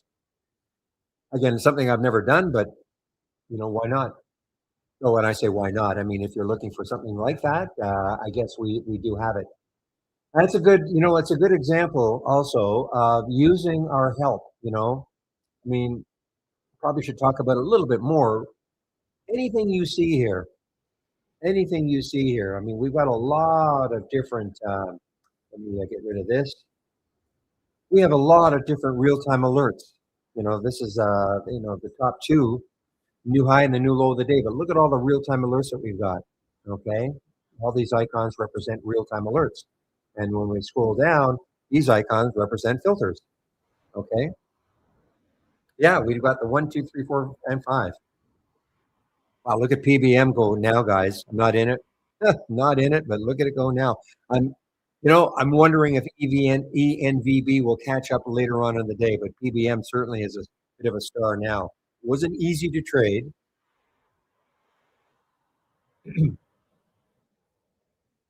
But and just a word about all these real-time alerts that we've got. Okay, don't look at this if you're looking at this for the first time and you're thinking, man, what a difficult program. How am I supposed to learn all this?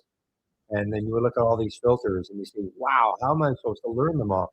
Well, the good news is you don't have to. The only reason there's so many, think of it this way. If when the company started back in I think 2003, if they'd said, you know what, we're going to force people to learn some kind of a programming language in order to create a scan. Well, I think that, but the way they went was they said, you know what, let's try to create as many different real-time alerts and all these different filters so that for the majority of people, if you have any sort of trading experience, they could find a way to combine them to give yourself the type of scan you're looking for. Okay, rather than having to learn a programming language. So the bottom line, you don't have to learn them all. I mean, if I was just starting out with trade ideas and I had some trading experience, I would scroll down and say, oh, I know what that means. Ah, I know what that means. and it's, I've used that. That's something I would like for part of my trading. But you don't have to learn them all. I've only used one day. I'm going to know. I'm going to actually calculate the percent. But I think we've got 900 of them. Maybe just an absolute handful. Maybe 1%. Maybe even less. Doesn't mean what I don't use is bad. It means I don't need them for my trading style. However, here's what you can also do. You want to know what new high filtered means as opposed to new high. Well, if you left click on it, I mean, if you're interested, you don't have to know, but if you looked at that, go, I wonder what they mean by that. So you left click on it, and it highlights it. Then you click on help. Okay, and now here you go. Understanding the new high filtered alert. You'll get a big depth, and you'll get some video. Okay, I mean, you get right into it if you want to. So that's what I did with the VWAP. Okay, now that's all I did. I said, okay, well, let's take a look at VWAP 5, and well, it gave you a pretty clear answer about what it's all about.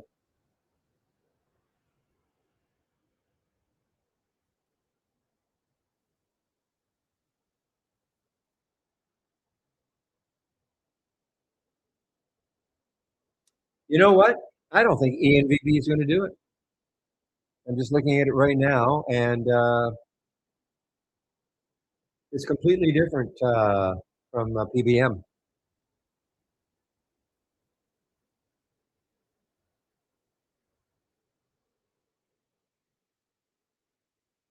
I mean, look at this big sell-off right there. That doesn't mean later on it couldn't come back, but that's a pretty big sell-off right there.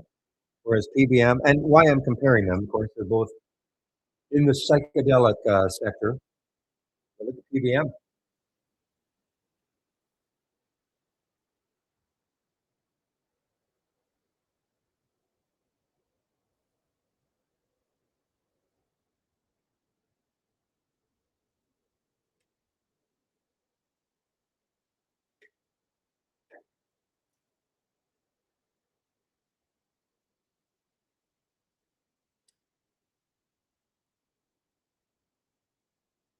Okay, guys, I am now going to. I want to. Okay, how about Trevi here? You know how I love to see stocks just breaking over the whole number, and so this is just breaking over the whole number. And you know what? It is an all-time high. Trevi is TRVI is an all-time high. How do I know? My single stock window. And I can just look at the position and lifetime range. This is 102%. That means because it's looking back. That was the all-time high, so it's a little bit above that. So it's an all-time high though for TRVI.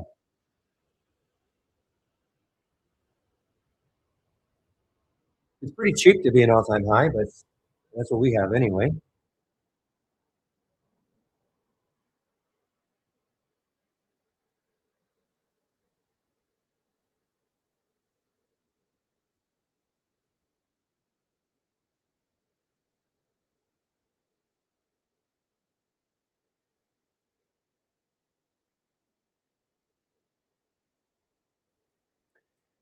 So we make fun of these analysts who put these lofty price targets on, but I can't see any other reason. I mean, legend. Well, maybe there was some news a few days ago for LEGN, but it just can't hurt. Okay, when you see, I mean, especially RBC. I mean, I'll be somewhat biased. I mean, I'll pick RBC over not because they have a higher price target.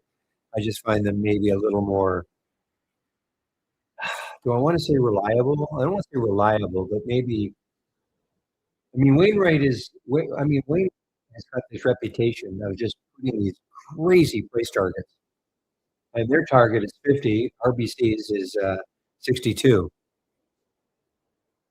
I mean, it's I guess what I want to say is that RBC is sort of one of our big Canadian banks, kind of stayed and all that, and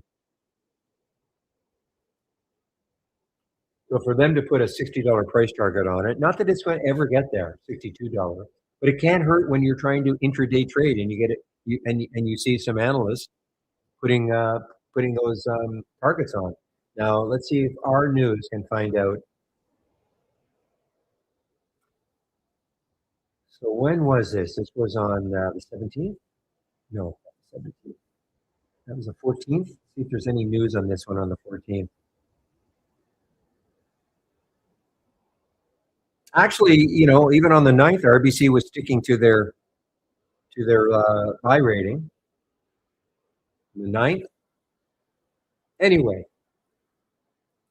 it can't hurt when you see an analyst putting, no matter what their ulterior motive might be. Boy, look at it. You know what, William? You know how ENVB is trading? It's trading almost like they're gonna spring a financing too.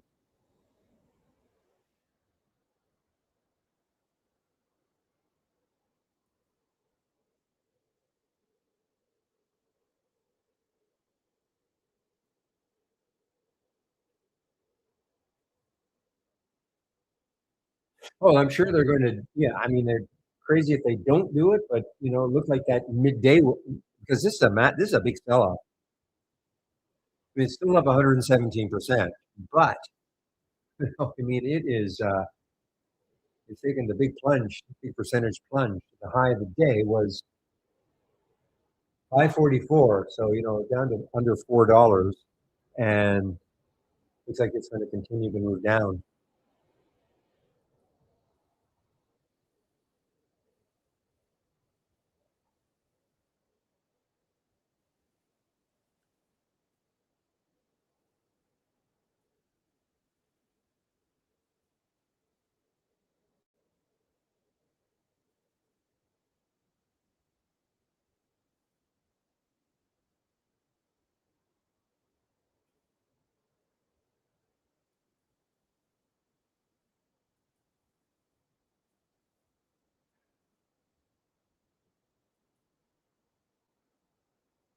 So remember what I was saying. Now this is a cheap one, but remember what I was saying about in the afternoon. We can get some big. You're gonna get some probably big volume bars standing out. So here's the RE in this scan right here. Okay, so here's the REYN. Look at the volume. Look at the volume. This is on the downside. Potential short opportunity. Let's take a look. And well, there's the PBM, and it's not like it's standing up, but the volume is just increasing, increasing, increasing. Very interesting that, I mean, if somebody said to me, which one do you think is going to have the better day? I would have picked the NVP just because it was cheaper. I mean, they're both very low floats. And this is only up 112% right now, which I think ENVB is basically at now. Yeah, they're about the same percentage-wise move.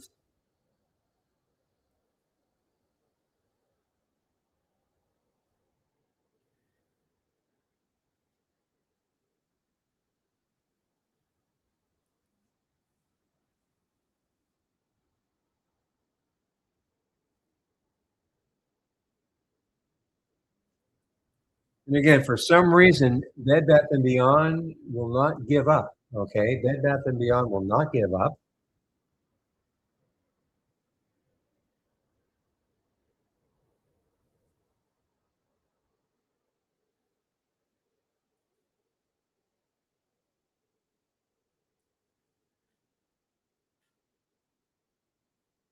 Boy,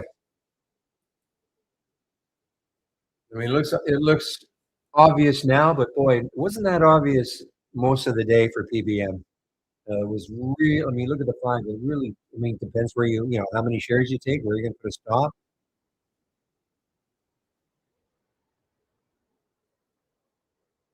But where could this go? So on a weekly chart, we've got a high of 30. I mean, I'm not saying it's going to get there, but that is the next high looking left on a weekly chart.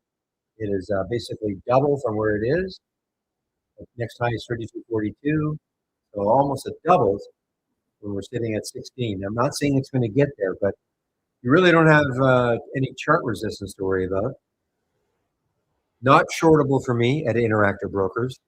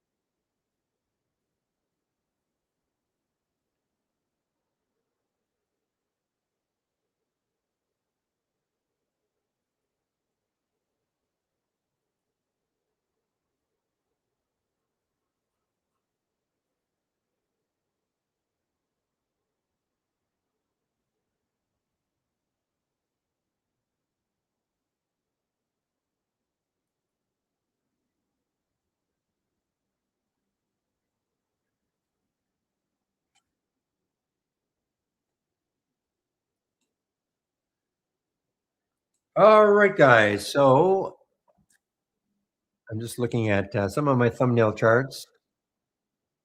I have Sky Q thumbnail has done nothing today.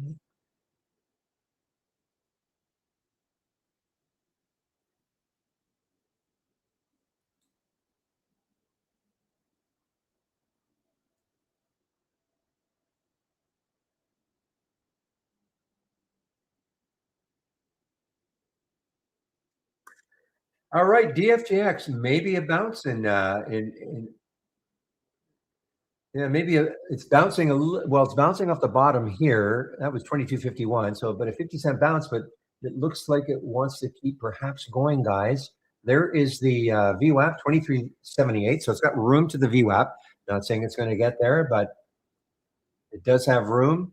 You can see the transition from the orange, sort of flatlining now. I'm gonna gotta watch this to see how if it takes out. What did it get up to? Got up to 23.09. I'm gonna put a price alert around 23, say oh 07. I'd like to see a bid at least of 23.07.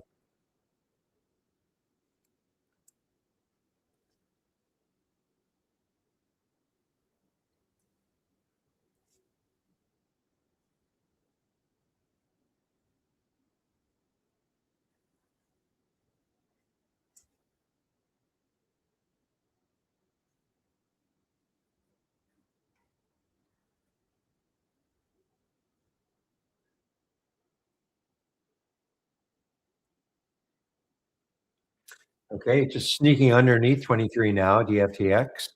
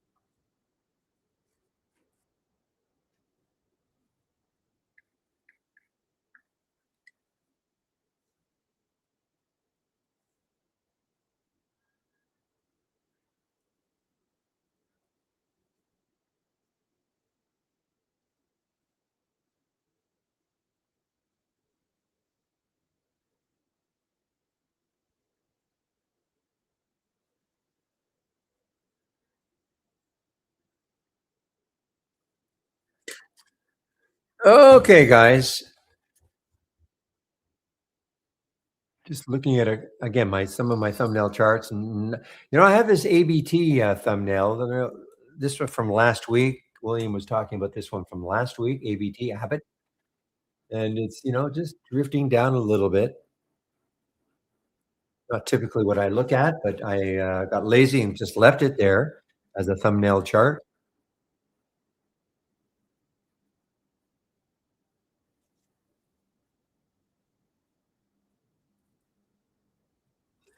This pains me to see this one, guys. PSAG. That means it just made another new low for the day. When I was in short earlier, and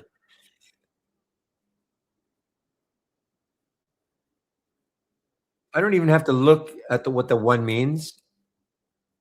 Yeah, I knew somebody would be posting PBM. That was you, Monica, right there. I knew. I saw the one. I thought, you know what? Somebody's posting about PBM because there it goes again.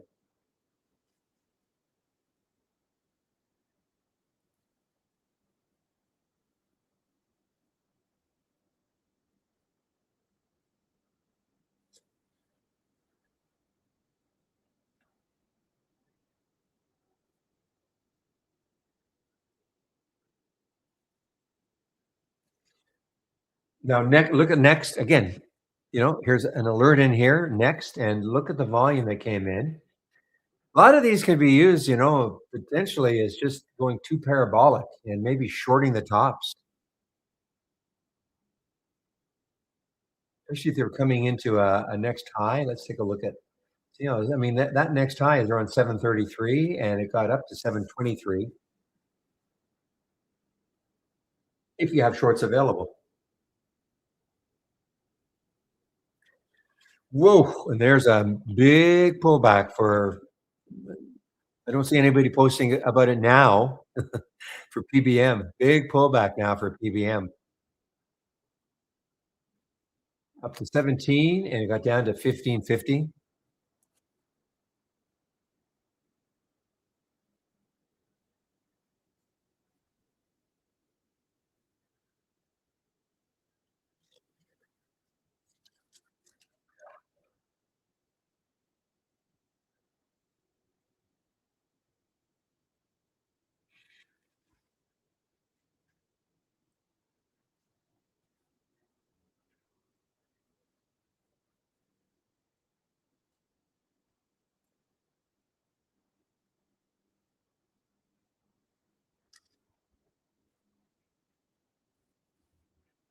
And there's the legend right at the top here, guys. See, it's just only 0.28%, but I'm sure many would have loved to have been in a move like that. So even though you don't get large percentage moves in this race, sometimes they're just not as volatile. It's that simple.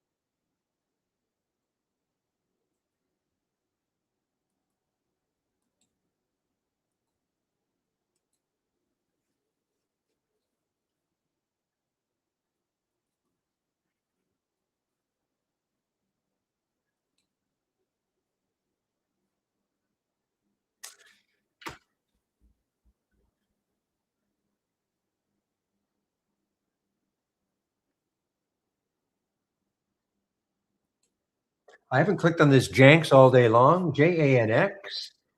A little bit of volume coming in.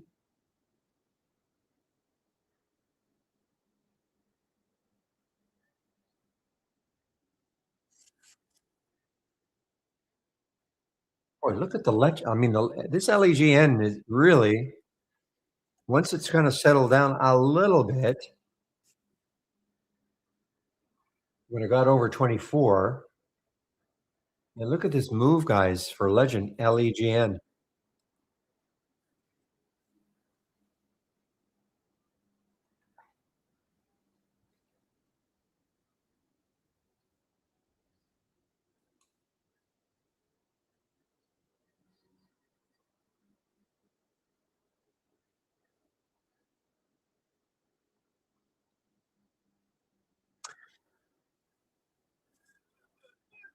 I don't know how dynamic this would be, but look at the DX here, guys. The DX is coming right into yesterday's or Friday's high, last day's high. So Friday's high, 1360.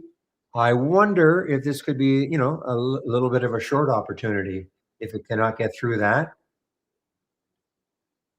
Talking about the DX right here. It broke through the it broke through the 200-day moving average on Friday, but then it opened underneath. Now it's above it again, of course, 1326. But I'm wondering if that high of Friday might block it for a while anyway.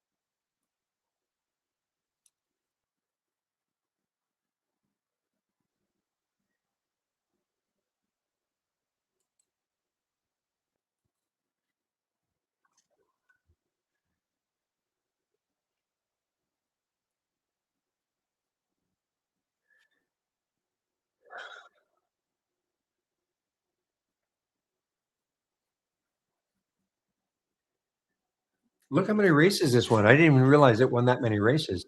The LEGN. Now the MXL is also in the large cap has won 10 races.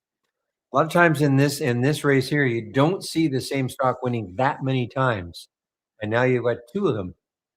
This one,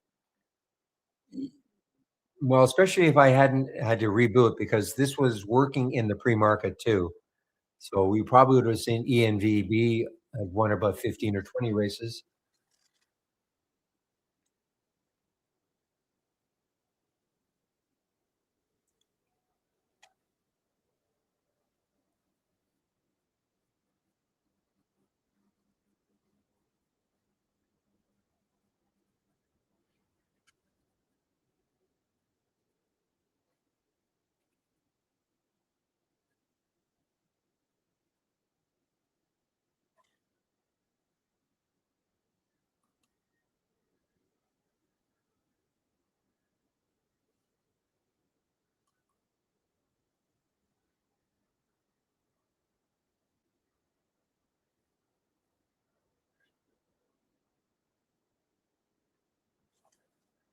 Well, I wonder. This is getting pretty extended now, William. LEGN.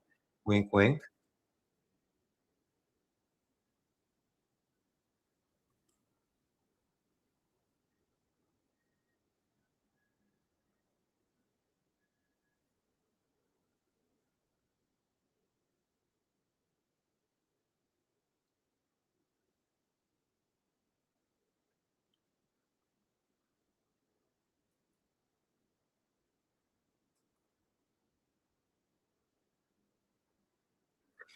All right, I have to take a.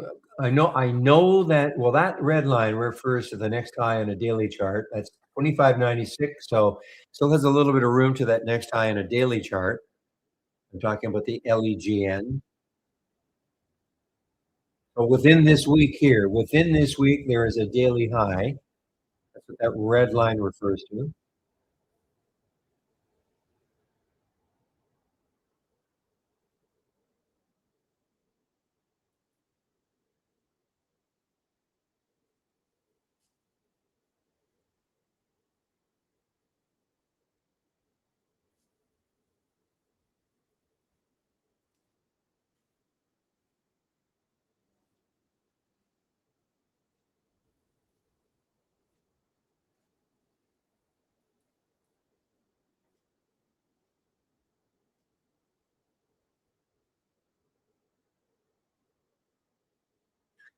Okay, this doesn't happen that often, but we have a late alert from the AI for BlackBerry BB.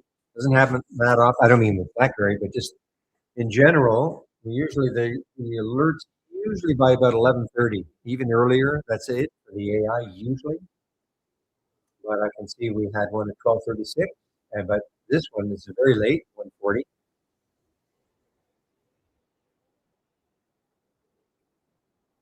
So it's looking at this base here, I guess, and maybe it'll have a pop up, but the big float.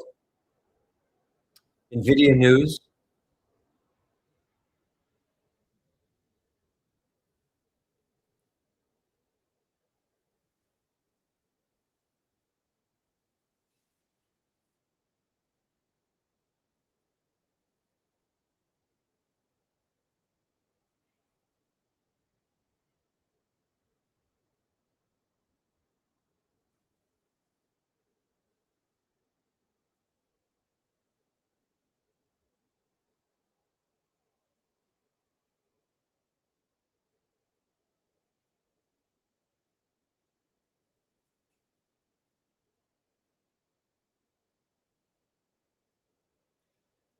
Well, what a thumping for the PBM. It got up to 17 and before it pulled up a little bit, got down to 1450.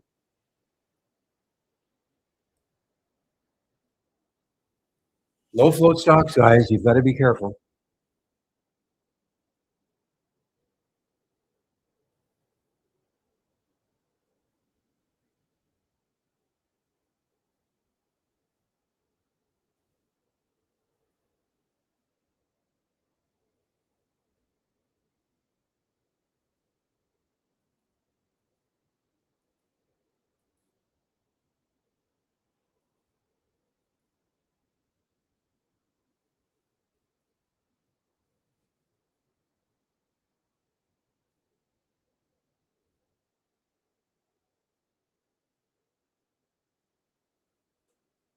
Our YouTube room. Does anybody know why flowers? FLWS. Is that flowers? FLWS.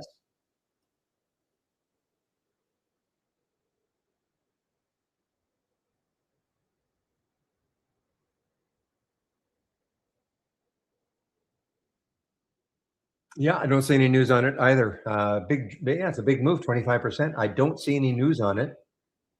There'd be something somewhere, but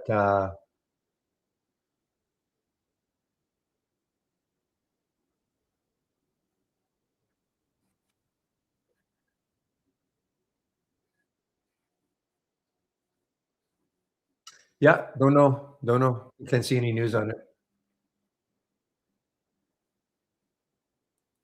Unless there's gonna be if I okay, look at the flowers, company market. No, I don't see any news on it.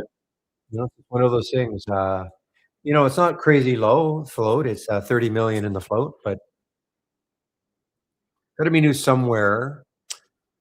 Mother's Day, yeah, but that's May, right? I mean, that's a little early. I mean, I hear you, but you're but that's about isn't that about 3 weeks from now? 4 weeks from now? When is Mother's Day this year?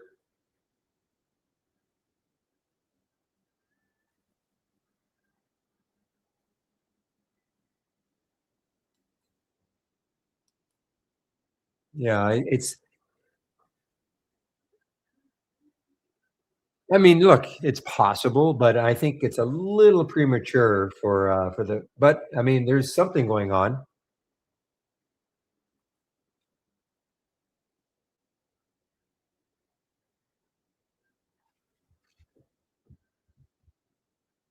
Has earnings May 7th, so you know what? They probably yeah, I don't wonder, have earnings around Mother's Day.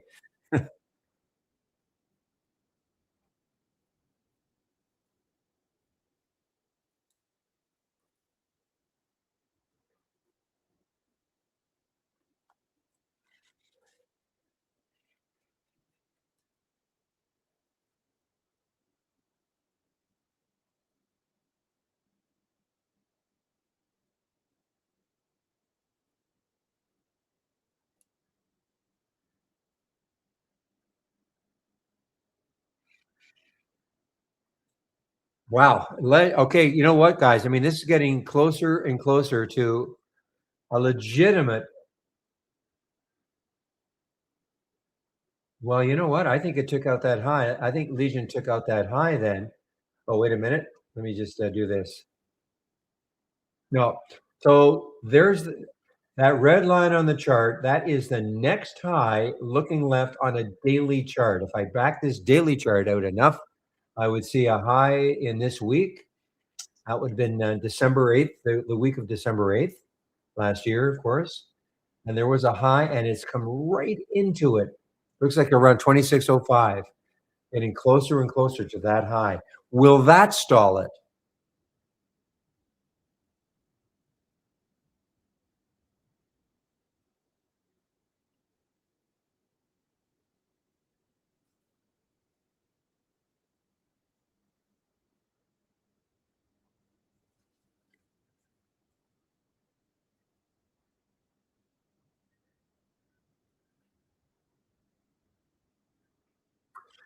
Well, Jay, that would be definitely up to you. Going long, lucid. I mean, do you believe in? I mean, this company. I mean, it's an all-time low, right? It's an all-time low. So, I mean, is it bottom? Is it bottoming? Bottoming, maybe, but you got to have. For me, this company. I mean, it's just there's just no sales. I mean, there are some sales, but I mean, not enough. It's an all-time low as we speak.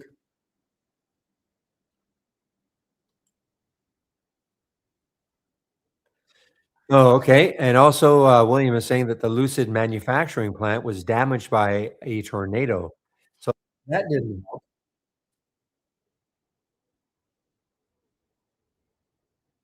But I think even before that, I mean, this is just a stock that It's not a story stock anymore. But don't let me stop you, Jay. I mean, if you think it's bottomed, I mean, but look at the weekly chart. I mean, it's still moving down.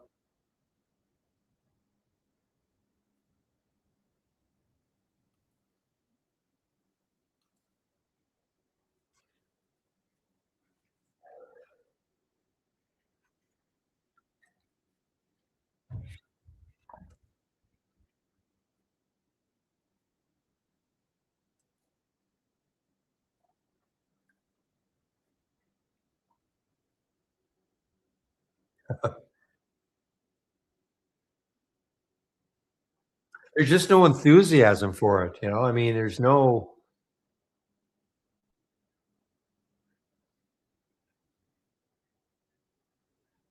but you know what? There are gonna be give me a moment.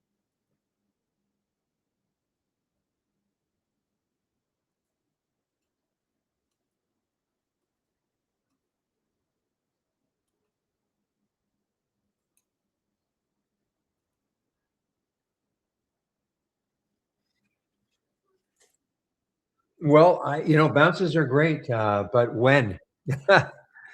Your guess is as good as mine in terms of has it found a bottom yet? Remember, it is an all-time low.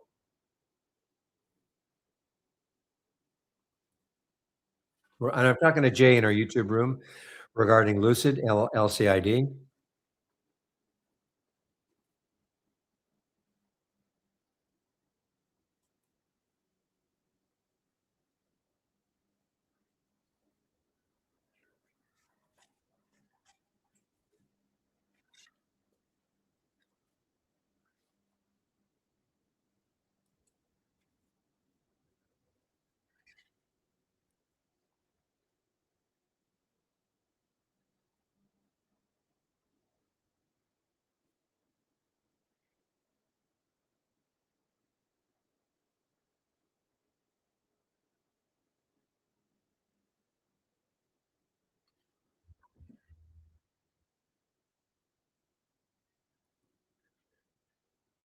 Take a look at RXO, guys. RXO just over the whole number. The next high looking left is 1920. So that was the high on Friday. Yeah, too close, obviously, for me.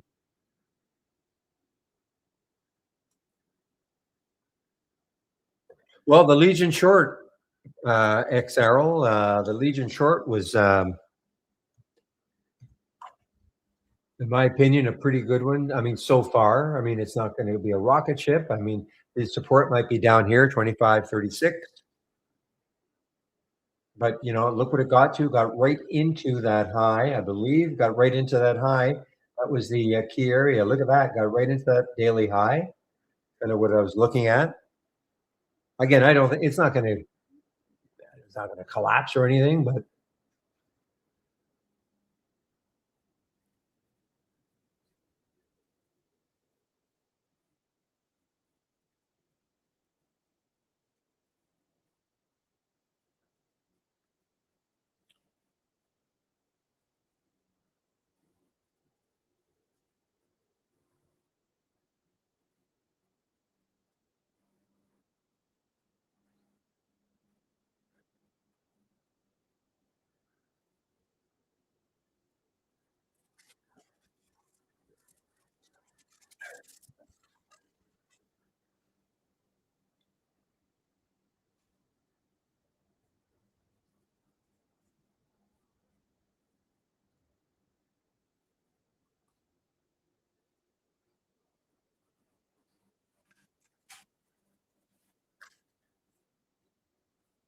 okay, guys, it's 1:52, so I'm getting set to take off unless there are some questions. I'll certainly hang around till 2, but if there are no questions, probably gonna take off, and, William is gonna keep this room open till, 3:30 to 3:45.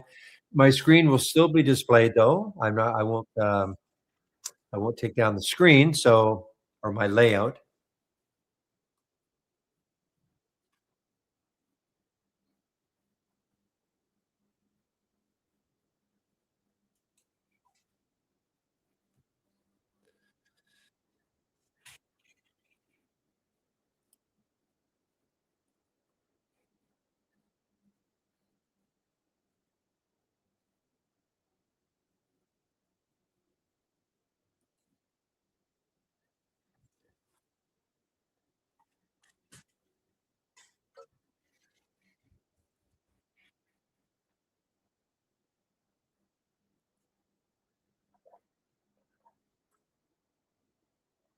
Yeah, it's not that good looking. I'd love to see the ones just over the whole number. Here's another one, QNST, but it just looks to me a little choppy.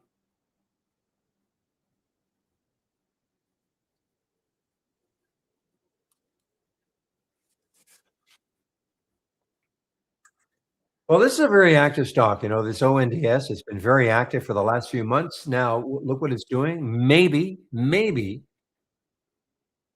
the VWAP will hold it. Maybe. It's coming into the VWAP. Maybe it'll bounce off the VWAP.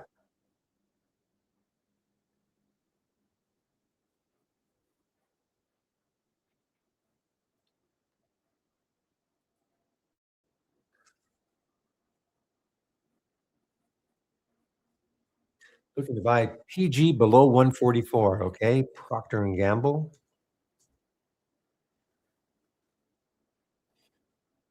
Yeah, wow. It is. It's only down 2%, but boy, it's been a nice steady decline.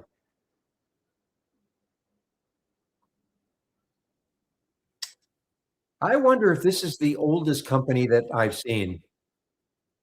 1837, guys. Procter and Gamble.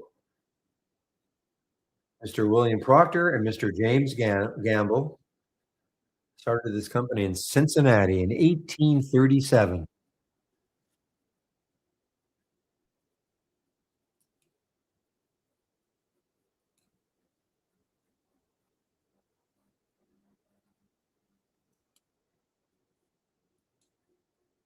I mean, it's almost 200 years old.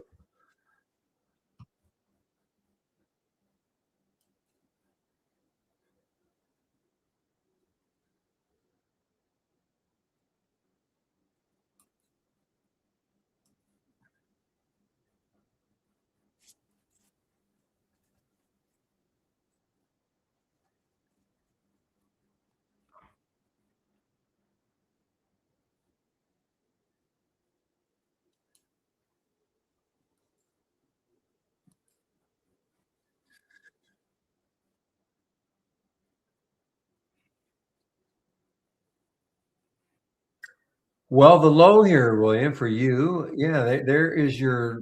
Well, it didn't break 144. It doesn't look like it broke 144, but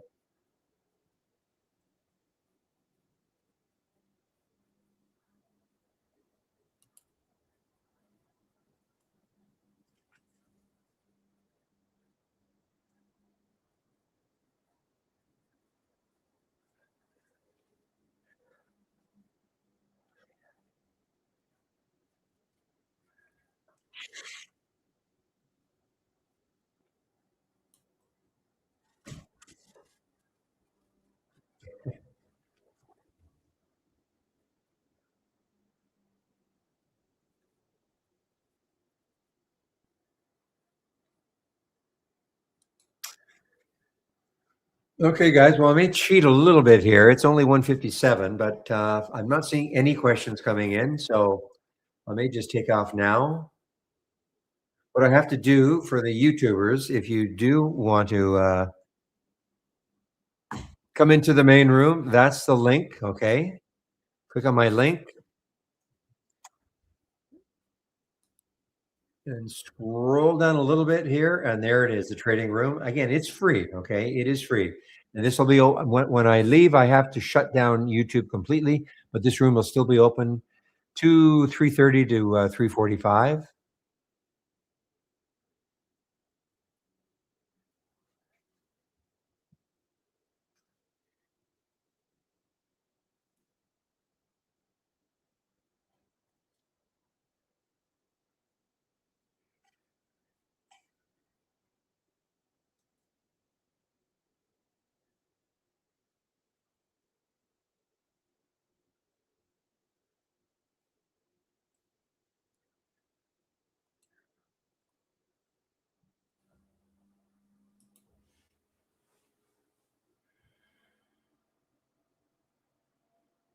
Okay, PBM if where is it? PBM, there you are.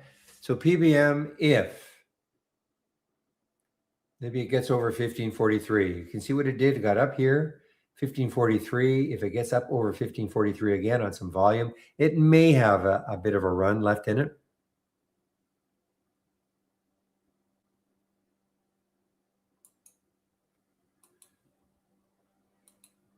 See if that actually changed to a blue. Yeah, see how it just a little bit of a blue right there, okay? The trend changed just a little bit.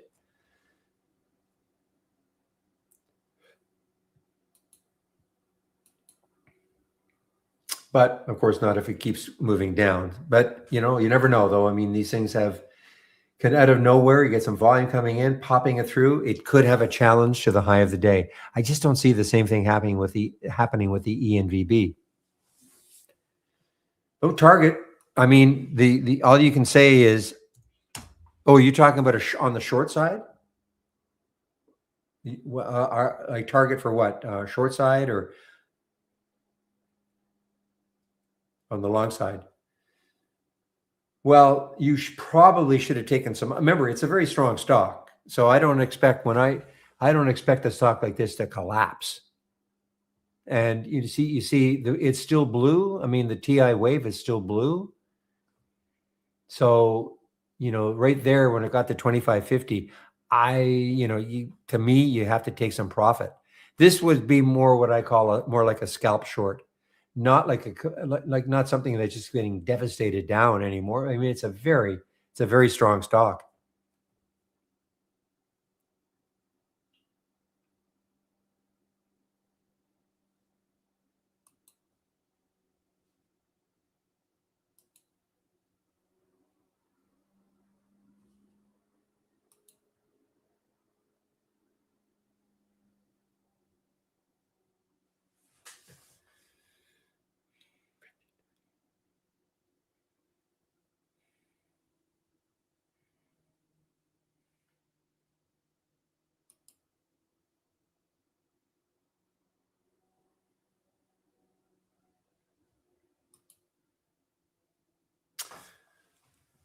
All right, guys, it's 2:00, so I'm going to end the stream in YouTube.